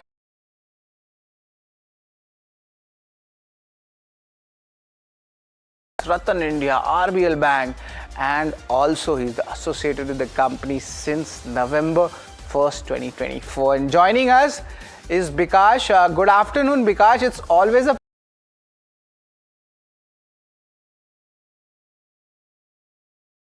Q4 updates coming in the value-added product segment, which you have announced. But intermediate product, definitely year-on-year basis, there was a downtick. What are the key takeaways from the Q4 numbers? What led to this growth?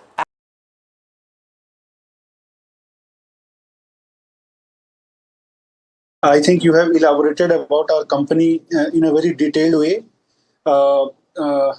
First of all, thank you very much, NDTV, for giving me this opportunity to explain about our company and about our.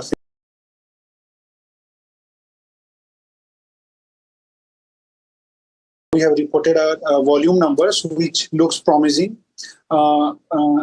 I would like to highlight that in November 2024, we have started our two new business line.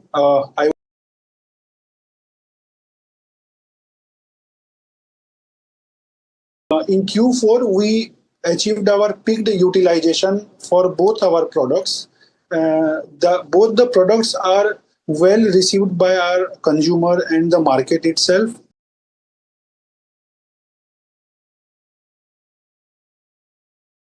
Which we have seen during our COVID days. Because of that, there is some supply constraint from stainless steel and pre-galvanized product into the market by large players. Because of that,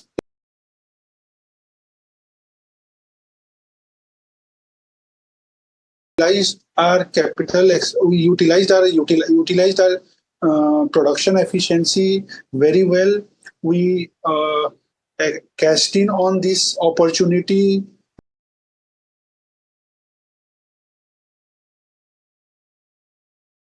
To the market. So if you see our product utilization, our product growth perspective in terms of sales number, it looks promising to us, and Q4 is where we picked our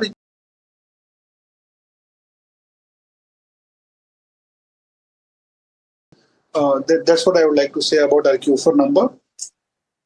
See that some kind of a relief is coming in the geopolitical tension, but your industry, which I have studied also, it's not going to finish in just 2.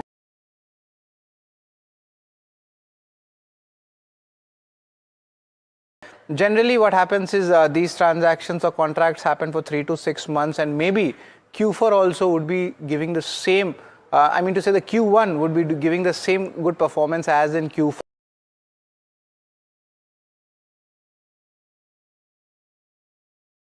Volume number of value-added product in Q1 itself, but nevertheless we don't want the war situation to continue, because we would not like to be seen making profits when the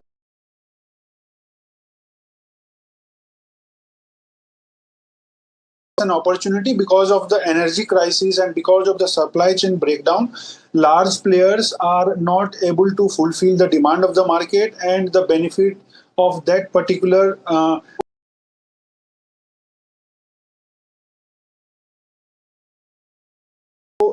we are very much hopeful that the numbers we have shown in Q4 is going to be repeated in Q1. Nevertheless, we do not want war to be continue, and we hope that this war, One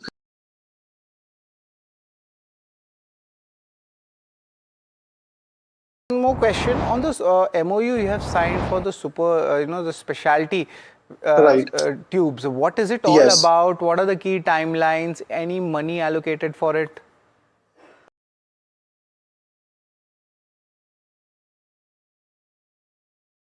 a company called Bajra Alloys Private Limited. This company is a subsidiary of another listed company called Kriska Strapping Solutions Limited.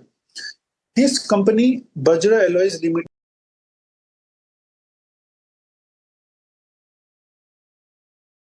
based alloys, pH, high strength steel, and certain speed steel that is very niche in the market.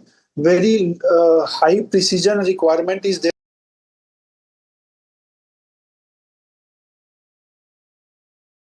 Bajra Alloy is a company which is in a very nascent stage. We are, providing them technical know-how. We are providing them all our capabilities and strength.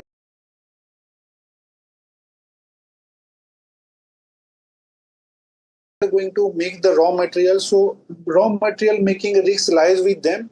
We will act as a forward integration for those raw material being made by the Bajra Alloys in future. We will make value.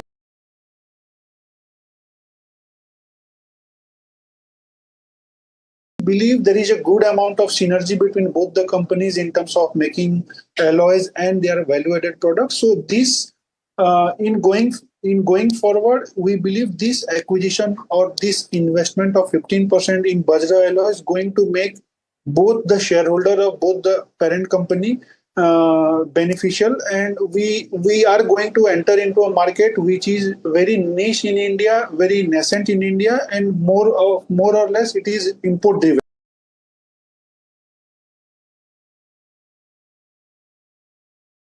This market, where is the final application for these products would be there? Which will it be? Will it be the EV, defense, semiconductor? Where is it? So all the industries that you have named as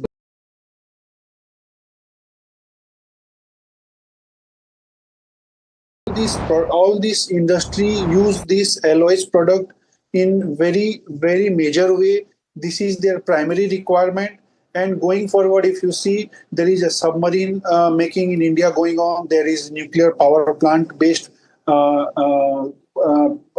nuclear power plants based planning is going on through Santi Bill of Parliament. So there is defense manufacturing domestically is growing very fast. There is semiconductor industry that is growing very fast. So the product that Bajra is going to make, that is titanium based or let's say cobalt based or whatever steel, alloy steel they're going to make, is going to be used in all the sunrise industry that India has started looking at very seriously currently.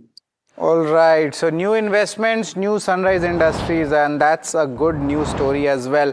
But Bikash, apart from this, just wanted to understand a little bit. See, we cannot discuss the numbers, but of course the ROC, ROE numbers have been coming down. I just saw your presentation as well. Is it a change of business model? Give us a strategic view, or is it something else? If you see, the number in 2022 was a perfectly abnormal number. I would say it's an outlier number. The number looks, above 60%. In fact, the ROC number doesn't give you a true picture because the property which were generating this profit were actually dated back 2017 and 18. So we were calculating profit based on the investment that was done in 16-17. But going forward in 2024,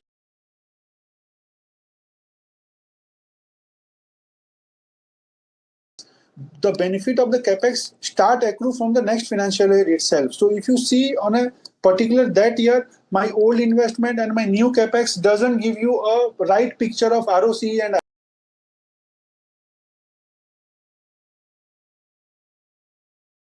extract the new investment number from the from my total capital invested, then the ROC number looks promising. But if you add my new capex, the benefit of which is going to be accrued in the next financial.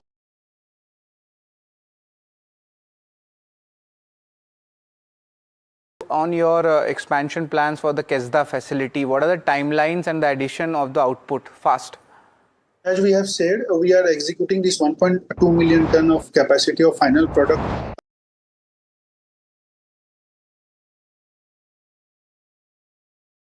Ton of installed capacity.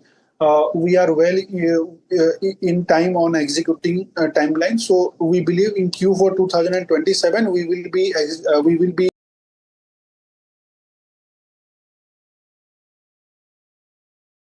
financial year, we will have the plant up and running.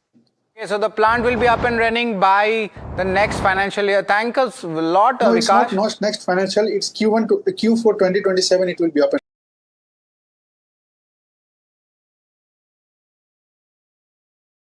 and coming in. Thanks a lot, Vikash, for giving your time, giving the entire perspective about the Thank you business very much. and what's the growth outlook ahead. So that's the management of Sambhav Steel Tubes, and definitely that investment which they have announced.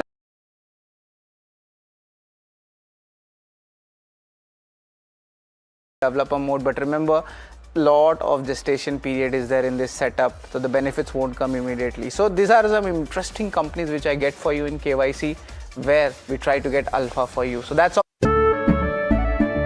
केसरिया से मन जोगी हुआ रे दिल झूमे देखो मतवारा हुआ रे केसरिया से मन जोगी हुआ हर पल मनाओ केसरी त्योहार विमल बोलो जुबान Kesari. Hi, I'm Tamanna Inamdar. Watch me on NDTV Profit, where I break down the day's biggest business stories. What happened, why it matters, and what it means for your money. Hi, I'm Neeraj Shah. Watch me on NDTV Profit for the most incisive market intelligence and meaningful corporate conversations. And I'm Alex Matthew. Markets, mutual funds, insurance, personal finance. I help you cut through the noise and make smarter financial choices. And here's where you can watch us.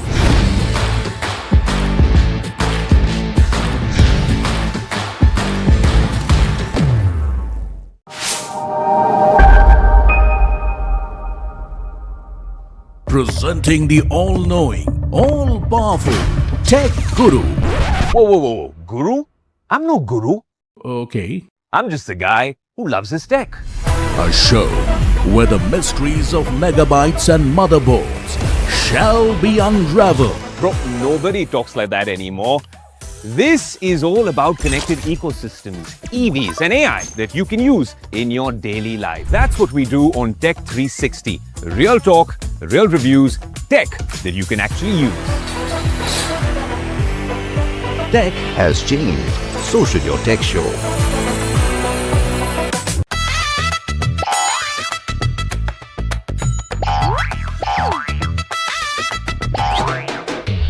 To understand the Tamil Nadu twist, join me in the midst of our people, language and politics.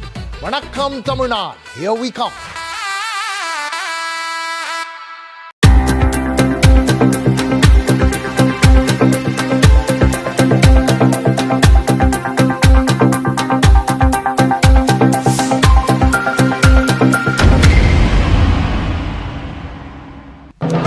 When others are warming up, I'm raring to go.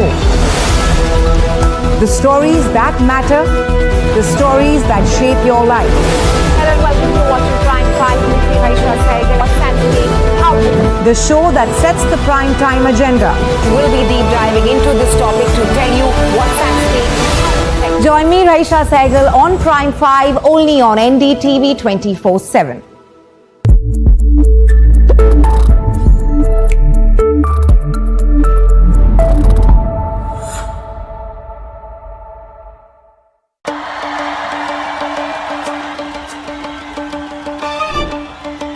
Will the rising sun win with a hand in hand? Will the two leaves and lotus bloom? Who will whistle to success in Tamil Nadu? To understand the Tamil Nadu twist, join me in the midst of our politics and people. Vanakkam Tamil Nadu, here we come.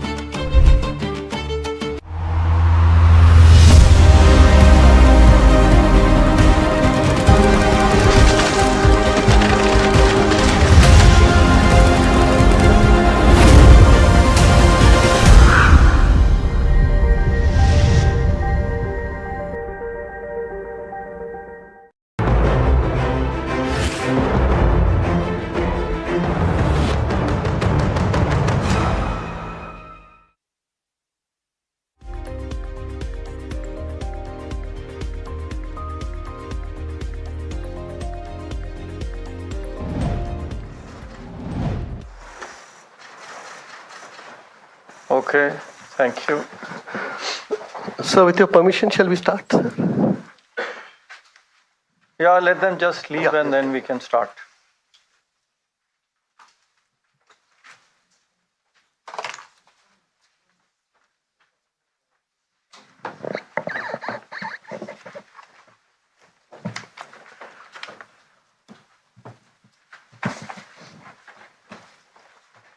Okay, we can begin. Thank you, sir. Good afternoon, everyone. Welcome to this post-policy press conference, first for the financial year 2026-27. We have with us Governor, Reserve Bank of India, Shri Sanjay Malhotra, along with Deputy Governors, Shri T. Ravi Shankar, Shri Swaminathan J. and Dr. Poonam Gupta. We also have with us Executive Directors, Shri R.L.K. Rao and Shri R. Kesavan, along with Dr. Ajit Ratnakar Joshi, Shri Sanjay Kumar Hansda and Shri Indranil Bhattacharya. I also welcome my other colleagues from the Reserve Bank. Before we begin, we have a few housekeeping announcements. So there are totally 27 participants from the media, and I'll request the media persons to please stick to one question so that everyone gets a chance. I also request everyone to switch on the mic while speaking so that those watching the live telecast are able to hear clearly. And once you have finished speaking, please switch off the mic. Sir, with your permission, I will now call out the names. Thank you, sir. I will request Ms. Lata Venkatesh from CNBC TV 18 to please ask the first question. Lata, please. Thank you, Mr. Bridgeraj and Governor. So what looked like the structural shift in this policy is that you all have started giving us core inflation number. So a couple of questions attached to that. Core is non-food, non-fuel. So if you are giving us that number, are you indicating that even if inflation headline goes up, but core doesn't, because that could be because of a change in fuel, you will not be moved? Are you trying to give us a message? And in that case, can you also give us the quarterly core breakup at some point in time, maybe from next time? The more important part is, if you look at your second half, while the full year average is 4.4, even then 1 percentage point above last year, the second quarter, second half average core goes nearly to 5%. So should the market be prepared for a rate hike in the second half? As well, a word on liquidity will be triple R return. So first of all, let me compliment you to be, to have been, very nimble in your question. You have noted the change that we have made in this policy statement. I'm very happy, that you have noted that. This has been a request which has been there from the market participants. And so we thought that this was while, this has always been a factor. So in that sense, I would not say it is a shift. It's not a shift, in terms of monetary policy decision making, but it's only, we thought that this was the right time to do it because we did, the 5-yearly review. So there was a second 5-yearly review, which was completed. And so we thought that this is the time, if we have to do something about it and and give our projections on core, which we have been doing internally. And so that's why, these numbers have been given. Monetary policy is not preset course of action. As I have stated even earlier, even in the last statement, I think I made a mention of this. And even otherwise, that it's not, while, for us, it's the headline, which is the target, and we have to ensure, that it's headline that remains at target and within the band. That's the goal. That's the primary goal for us. But at the same time, the various components of inflation and where they are emanating from are also very important. And so that has been the consistent policy of the Monetary Policy Committee and of the RBI. And we'll continue to look into all components and then, take a call as to how we need to respond to the various components while keeping in mind that the ultimate target is headline inflation and it's not anything else.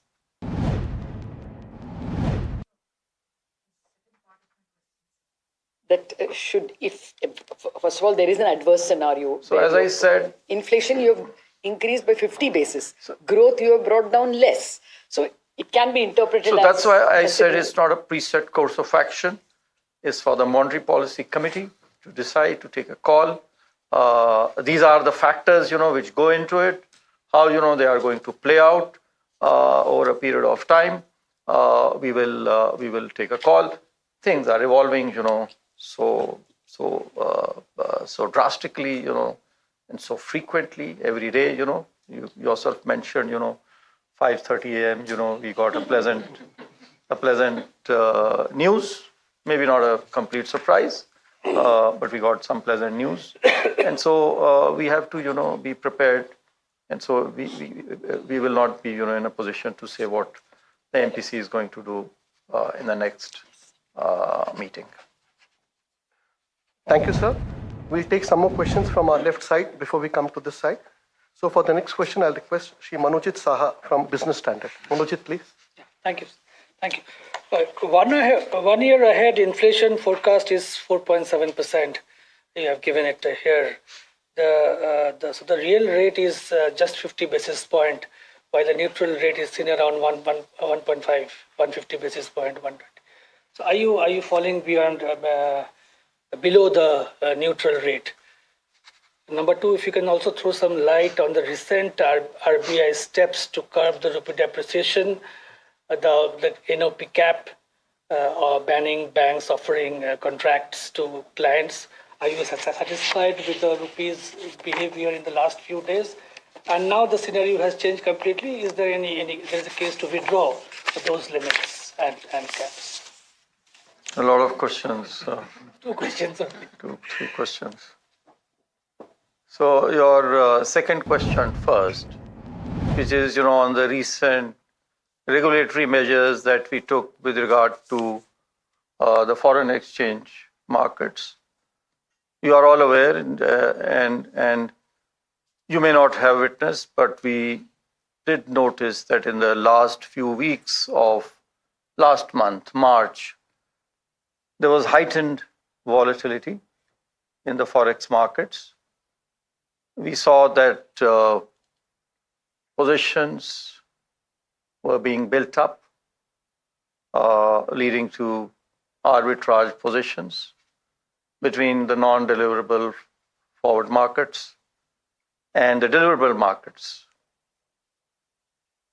In normal times, these linkages are important for an efficient price discovery. And that's why it has been our endeavor to widen and broaden, and make more liquid these markets. But when there is excessive volatility, when there is excessive building up of positions, this is only, increasing volatility and perhaps not helping in efficient price discovery. Such kind of measures are taken. Whether, and these are reactions to the specific market movements.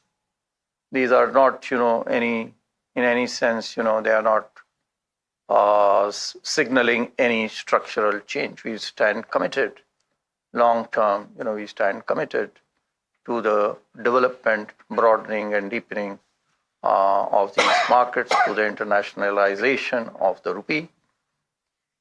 And so obviously, these are not measures which are going to remain there forever. As and when, we see that, and you have seen, so much of fluctuation. You can yourself see, how, the rupee has been so volatile. So it's basically, arising out of that.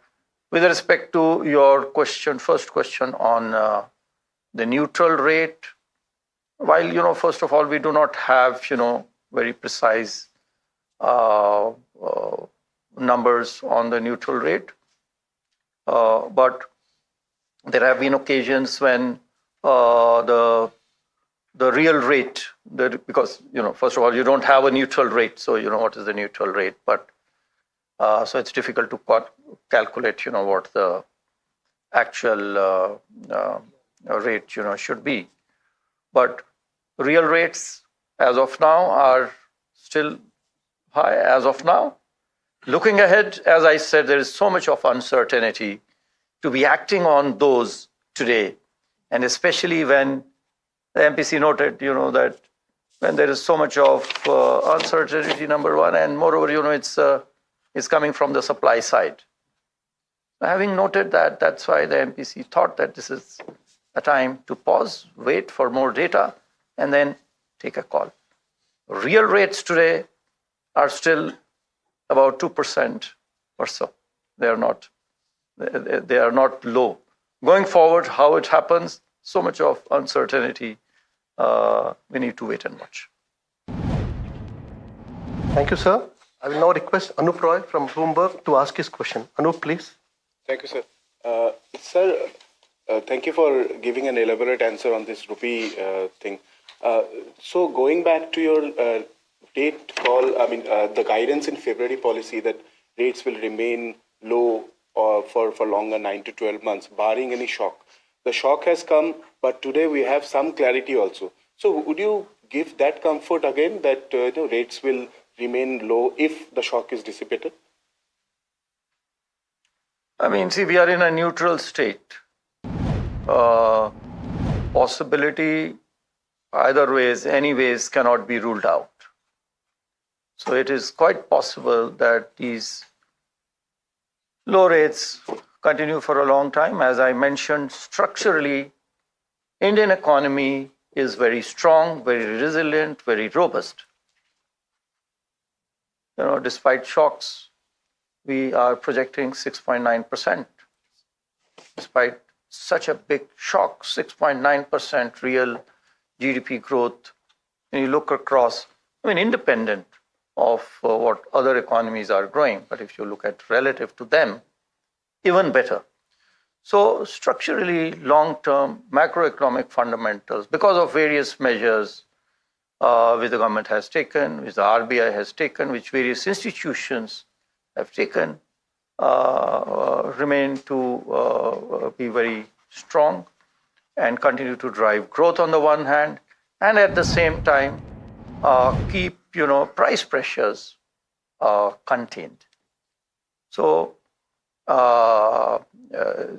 it's quite possible that even in the short to the medium term, we will continue to have low rates. It's quite possible. Thank you, sir. Thank you, sir. I will now request Ms. Hamsini Karthik from Money Control to ask her question. Hamsini, please. Thank you. Good afternoon, Governor, and DGs, everyone. I'd like to drift a little from some of the macro points. And as your speech was concluding, the bank stocks really cheered your monetary policy today. You came up with a lot of leeway in the way that they can operate, etc. A couple of things I would like to understand from you, Governor, is you're open to reviewing the computation of net profit back to CRAR, and you're open to letting go or not, consider the 25% threshold on 25% increase threshold on GNPA. I'd like to understand what triggered this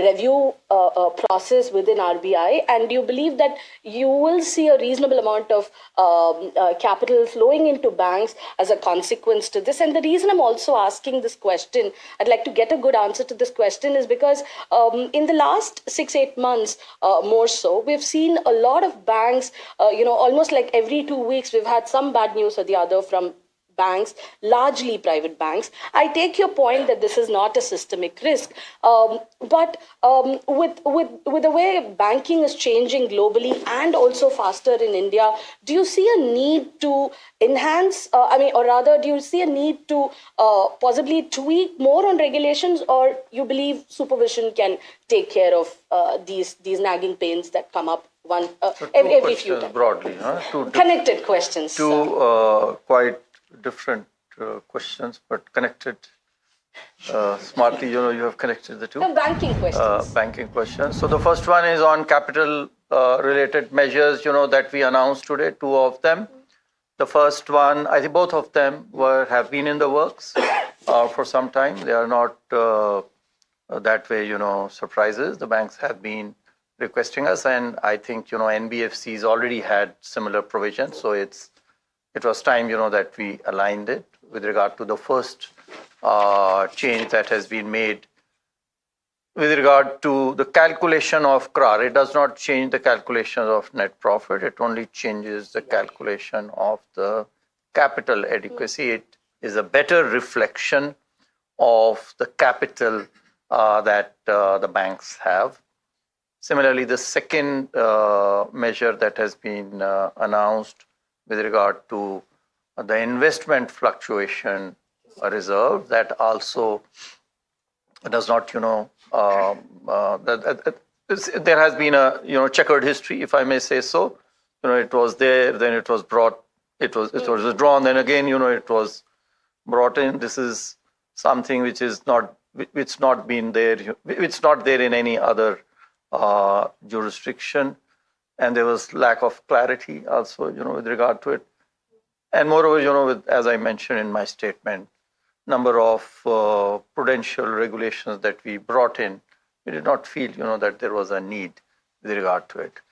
On the second part of your question, which is perhaps relating to, some of the episodes that we witnessed in some of the private sector banks, I want to assure everyone through the media present over here that the banking system is very resilient, it's very safe, strong. Number of regulations, whether it's relating to conduct, governance, prudence, liquidity, all of them, along with, our supervisory framework, they keep the banking system very healthy and robust.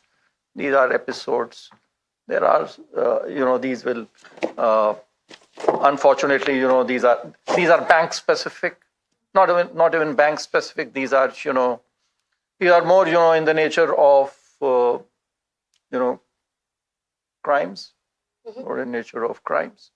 And while, we have to be vigilant and alert to them, the law enforcement mechanism, obviously, in our country will also take care of these.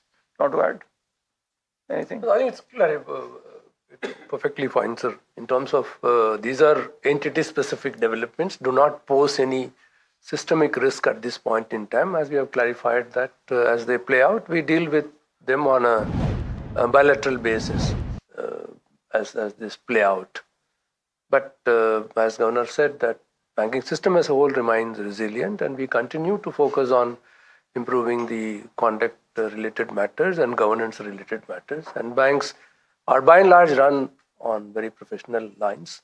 And any material supervisory concerns, as and when it arises, are dealt with on a event-specific basis. If anything requires at a system level or a regulatory tweak, as you were alluding to, that we are not averse to taking such measures, but at this point in time, there is no event that warrants a macroprudential measure or a regulatory tweak. These are episodic. We will handle it on an individual basis. Thank you, sir. Thank you, sir. I will now request Ms. Ekta Suri from Z Business to ask a question. Ekta, please. Good afternoon, sir. आपने बात मान लिया, आपने उनको जो है, you have raised her up the order, huh? Thank you, sir. Yes. I thought so, right? Yes, sir. Thank you so much. आप खुद इतना अच्छा हिंदी में बोल रहे हैं, आप इतना अच्छा हिंदी में बोल रहे हैं। सर नहीं, हिंदी चैनल नीचे आ जाते हैं, फिर वो सारे इंग्लिश वाले ऊपर आ जाते हैं, तो इस बार सच में रिक्वेस्ट सर आपने मान दी। Thank you so much sir. आपको ब्रिज को धन्यवाद देना पड़ेगा। Thank you sir, thank you Brij sir. Sir मेरा सवाल सर, अभी हम बात कर रहे थे गवर्नेंस के ऊपर, सर उसके ऊपर है सर। अभी हाल ही में अगर हम फ्रॉड्स को साइड में कर दें, मैं नाम भी लूंगी, कोटक महिंद्रा बैंक या IDFC फर्स्ट, लेकिन अगर हम HDFC बैंक की भी बात करें, इस्तीफे ने बहुत हेडलाइन बनाई, वहां पर साफ लिखा गया कि एथिक्स और गवर्नेंस से रिलेटेड मैटर है। लेकिन जब उसके बाद पूछा गया जिन्होंने इस्तीफा दिया चेयरमैन जी से, तानू जी से, कि क्या इश्यूज हैं, वो खुलकर नहीं, उन्होंने कुछ भी नहीं बताया।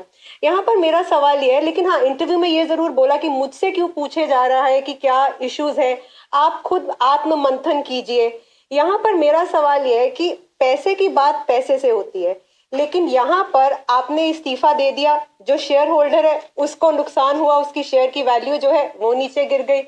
बैंक का जो कस्टमर है उसके दिमाग में एक बीज बोया गया कि पता नहीं क्या ऐसे एथिक्स और गवर्नेंस वाले इश्यूज चल रहे हैं, मेरा पैसा सेफ है या नहीं है।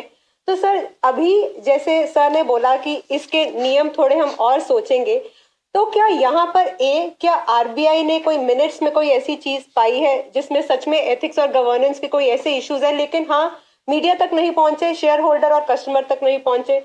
दूसरा, अगर नहीं ऐसा कुछ पाया है तो क्या कोई ऐसा नियम आएगा कि कल को कोई भी बोर्ड से रिलेटेड अगर इस्तीफा डाल रहा है और वो एक वेग भाषा का इस्तेमाल करके वो अगर जाना चाह रहे हैं तो जाए, लेकिन वेग भाषा का इस्तेमाल करके एक कस्टमर के दिमाग में मिसट्रस्ट का डाउट ना डाले, और दूसरा एक शेयर होल्डर जिसका कोई लेना देना नहीं इमोशन से, उसके शेयर की वैल्यू को गिरा कर ना जाए। नहीं, जो पहला आपका प्रश्न है, देखिए हमने पहली बात, हम किसी बैंक स्पेसिफिक प्रश्न को हम यहाँ पे उसका उत्तर नहीं देते, लेकिन आपको मालूम है, ये सर्वविदित है, सबको मालूम है कि हमने प्रेस में अपना एक प्रेस नोट दिया था तब, जिसमें हमने ये कहा था कि हमारे हिसाब से कोई भी मटेरियल कंसर्न हमें, चाहे गवर्नेंस या कंडक्ट से संबंधित हो, वो नहीं है। तो उस बात को मैं यहाँ पे दोहराना चाहता हूँ कि कोई भी मटेरियल हमें कभी भी अपने सुपरविजन में या उनके रिकॉर्ड को देख करके ऐसा कोई गवर्नेंस और कंडक्ट से रिलेटेड मैटर हमारे सामने में नहीं आया। You say that after seeing the minutes of after checking the minutes of the board meetings, or general जो हमारा सुपरविजन रहता है उसके अंदर में मिनट्स भी देखे जाते हैं, मिनट्स की प्रति भी हमारे पास में आती है, तो उन सबको देखने के बाद में ही ये हमने जो वक्तव्य जो हमने अपना प्रेस नोटिस जो दिया, प्रेस नोट जो जारी किया, वो सभी चीज़ों को ध्यान में रखने के बाद में ही दिया है।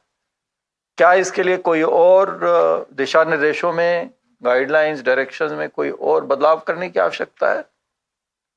आज के दिन में हमें ऐसा नहीं प्रतीत होता, लेकिन यदि ऐसा महसूस हुआ कि कहीं भी आगे जाकर के कोई बदलाव, कोई नया नियम, निर्देश, सेबी के निर्देश वैसे इस संबंध में आप लोगों को मालूम है पहले से ही है, उसके ऊपर यदि कोई और निर्देश की आवश्यकता यदि हुई, महसूस हुई, तो उसके अंदर हम कभी भी पीछे नहीं हटेंगे। मैं कंटिन्यू वन मोर सर, क्योंकि एक बड़ा बैंक था, आपने स्टेटमेंट भी दी कि यहाँ पर बैंक स्टेबल है, लेकिन अगर कोई छोटा बैंक होता और इस्तीफे के बाद लोग डरकर अपने पैसे विड्रॉ करवाने निकल जाते, तो सर उस समय तो अनस्टेबल सिचुएशन आ जाती। तो मेरा एक ये भी सवाल था कि आपने किसी को भी रिजाइन करना है तो वो रिजाइन कीजिए, लेकिन इमोशंस पर गोलमोल बातें कर कर वैल्यू गिराना शेयर की, मेरे दिमाग में ये मिसट्रस्ट डालना कि मेरा पैसा सेफ है कि नहीं, सर वो किस हद तक, सर उस पर आप क्या कहेंगे? देखो, जैसा मैंने कहा, मैं किसी एक स्पेसिफिक बैंक या वक्तव्य के बारे में नहीं कहूँगा।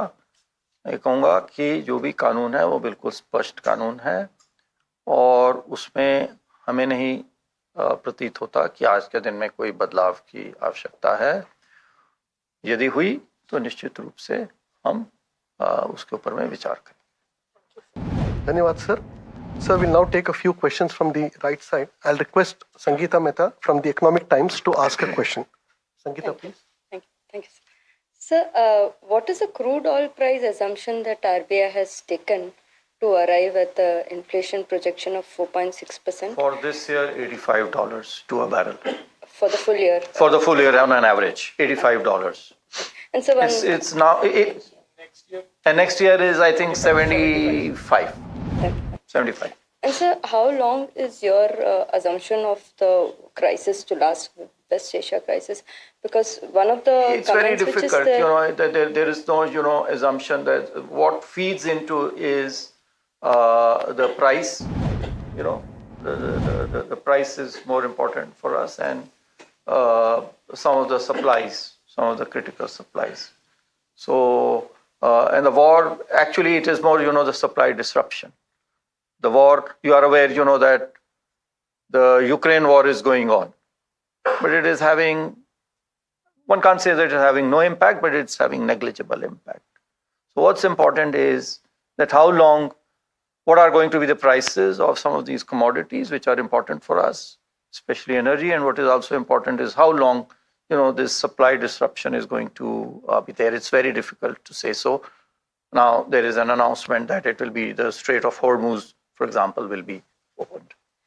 because one of the comments, the statement you have said that is if initial supply shock can potentially transform into demand shock over a medium term, if the restoration of supply chain is delayed. So this medium term is referred to what time frame? This will be many months, many months. Okay. Thank you, sir. I'll request media participants to please stick to one question so that everyone gets a chance. I'll now request Jasprit Kalra from Thomson Reuters to ask his question. Jasprit, please. Quick question on the FX side, the measures that were taken. Of course, they've helped stabilize the rupee and the arbitrage positions that you highlighted. In some corners of the market, especially amongst foreign investors, it's also been interpreted as a soft capital control, with more could be coming down the line that could hurt returns. And they've also raised concerns about how it makes it harder for them to hedge their currency exposures in the local market. When you take these measures, what sort of impact assessment is done on that level? And has the RBI reached out to or communicated with any investors to reassure their concerns, or do you plan to do that? No, see, that's what I just mentioned, that these are specific to the market movements that we observed. These are not structural changes. We stand committed. I'm repeating, I don't have more to add, unfortunately, to what I said, but I'll still repeat, which is that we stand committed to the further deepening, widening of these markets, and the further internationalization of the rupee. These should be seen as actions which help, I would say, in better market development, rather than because this we found, was quite speculative and in some sense, bordering on speculation, right? So it was more of speculation leading to higher volatility. So that's why these measures have been taken. And yes. Thank you, sir. Anything? Yes, these measures have to be seen in the context of this event, this episode, which, as most of you probably know already by now, was leading to disruptive volatility. More importantly, this was leading to a artificial drying up of supply in the market, which was affecting prices. Although the transactions were arbitrage transactions, they were affecting local prices. So our objective of doing this was to cool that phase down. So the long-term commitment still remains to rupee internationalization, to having one global market and all that. On the issue that you raised, whether foreign investors can hedge here, nothing has been done which disables them from hedging. They can all hedge. So those things are also well in place. We will look at how the market responds to this. You would see that we initially just announced that these positions need to be wound down, right? By limiting the position. Then we studied the market behavior, and we understand that in a market, market makers or authorized dealers have privileged position, right? And they behave responsibly. We have seen how much they have added to the depth. Sometimes you get carried away. So we thought an indication should quieten things down. We did not see that. we did not see that. We saw that these positions were, being assigned here and there. So we took the remaining measures to contain those. This is a very specific, specific measure that is intended to contain this particular episode. Thank you, sirs. I will now request Ankur Mishra from ET Now to ask his question. Ankur, please. Continuing with the same topic, many of the banks have been complaining about MTM losses due to the measure which you had taken. I want to understand when you see particularly when we spoke to the market participants, they also mentioned that till 2020, NDF view was different for Reserve Bank of India and it later got changed. Now, if you're saying this is specifically to arrest the rupee volatility, is it a fair understanding that in very near term, once you can see the currency stabilizing, the limit may be once more revised based on the situation? And also, I mean, the NDF view remains the same from Reserve Bank of India. Also, today you have announced about the IFR requirement of the banks. Wanted a little more elaboration on the thoughts behind that. So first question, I think, we answered. Only repeat that, this was in response to this particular episode. This is not permanent or structural. So going forward, we'll see how the markets are behaving, and appropriately, a call will be taken at an appropriate time, to review them. Second question, IFR, I'll request Swaminathan, Mr. D.G. Swaminathan, to throw more light on it. Basically, changes in the investment, like, now the bond yields are very high, and sometimes they can go up, they can go down, and so that has implications for their profitability. Then the banks come back to us saying, please allow us to stagger these losses. So we had come out with the concept of an investment fluctuation reserve, which to some extent, mitigates. But then we feel that it is, the market prices, mark-to-market prices, should be factored in, because that's the correct position of the banks. And so that's why if they price it as per the markets, then the very need of this fluctuation reserve, goes away. You can probably, throw more light on some of the historical details of why this was first introduced and removed, and then again, it was brought in. Now, as Governor earlier mentioned, also this had a checkered history. It was introduced in a certain context, withdrawn, reintroduced, and there was also a lack of harmony across the bank types. Different banks had different guidelines that were applicable to them.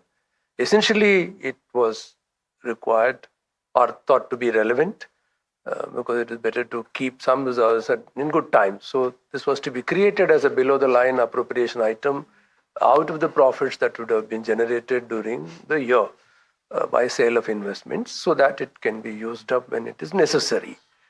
Subsequently, two significant developments. One is that in terms of our capital adequacy norms, guidelines have been completely revamped, and also that, as you are aware, 2 years ago, we issued a comprehensive guidelines in terms of valuation and disclosure of valuation of investment book. So having implemented that, this IFR is considered no longer relevant. It does not in any manner change the value at which investment book has to be reflected in the accounting books, and also it does not change the profit calculation in any manner. This was an appropriation item considered no longer relevant in the given circumstances. So has been done away with more in the nature of a simplification. And third thing is that there was also a different level of compliance across the banks. It was not uniformly complied with as well. And there were supervisory observations arising out of difference in compliance levels. So by removing that particular requirement, we are making it a little more easy in terms of complying with the applicable norms. So it is it's at this point in time considered no longer relevant. Maybe we can offline clarify to you more in detail. No, because this was a below the line appropriation item, so it wouldn't have made a significant difference. 2%. Requirement was 2%. Yes. Thank you, sir. I will now request K. Ramkumar from Hindu Business Line to ask his question. Ramkumar, please. Thank you. Are you seeing any kind of signs of incipient stress build up in the banking system because of this supply chain disruption, high energy prices, and weak external demand? And another question is about whether the transmission of the earlier rate cuts is complete into the lending rates and deposit rates. Yeah, thank you. So, insofar as from the bank side, we are not seeing any systemic concerns with regard to their profitability and their health. Yes, there will be pockets, there will be sectors which will be hit because of the present crisis. Again, it will depend on the extent. The government has done a wonderful job as of now in trying to secure these inputs and reduce the supply chain disruptions. It will all depend on how long this continues. In the meanwhile, you are aware that we have already extended the time limit from 31st March to 30th January for the longer period of exports proceeds to be repatriated to 450 days. Till 30th June we have done that. We'll see going forward, but as of now there is no systemic risk. What is the second question? Transmission, I think this there, in my statement as a footnote perhaps, against 125 basis points, about 90 basis points has been, is the transmission, that we have seen on the lending side. Similarly, on the deposit side, it's more than 100. So there's been good, satisfactory, as I mentioned, transmission. Thank you, sir. I will request media persons to please stick to one question. I will now request Piyush Shukla from NDTV Profit to ask his question. Piyush, please. Good afternoon, Governor DGs. Thank you, sir. Sir, one payment bank CEO was jailed and he's been released, and the bank is in transition to SFB. Does this development affect their SFB? We have given an in-principle approval to them. Does this affect that progression? Will the bank have to? Has the bank sought reappointment of the CEO? CEO's reappointment. Has the bank sought that? Also, in terms of the upper layer category of NBFCs, when will be the next list updated, and will Tata Sons be a part of it?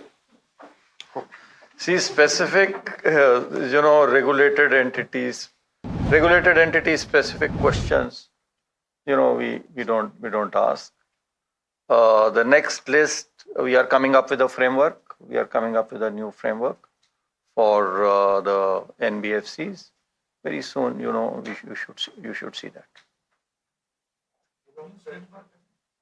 New framework for categorization of NBFCs into upper, middle layer, etc. You'll see. So just this bank. Very soon, very quickly we should do it. Hopefully this payment month. bank has received in-principle approval for conversion to SFB since he's a KMP. Just some clarity, sir, whether this affects that. I'm sorry, specific bank questions we don't answer. But that draft norm, that will be a draft norm or final circular, that NBFC?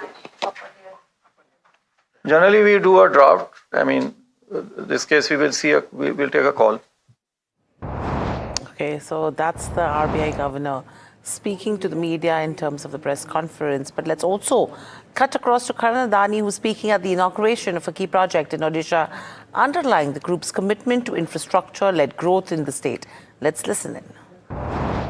Thank you. Jai Jagannath, Vande Utkal Janani.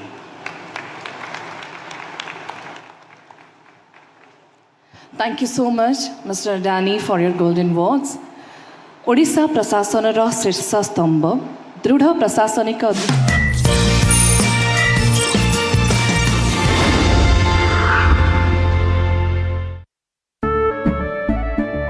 केसरिया से मन जोगी हुआ रे, दिल झूमे देखो मतवारा हुआ रे, केसरिया से मन जोगी हुआ। हर पल मनाओ केसरी त्योहार। विमल, बोलो जुबान Kesari.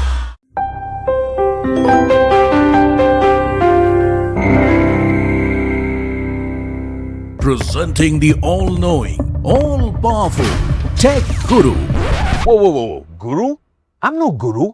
Okay. I'm just a guy who loves his tech. A show where the mysteries of megabytes and motherboards shall be unraveled. Bro, nobody talks like that anymore. This is all about connected ecosystems, EVs and AI that you can use in your daily life. That's what we do on Tech 360. Real talk, real reviews, tech that you can actually use. Tech has changed. So should your tech show.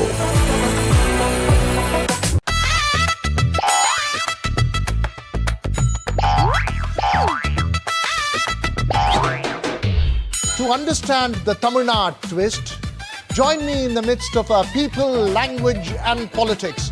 Vanakkam Tamil Nadu, here we come.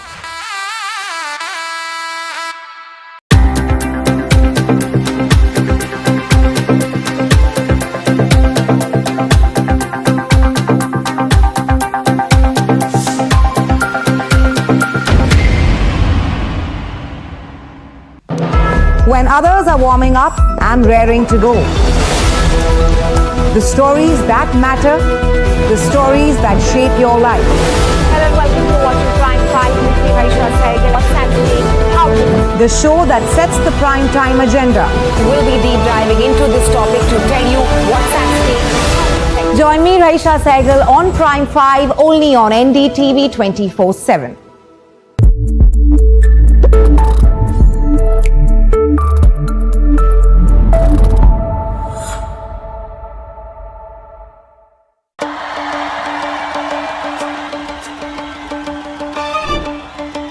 Will the rising sun win with a hand in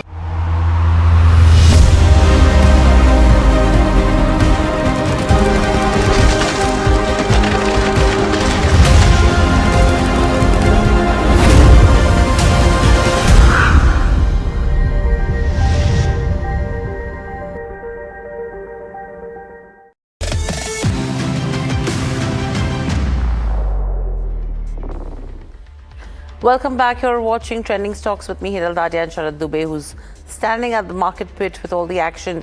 Sharad, the ceasefire, which has given that support to the markets, and then you had the RBI Governor come in and maintain a pause. The stance has been maintained as well. How are the markets taking it? Well, the market, you can see I'm just mirroring the entire market right now. It's both green, Nifty is 3.5% up. Let's pull up Nifty Bank. That's much more better setup coming in. Of course, I mentioned the interest rate sensitive stocks, RBI MPC, very strong commentary coming in from the RBI Governor as well, and there is no systematic risk. Interesting commentary coming, but the street is taking it on a good gap up opening, and it has sustained. Last 3 trading session also there was a good technical strength, but Hiral, we call this a wonderful Wednesday. Benchmark, broader indices, you pick anything that's in the green, and a good up move is coming in. Hardly any reds are there in the market right now. Also, let's pull out the other triggers which should be in your radar. It's a 2-week Iran-US war ceasefire. Of course, Israel is also likely to be a part of that. So definitely it has actually helped a lot. The global yields have cooled off. The risk on sentiment, we can see at least for the next 2 weeks, it's still back. But remember, there might be a sell on rise strategy also for some traders. But nevertheless, right now, the up move is being held. RBI MPC, the status quo has been maintained across the rates and the stance as well. Nothing major has changed.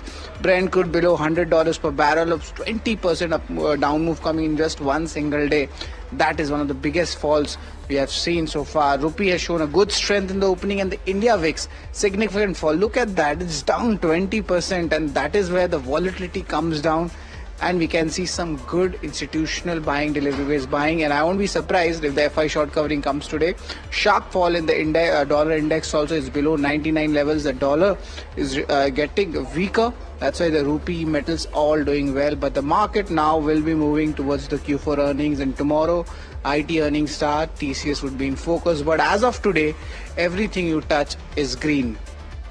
Absolutely, everything that you touch seems to be green right now as we speak. But I think let's quickly look at all the rapid fire stocks as well, Sharad, and take up the rapid fire with Kunal Rambia off the street. Right, Kunal, good afternoon. It's always a pleasure to have you. We'll start our rapid fire round. Aditya Birla Real Estate, that's in focus. Interesting corporate development announcements coming in. Your views on that? See, thanks, Sharad, for having me on the show. As you mentioned rightly, everything we touch is green today. And this counter has also shown good strength and recovery, but at the same time, it has really given up for the entire day's gain. So if the counter consolidates near this 1275, 1280 levels, then I think we can consider this to be like a beginning of a new rally, but otherwise we need to turn cautious on this. And Kunal, Titan has come out with a really strong operational update as well, and folks who have been holding the stock, good time to book a little bit of profit, or do you see a little bit of up move coming in from here as well? See, again on Titan, Sharad, the trend has been really strong. In fact, in this recent correction, this counter did not really come down much, and now it's hitting the all-time high again. I would prefer to trail the stop loss and hold the position rather than booking the profits. The trailing stop loss can be 4,300. Hold with that particular stop loss and ride the rally. Kunal, for the last 2 to 3 days, AMC stocks have been doing well, and today also a broking upgrade has come in for ICICI Pru AMC as well. A flight to safety also coming in. It's a good positional trade right now also. They have seemed to have run up a little bit from their bottoms, but is there more fuel left for this rally? I'm a bit cautious on ICICI Pru AMC, reason being the counter is hitting the previous highs itself, which was around 3,170, 3,200 levels. So ICICI Pru AMC, I'm a bit cautious. If there is a further buy side upside, then yes, we can consider that, but otherwise time to be a little cautious on it. It's time to be a little bit cautious also, but another stock is Arvind SmartPace. Q4 numbers are very strong, but there's of course a cash counter. At times these moves do happen, but then of course the volumes also dry up. Any views on that? No, in fact, we shortlisted this counter on during March because of extreme volumes near those 550 levels. Counter is consolidating well near the support level, but the breakout is pending. So yes, in-house we have kept the breakout level of 620 in mind. In fact, today's high itself was 618. So wait for the closing above 620. The rally can be till 725, 730 after that. Okay, the Q4 updates have started coming in. Ashiana Housing, Tata Steel, as well as Phoenix Mills. Three companies I have given you, Kunal. Out of these three, which look good in the charts for a better trade here? Ashiana Housing is a clear no for now. It's been a year this counter is not able to cross 360 mark. In fact, today high also was near to that level, but slipped significantly lower. So be cautious on Ashiana Housing. Tata Steel is overall been in a positive trend on the weekly chart, but on the daily chart, the consolidation breakout was seen today at 200 levels. Counter is trading at 203. If it holds on to these levels for a day or two, it can be a good buy with the stop of 195. And for Phoenix Mills, is a clear thumbs up. Counter is extremely strong, even on the daily chart as well as on the weekly chart. So with the stop of 1600, one can certainly buy Phoenix Mills, and the targets can be 1900.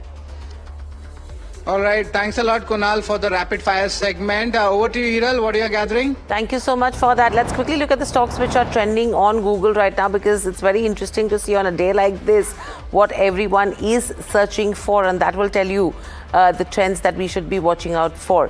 In terms of stocks, LIC, and that's again on the back of the bonus issue that they're mulling. PC Jewelers, Adani Green for obvious reasons, Adani Enterprises, and this is on the back of the SEC, which has admitted the plea put out by the group and a Titan. So these are the stocks which have been trending on Google as we speak. But moving on, Royal Orchid Hotels, that's one stock to watch out for, and this is on a very interesting news wherein they've gone ahead and they've signed a pact with Hilton for 125 hotels in India. That's a big number coming in there. In fact, this is what they're targeting by 2035. So you're looking at almost an 8 to 9 year period. Amit Jaiswal, CFO at Royal Orchid Hotels, joins in. Amit, welcome to the show. Always a pleasure to speak to you, and happy to speak to you after a really long time. My question coming to you is, if you could help us understand more details in terms of 125 hotel pack. Currently, where does it stand with the Hilton, or is this an absolutely new contract? See, this is this is absolutely a new contract we have signed with Hilton, a brand called Hampton. We will be developing in basically in southern India and western India. We have an exclusive right to develop, and this all hotel will be in the range of 150 rooms, bigger, larger properties. And next 5-6 years, 8 years, we have to develop and take it to 125 hotels across South and Western India. And we will be taking hotels on management, and we will be giving the brand of Hilton to those hotels. So it will help both Hilton as well as Royal Lockheed to develop the market in India, and we will be able to compete with the foreign brands, which we will, to some extent we were missing the bus at a lot of places. So now we will be able to compete with all the foreign brands with Hilton into our portfolio. Okay. So what is the kind of revenue generation that you're expecting out of this, say in the next, on a yearly basis, and by the time you reach or hit the 125 hotel mark? See, it is very difficult to, really on a ballpark figure we can always think of, but it will be very difficult to say because it will all depend on what size of the hotel, what market. See, every market has got a different ADRs. The average rates of every market is different. So it all depends on host of factors, but overall, it is a very good move for the company Royal Lockheed Hotels. They will be able to develop this hotel with the brand presence of Hilton, which is a very strong brand. 3,100 Hamptons are there across worldwide. So with this, the very segment which we used to miss earlier was the foreign hotel segment. We used to miss. So that we will be able to capture and develop it, and we will be doing it. And we have a franchisee contract with Hilton, so we'll be using that brand, and we will also learn from them. Foreign brands, we learn a lot of stuff. So we will learn, and maybe we will be able to, do better as far as the market is concerned. Right. Learn and earn. That's very much important. But Amit ji, good afternoon. This is Sharad here. I just have a query on the domestic demand front right now. What's happening? We have seen that the global travel plans are getting cancelled, but the Indian hotel industry, the hospitality industry, there seems to be still an acute shortage as compared to the demand which is there. Summer holidays are in. Are you seeing the overall rates going up, and what's the overall action looking like right now, especially for the summer season now? See, Sharad, let me tell you very openly, I'll like to share the data with you. See, with our leisure market is doing very well. As far as the leisure destination concerned, we are doing very well because we are only dependent on the domestic travelers. Our group of hotel, we don't depend on the foreign travelers. So our leisure segment was doing very well.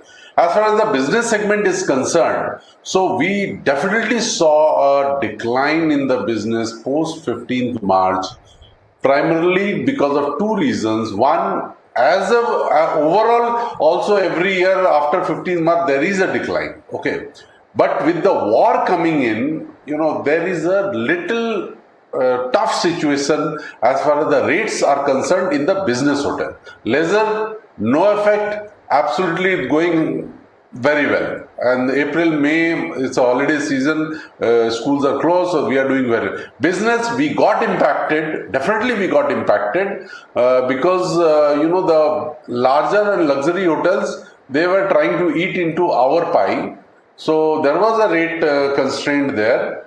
But with the war coming to an end, a good news today, I think we will again bounce back. So, Amit, tell me one thing, what is the kind of impact you're seeing in terms of pricing? Because average rate, how is that getting impacted?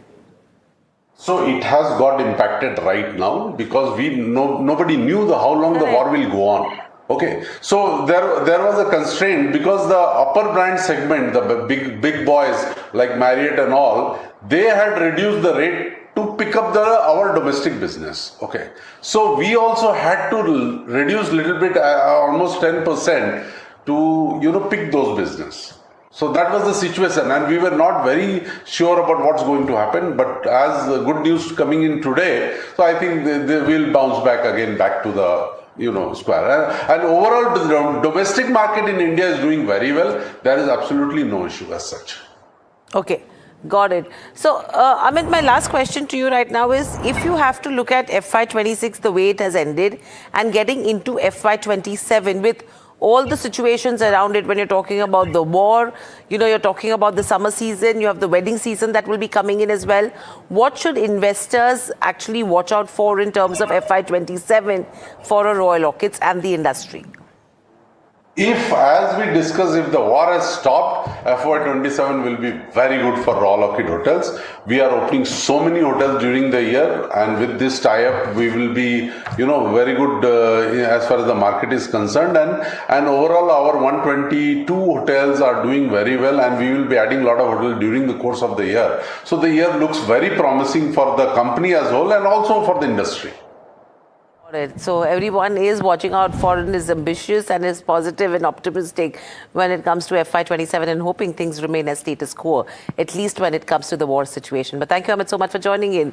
Always a pleasure to speak to you and get you on NDTV Profit. So that was the management of Royal Orchid, the stock trading near the day's highest levels with gains of little over 6% coming in there. But completely out of time. With that, it's a wrap on this edition of Trending Stocks from Sharath, the team that put the show together, and myself.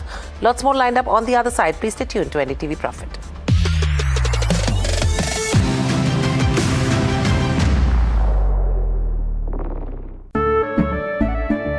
केसरिया से मन जोगी हुआ रे दिल झूमे देखो पतवारा हुआ रे केसरिया से मन जोगी हुआ हर पल मनाओ केसरी त्योहार विमल बोलो जुबान Kesari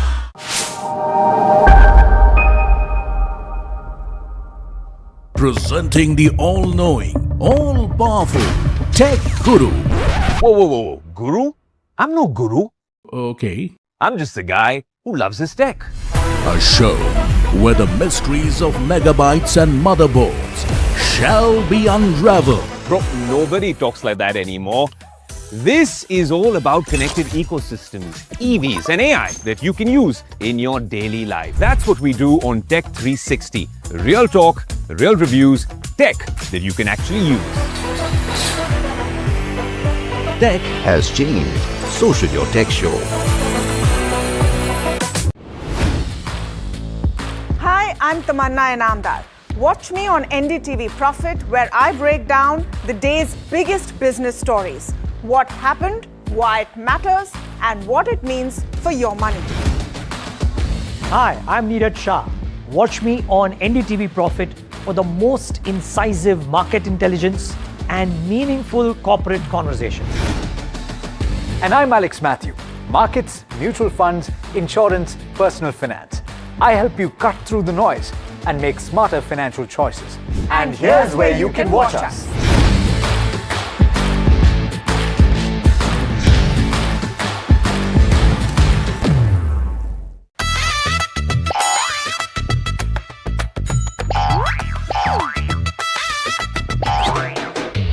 To understand the Tamil Nadu twist, join me in the midst of our people, language and politics.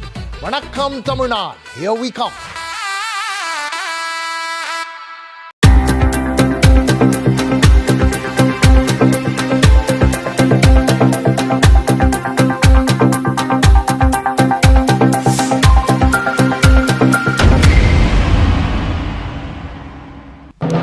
When others are warming up, I'm raring to go.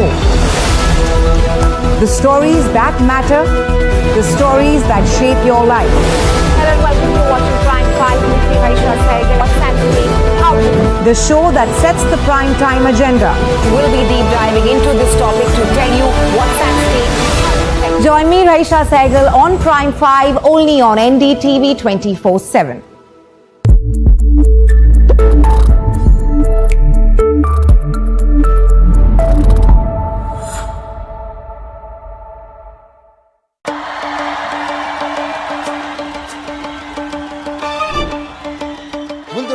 Sun win with a hand in hand? Will the two leaves and lotus bloom? Who will whistle to success in Tamil Nadu? To understand the Tamil Nadu twist, join me in the midst of our politics and people. Vanakkam Tamil Nadu, here we come.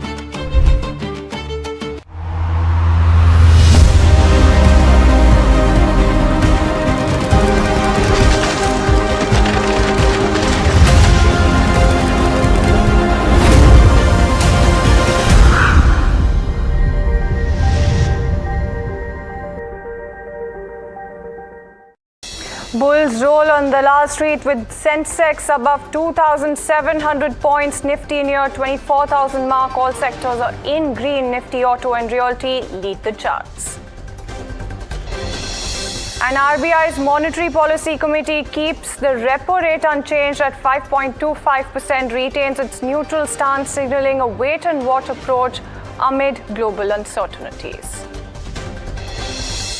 The RBI has projected inflation around 4.5% for the next financial year, but flagged the rising risks from global uncertainty and higher commodity prices, with pressures expected to build in the second half. And Interglobe Aviation see its biggest single-day gain since February 2022. The surge comes after a 25% cut in parking charges for domestic flights announced by the regulator, aimed at easing costs amid the Middle East crisis. In a key legal development, a US court has allowed the Adani Group to seek dismissal of the securities case, offering a potential boost to the conglomerate's position.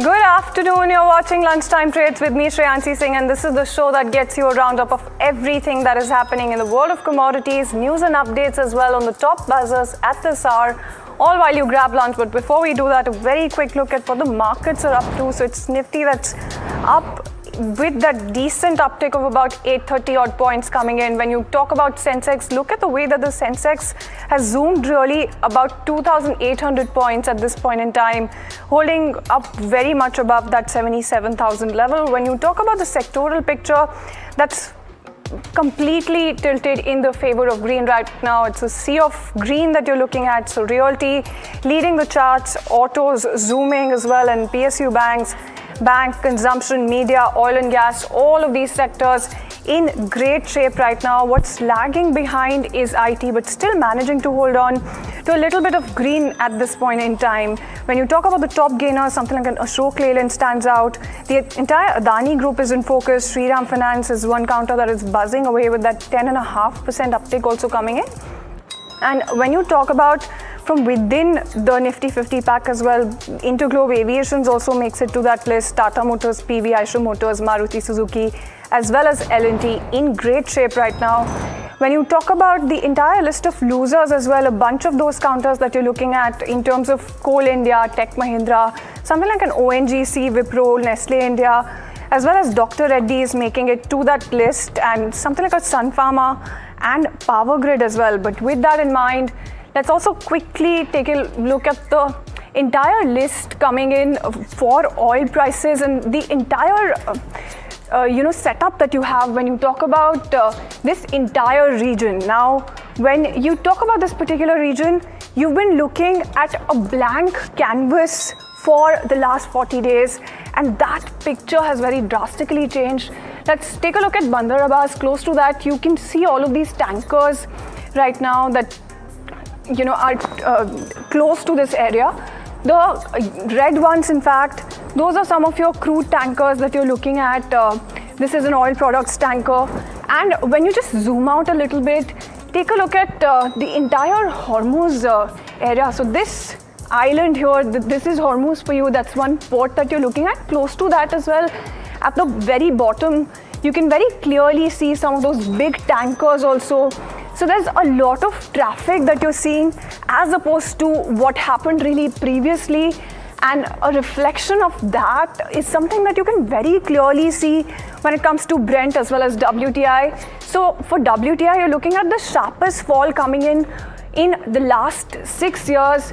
That's largely the kind of setup that you're looking at, but good to see all of these marks coming back when you talk about this entire region as well. But let's also try and get you the entire focus coming in from the guest perspective as well, try and get you some more insights as well. And let's also take a look at that as well. This is, of course, the entire setup that you're looking at when it comes to the entire Hormuz Island, but also Bandar Abbas. That's the entire setup that you're looking at this point in time. But with that in mind, Let's also connect with Vandana Bharti, Head of Commodity Research at SMC Group. Vandana, a very good afternoon to you. And thank you so much for taking time out and joining us this afternoon. First things first, something that we were just discussing right now, that entire block, when you take a look at close to Hormuz, you do have a bunch of ships and a lot of them crude oil tankers that are very much there right now. So you do have that entire disruption that has really rattled the oil market, and how I wanted to get a check going in terms of what you think about it. Hi Shamsi, for having me in this show, and it was a very great clip you were showing in a very interesting manner. So if we do the comparison, 136 ships, usually they cross the Strait of Hormuz per day. It came down to number 10 only. Now it is somewhere near 20 to 30, as you've shown in the video and all. So yes, the things are changing, but it will take at least 2 weeks to get the normal traffic there in the Strait of Hormuz, because insurance companies already there, they are in fear that whether it is actual ceasefire or whatever this is. So they are in their intention towards giving the insurance coverage to the ships. These are very important things, and it will take at least 2 weeks to get the normal traffic in the Strait of Hormuz. But this was really a sigh of relief in the market. But if we consider the cash market, spot market, which is a real concern for at this time, it has not seen that kind of fall in the prices. It is only the futures prices in WTI, which is showing a more than 12% of decline. When we consider the cash market, it is somewhere near, we can say that $110, $105. But still the trend will catch up sooner or later. And if we consider the option chain, it is showing that very soon we are going to see $90 to $85 kind of level, because there is high concentration near the option strikes of $85 to $90. So we are going towards slowly $85 to $90, but I'm not expecting a $75 kind of level, because we have seen many times that the ceasefire has been broken by both sides.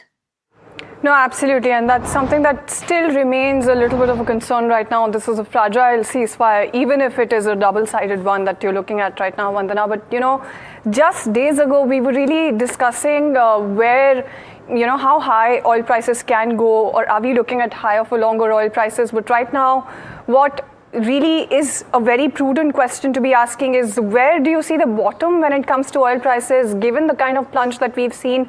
They're back below that $100 a barrel level. And when you talk about WTI as well as Brent, for WTI, you've seen that sharpest fall in about 6 years that you're looking at, and one of the sharpest single-day declines that you're looking at when it comes to oil prices. All of this considered, all things said and done, where is the bottom for oil prices? I will consider this time it should be near $80, $85, because some permanent damages they have done. It was already done there in many plants and oil will, and it will take 6 months to 1 year to 2 years to get fully recovered. So it recovered or repaired, I can say that. So this time bottom is higher, between $70 to $80, $75 to $80 kind of level we are expecting, because this time they will charge for shipments. This time the insurance premium will be on higher side, and they are charging $1 per barrel from Iran side. So ultimately the cost of shipping will be higher for entire 2026, I suppose, and Iran will charge higher for for funding as well. So this time bottom is higher, between $75 to $80 kind of level we are expecting on higher side. Literally this is a much relief for the market that we are below the 3-digit number, and soon we can expect a $90 kind of level. Absolutely, and that considered also, Vandana, when you talk about oil prices, given the way that the 40 days of war thereabout have really shifted fundamentals when it comes to supply, they've really sort of thrown all of the previous calculations out of the window when you're looking at oil prices right now. So when you do take a look at the entire trajectory, do you think that higher for longer oil prices is something that you could still be penciling in? It will show in the data of, say, second quarter of 2026 and third quarter of 2026 as well, because higher prices, every $10 of higher side in crude oil prices, it dent the GDP by 50% and increase the inflation by $5 increase in crude oil prices. It increased inflation by 20 basis points. So the growth pattern, it will deteriorate for 2 quarters. And if we consider the inflation, it will be on higher side. And when we do the historical calculation backed, historically backed data, if crude oil moved upwards for 2 quarters, then it will take 4 quarters to get the actual recovery in the market. So the timing is really double. So second quarter is already going to be see weaker data on GDP front, on PMI front, manufacturing front, export, import, every front. From third quarter of 2026, we can see some kind of recovery in the economic data, and the impact is already across the globe. Even if we consider the US inflation number, earlier it was in February, it was 2.4%. In the month of March, it is expected 3.4%. So 1% jump is really painful for the US economy, where they were expecting 2% kind of inflation in the 2026 and 2% kind of unemployment rate in 2026 to get the interest rate lower towards the level of 1% to 1.2%. So this crude is giving a pain to US economy as well. But they are showing that they are immune to this crude oil higher prices. No, absolutely. And given all of that has happened, when you take a look at gold on the flip side, it's doing quite well for itself right now. And you're seeing some of those levels that we were wondering if we're going to see them anytime soon really come back into focus when you talk about gold prices. What is the setup that you're keeping in mind when it comes to gold then? Yeah, Shanshi, whatever happened in gold and silver, it was mechanical selling. It was not fundamental selling. It was liquidation, it was margin call. So it was totally a mechanical selling. Fundamental triggers are already there. And because of that, China, they have bought gold for 17 consecutive months. So it is showing their faith, the world, their faith in gold or silver.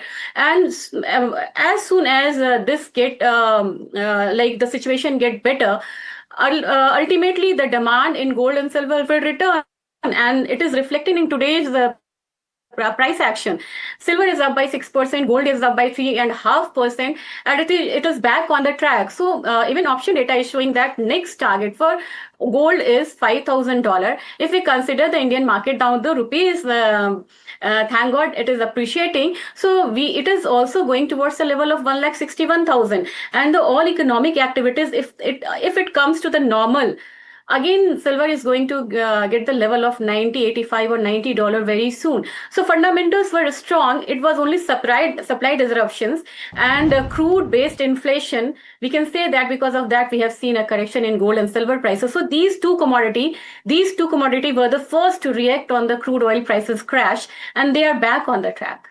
Absolutely, and first to really cheer that in such a big way as well, Vandana. Thank you so much for taking time out and joining us. So there you go. That's the entire setup as far as oil prices are concerned. Strait of Hormuz has reopened just as we showed you a few minutes ago. The energy war premium is something that is unwinding rapidly and weighing very heavily when it comes to oil prices. Gold, on the other hand, the ceasefire is going to be lifting gold despite risk on rally going forward as well. And that's the key insight that we're picking up for you at this point in time. But let's also get you an NDTV Profit exclusive. Sources, in fact, are saying that the government is not in favor of scrapping the existing bids for the IDBI bank stake sale. And the government is exploring ways, in fact, to move forward with the current bids. Shrimi Chaudhary is joining in with all of those latest updates.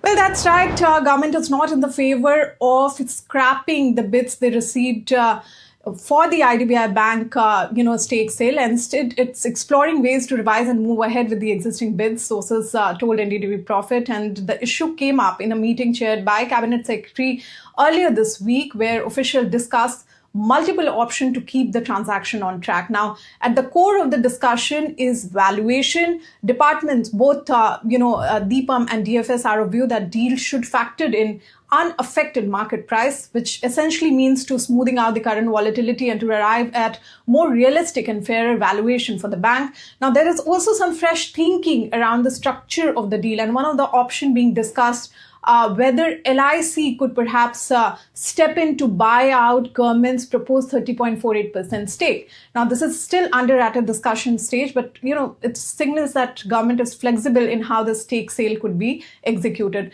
As things stand, LIC holds 49.24% stake in IDBI Bank, while government owns 45.48%, and the plan is to divest a combined 60.72% stake, along with the management control. So, for now, the government appears to be in no rush. A final call is likely to be taken once the market volatility eases, but they're willing to tweak the approach as far as IDBI stake sale is concerned. No, absolutely, and thank you so much, Srini, for getting us that highlight. Let's not lose sight of the market, though, because you do have markets close to days high, whether you talk about Nifty or Sensex. When you talk about some of those gainers as well, the entire Adani group of companies is actually doing quite well right now, about 8% uptick coming in for something like an Adani Enterprises, Adani Ports, Adani Green, all of them in great shape right now. The US court has admitted Adani Group's plea to dismiss SEC lawsuit. Remember, Adani Group promoters had asked the US court to dismiss the securities fraud lawsuit brought by the US Securities and Exchange Commission. In fact, Nimit is joining in with some more details.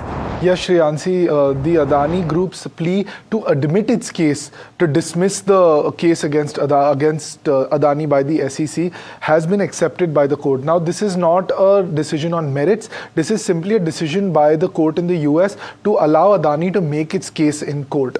Now, what it's been ordered is a pre-trial conference, which means that before a trial, parties will get together and decide a schedule for the conference for the trial and present that to court. What we actually want to get into today is what were the arguments made by Adani as part of their filing, asking them to dismiss this case. The biggest one being the jurisdictional claim. The Adani Group claims that the SEC has no jurisdiction over the dispute it's claiming, the bond issuances. What it says is that Adani Green is not a US listed company.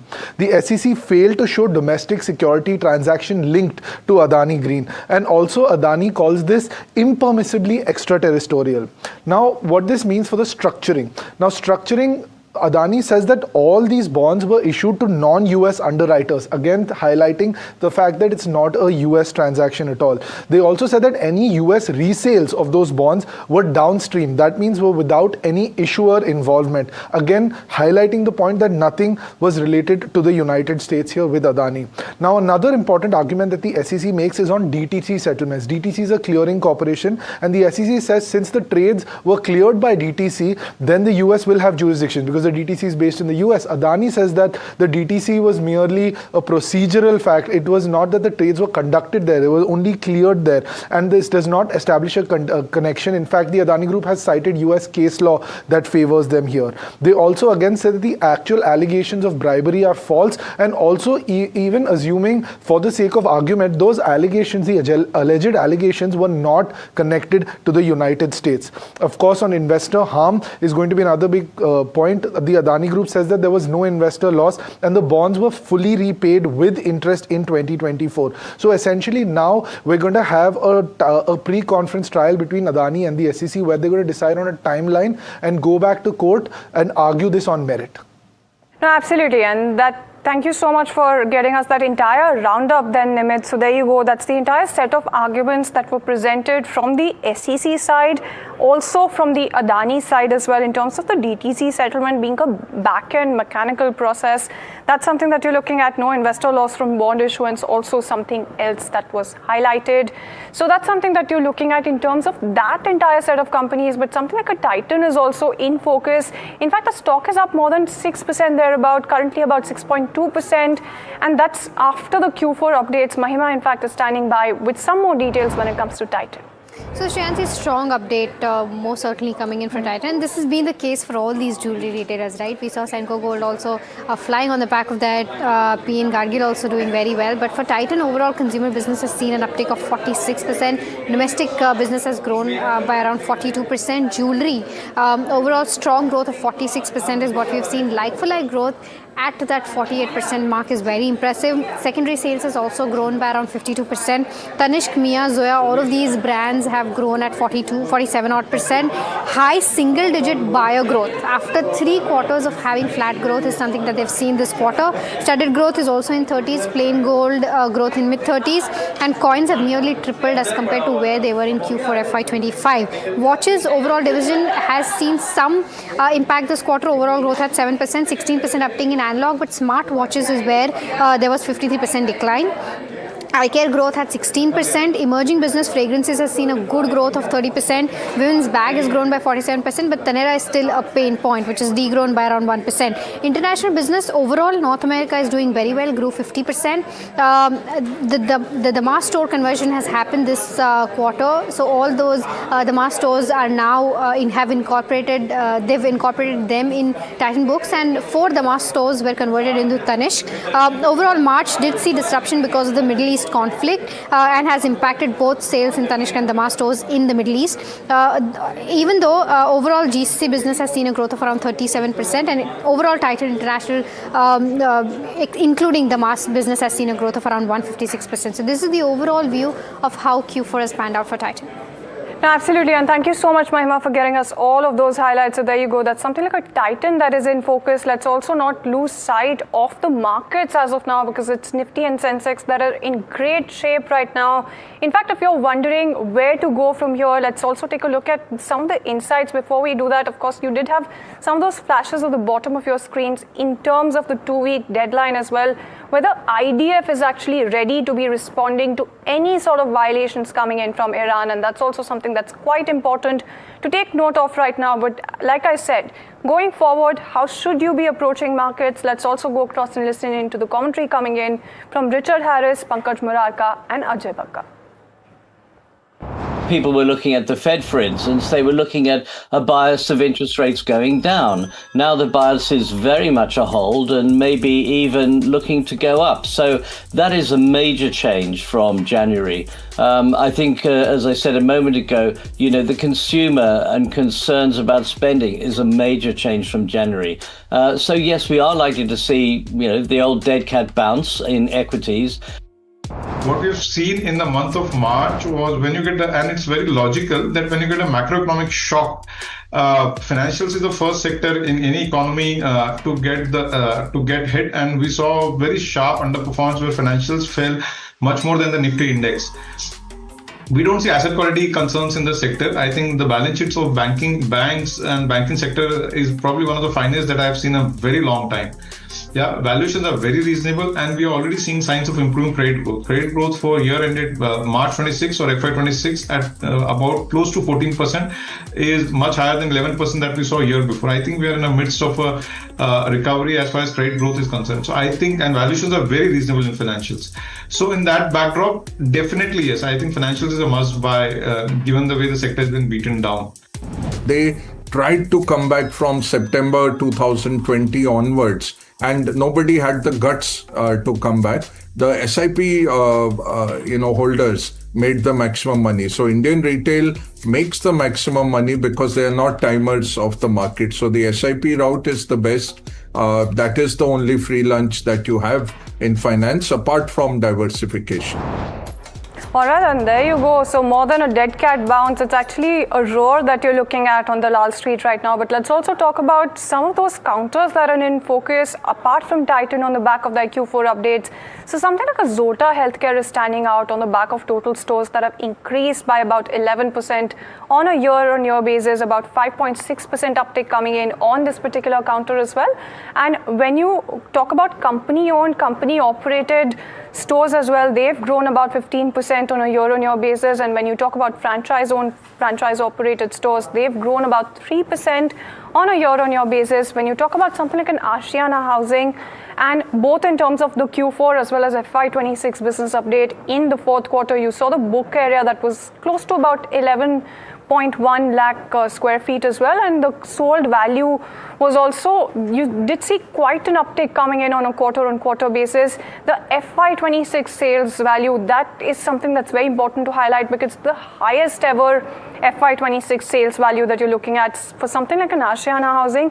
The stock is doing decently for itself in trade, but what's really soaring away in trade right now is something like an Indian hotels company. When you talk about the portfolio update, the total hospitality portfolio has expanded to 628 hotels. When you talk about the stock, that is about 7% up right now, including 373 hotels in active operations. You do have that portfolio expansion that is in focus, and the pipeline of 255 hotels is also something that is under development. And the stock seems to be really cheering this kind of update that you've seen coming in. Something like a Tata Steel also on our radar right now, because you do have Q4 that was quite a strong quarter.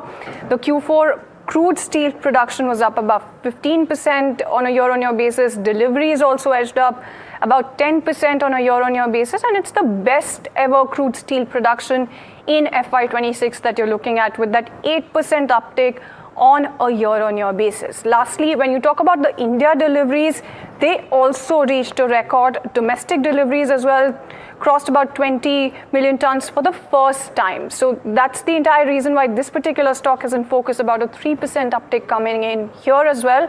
Lastly, when you talk about something like a Phoenix Mills, you do have FY26, so that was quite a milestone year here. Retail consumption hit an all-time high, up about 21% on a year-on-year basis.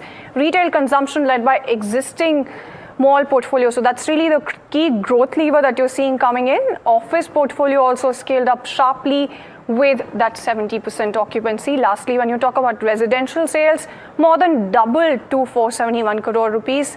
So on the back of that, look at that surge coming in when you talk about Phoenix Mills, 7.8% uptick coming in on this particular counter. But with that, it's a wrap on this edition of Lunchtime Trades. Thank you so much for tuning in.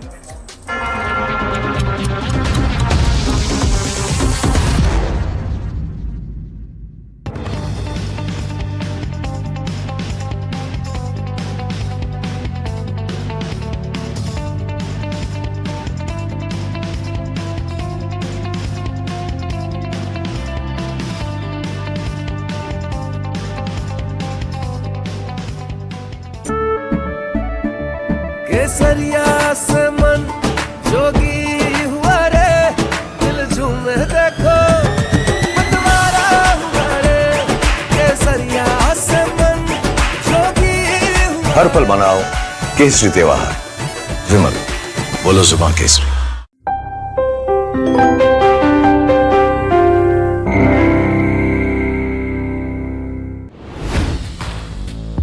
Hi, I'm Tamanna Inamdar. Watch me on NDTV Profit, where I break down the day's biggest business stories. What happened, why it matters, and what it means for your money. Hi, I'm Neeraj Shah. Watch me on NDTV Profit for the most incisive market intelligence and meaningful corporate conversations. And I'm Alex Matthew. Markets, mutual funds, insurance, personal finance. I help you cut through the noise and make smarter financial choices. And here's where you can watch us.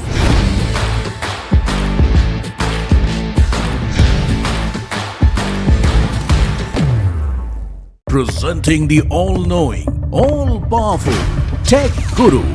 Whoa. Guru? I'm no guru. Okay. I'm just a guy who loves his tech. A show where the mysteries of megabytes and motherboards shall be unraveled. Bro, nobody talks like that anymore. This is all about connected ecosystems, EVs and AI that you can use in your daily life. That's what we do on Tech 360. Real talk, real reviews, tech that you can actually use. Tech has changed. So should your tech show.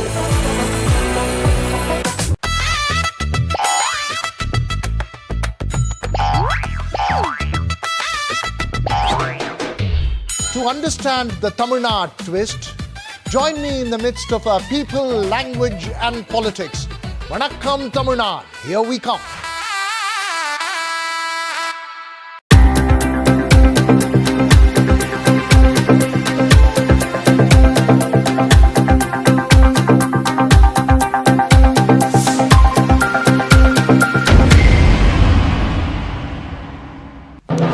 When others are warming up, I'm raring to go. The stories that matter, the stories that shape your life. Hello and welcome to watching Prime 5 with me, Raisha Sehgal. What's happening? How to The show that sets the prime time agenda. We'll be deep diving into this topic to tell you what's at stake. Join me, Raisha Sehgal, on Prime 5, only on NDTV 24/7.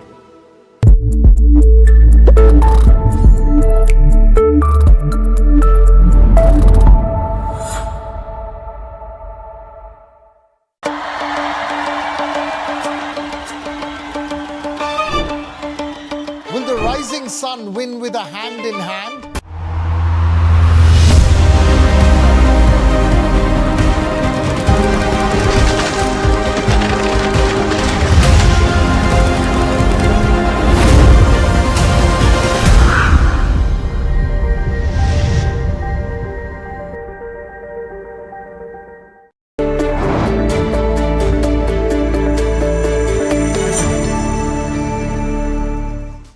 Good afternoon, you're watching Small Cap Buzzers on NDTV Profit with me, Soumit Sarkar, and my co-anchor, Varsha. In the next half an hour, we'll take you through the most important small cap stocks that have been buzzing in trade either on the back of price or volume action. But firstly, let's see what's on the show today. Firstly, we'll be speaking with the management of Garuda Construction. Now, it's a debt-free company and it's positioned well for a long-term scalable growth.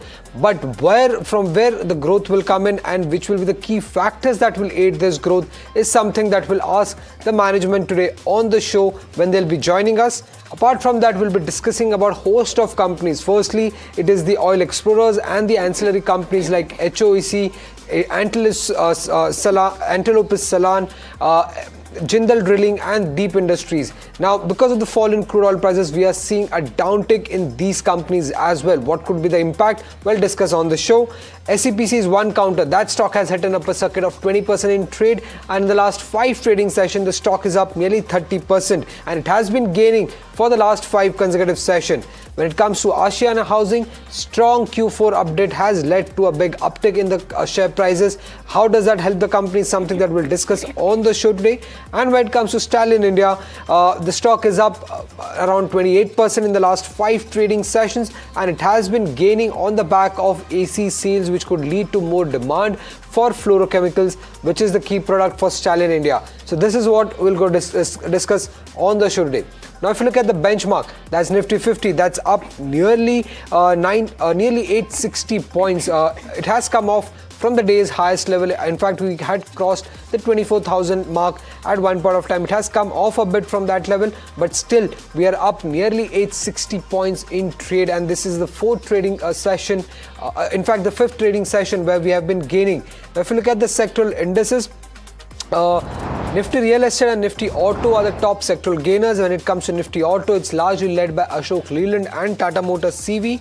While on the flip side, no sectoral losers, but Nifty IT has gained the least, followed by Nifty Pharma. Both the indices are up anywhere between 0.1 to 0.6%. But Varsha, when it comes to the small cap space, what has been buzzing in trade? Well, you know, a lot of small cap stocks are actually buzzing on the back of news flows and, of course, order volumes.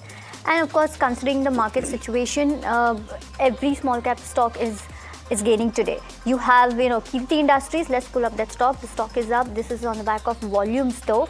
Well, the stock is up almost 5% in trade. You have SEPC. You have Chamanlal Sethia, which is buzzing on the back of volume at 3x. Then you have Liquidity Infra also. Well, this stock, if you see, is up 53% in the last 1 month. Strong gains we are seeing in Liquidity Infra as well. Man Industries is one such company which is again buzzing on the back of volumes. You also have Vikran Engineering, which is buzzing on the back of volumes, although decent order book when it comes to discounter. On the losers side, though, there are losers. You have DC Infotech, you have Confidence Petro. We are seeing some kind of profit booking over here. Even Bombay Seed, the stock has gained in the last 5 sessions a lot, and we are seeing profit booking today.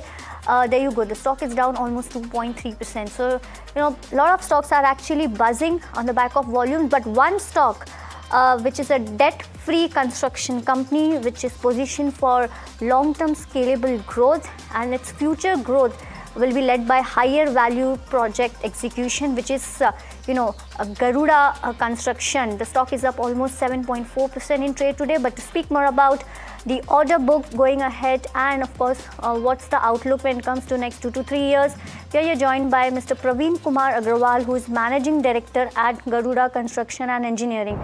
Mr. Agrawal, hello and welcome at NDTV Profit. Always pleasure to have you. Let me start with your order book. What's your order book as on date and what are the execution timelines?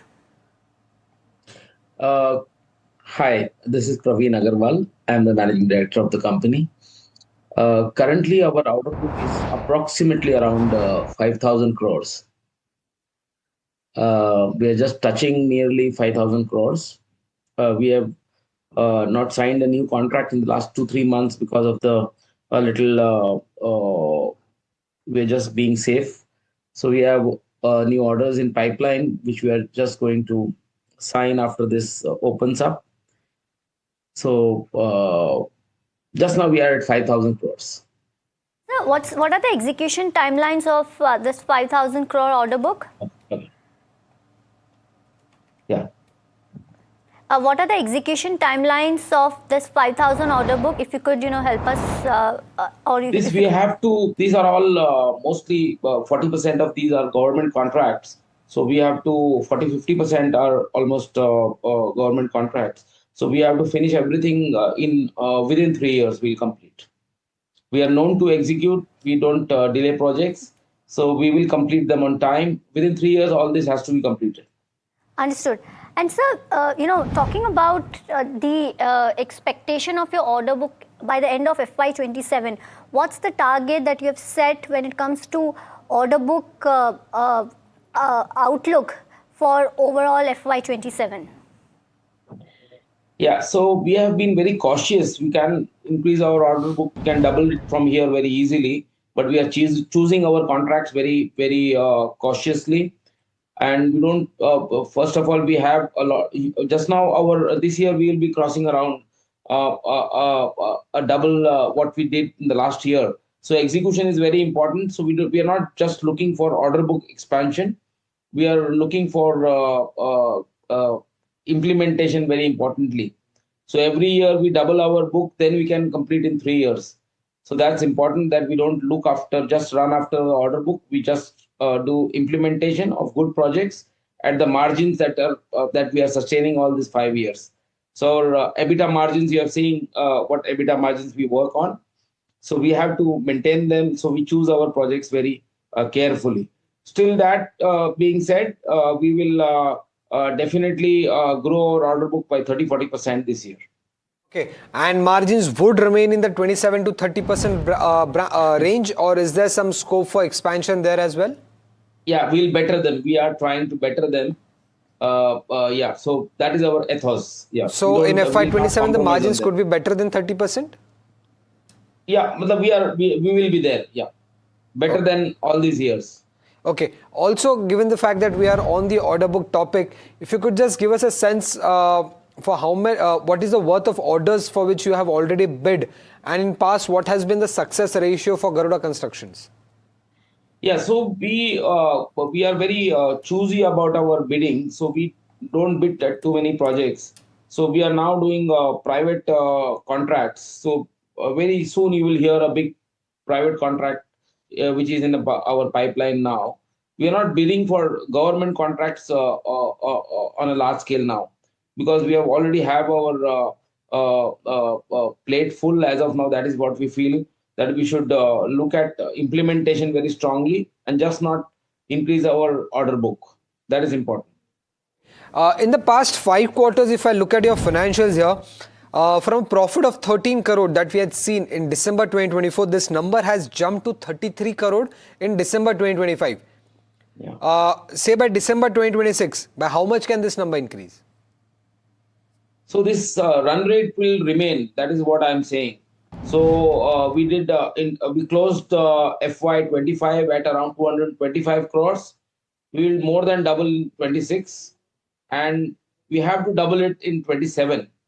So accordingly, the EBITDA margins, the ratios will remain. We are maintaining them. We will be maintaining them surely. Right. That's our endeavor.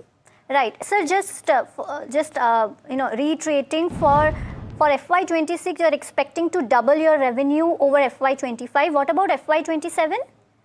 Yes, we have to. Then only we'll be able to. So our speed will be growing, so we can complete our order book. So we are expecting to double it from 27 or at least 80-90% above what we did in 26.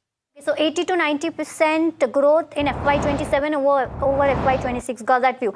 And also, what about, sir? There was a time, when you used to enjoy like 25% of PAT margin, but now currently it hovers around 22 to 23% when it comes to PAT margin. What are the expectations for the same in FY26 and FY27? If you could give us range. Yeah, that is what I'm saying. We are very focused on our bottom line. So we'll not compromise on that. We'll be around that range always. All right, got that view. Also, your roots are in MMR. Are you and you're also executing some of the projects when it comes to Arunachal Pradesh, Punjab, and Rajasthan. What percentage of revenue are you expecting from non-Maharashtra in next 2 years? Yeah, so our non-Maharashtra has grown. So we'll be approximately 50% from non-Maharashtra. And also, sir, what types of projects are likely to dominate further order flows? Will it be development, infrastructure, or institutional? Yeah, it will be more of commercial development and residential development. So we are not going into road projects or anything like that. We are doing structures. So mostly malls, hotels, residential complexes, all such. We are doing a sports city, so we will be expanding into sports infrastructure. So basically all this, yeah. And one thing that I wanted to understand, sir, given the fact that we have seen a sudden surge in a lot of cost items like be it crude, be it metal prices, any impact that you're seeing on your raw material cost? This is all a little bit volatility is there, but I don't think there is any big major difference. So I don't see we are factored in. Actually, all these small things are factored in, and they are not beyond the general average. I think there's nothing to panic. And so, lastly, you have always maintained asset-light business model by relying on third-party subcontractors. As you scale towards higher value projects, is there any plan to bring labor in-house? No, we will be working on similar models. Actually, we are asset light and we will maintain it like that. And lastly, you being a debt-free company, do you plan to take debt going forward or any kind of fundraising in plans? No, we don't have any such plans as of now. Our cash flows are well managed. So I don't think we'll need to get into debt. As far as possible, we'll try not to do debt. All right, got that view. Well, thank you so much, Mr. Agrawal, for joining in and having a conversation with us. All the best for the business. Thank you so much. Thank you. Thank you so much. Yeah. Nice. Well, this was Garuda expecting 80 to 90% of revenue growth in FY27, maintaining the similar kinds of margins. But moving on, let us invite the guest for the day, who is Narendra Solanki, Senior Vice President and Head Fundamental Research Investment Services at Anand Rathi. Well, Narendra, hi and welcome at NDTV Profit. You heard the management of Garuda Construction. What's your view when it comes to this counter, and what advice would you give to investors?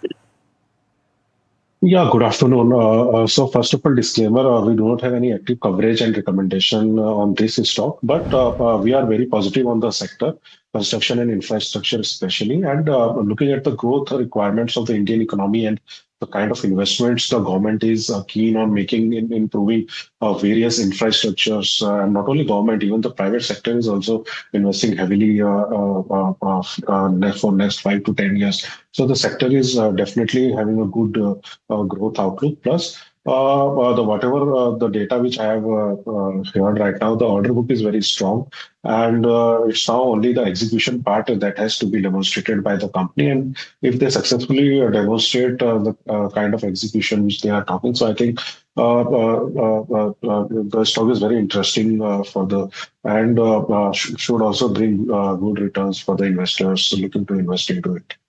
Well, before we move on to our next small cap stock, let's get in Sharat to understand how the F&O market is shaping when markets are already up over 3% in trade. Well, that's right, Soumit, and we're largely to see a lot of short covering happening, and tonight's evening data is something which we'll be watching out for, especially on the FI front. Yes, net looking at Bankex and Sensex, there's nothing much to talk about. Everything is in the green, and largely we see this momentum to sustain going ahead as well. Amongst the losers, only 3 losers are there in this Sensex heat map, which is there on your screen. But let's look at the stocks which should be in your radar.